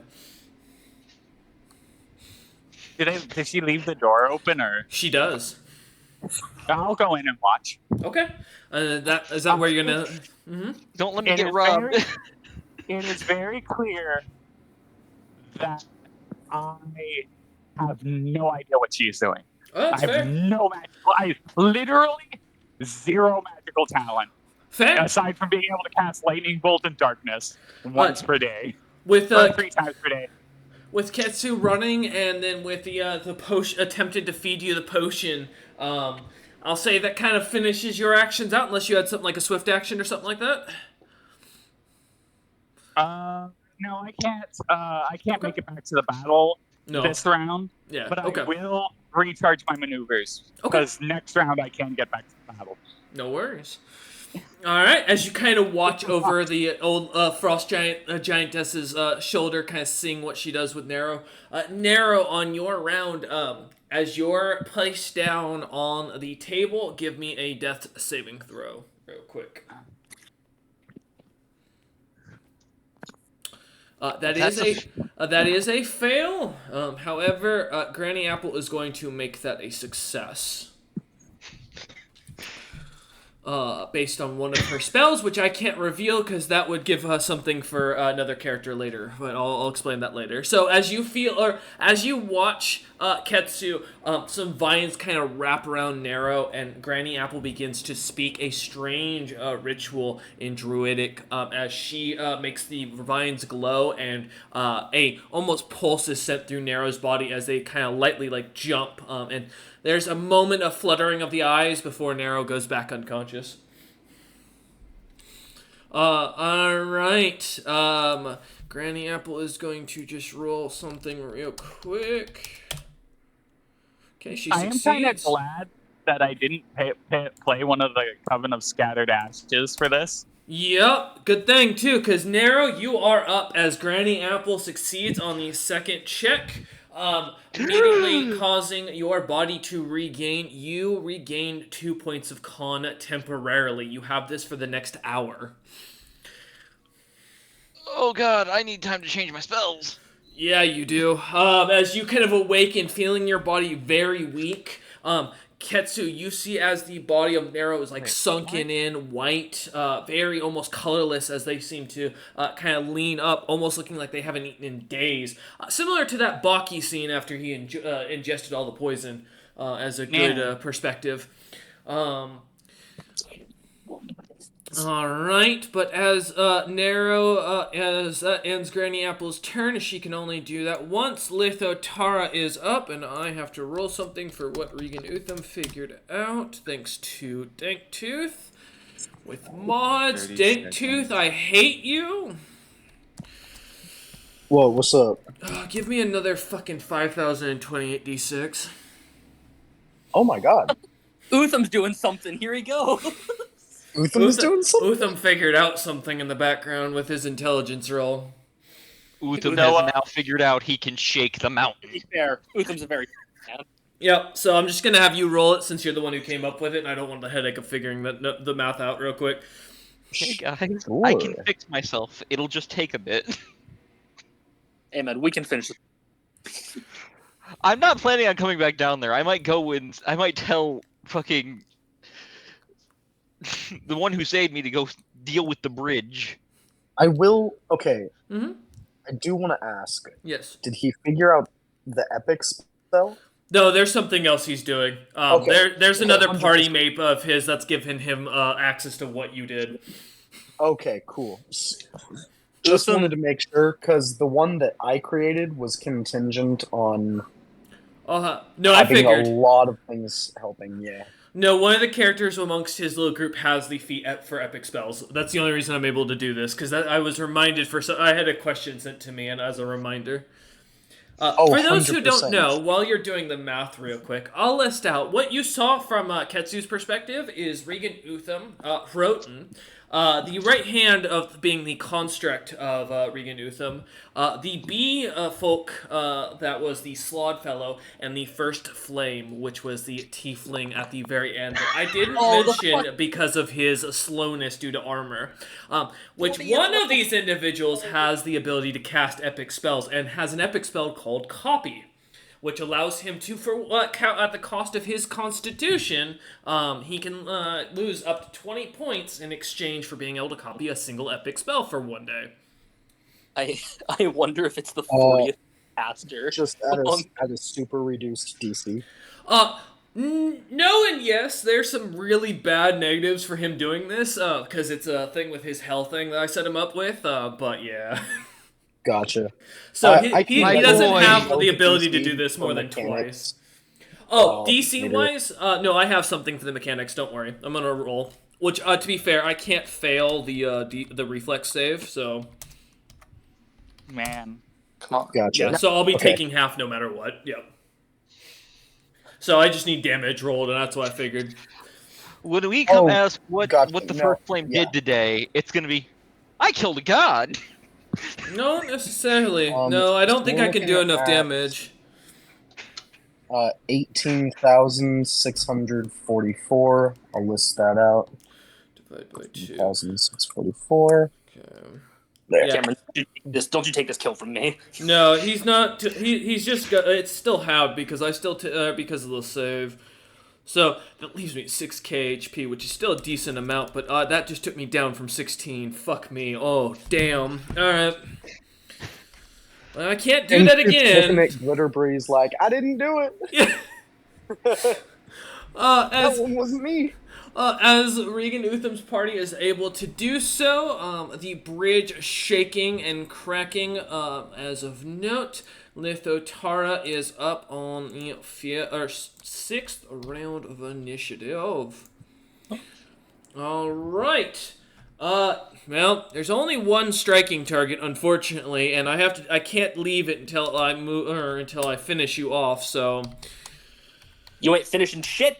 Well, one of us is being finished.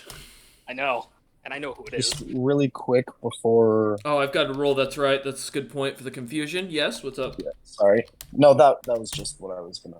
Yep. Nope. I'm good to keep attacking. All right. Cool. Right on. Yep. So I know I didn't fail, and you're crit immune, even though I got 2 crits, which hurts. Yep. Look, man, we've crit each other like an equal amount of times. I feel it, man. That's fair. I would have hit you so much. My crit's like ×4. I would have hit you so much harder. That's that's fair. I think though this might take you down. This is for that is not how you roll. Turns out there is a specific command. If this doesn't take you down, that's 197 points of bludgeoning damage, magical. Let's see. So out of my current 875 health. Fucking Jesus! Go down! No! I don't wanna! This is a kaiju fight. This is... Alright, and then the acid damage. That is 83 points of acid. You heal 8!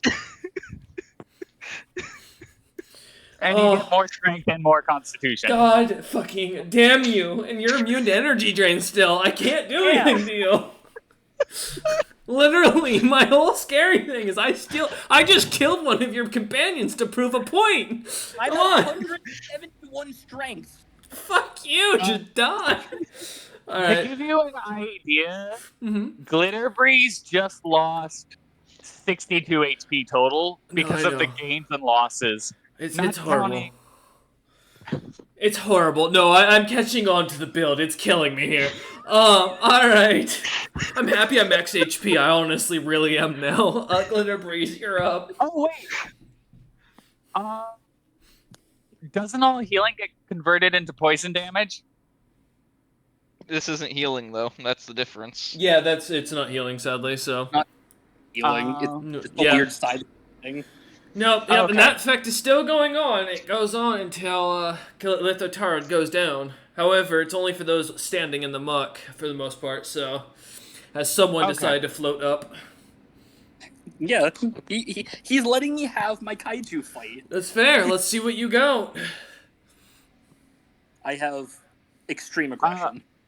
I do have a turn. I Yep, don't I worry. did what I I'll get wanted back to you. So let me know. Okay. I'm not setting the initiative yet. Let's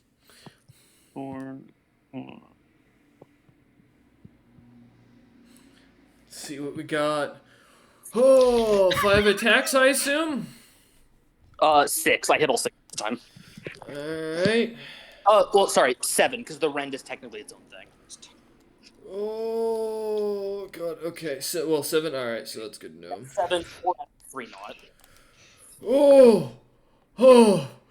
Damn, you just took me from top of the almost 7,000 down to nearly 6,000 plain. Oh, that hurt. Okay, Don't worry, that's my turn. Alright, as you swing one after another, yep, no worries, Dinktooth, you're up again, as Glitter Breeze is just down there decking and smacking into this, just the sounds of the impact on the wet, kind of somewhat, kind kind of almost mucus-like skin. All it is like wet slapping down below, but you watching as the bones are beginning to slowly crack and deteriorate in the body. I would like.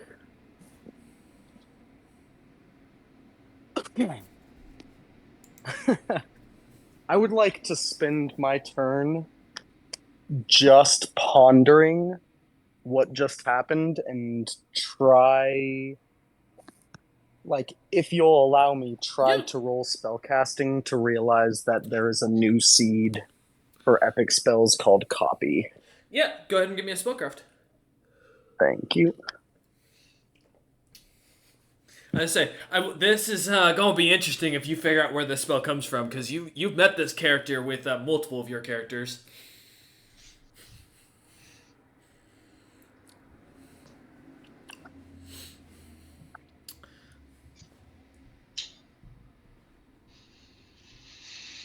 That is. That reminds me, I do need to do something for my game. Mm-hmm. Okay. That is. 69. 69.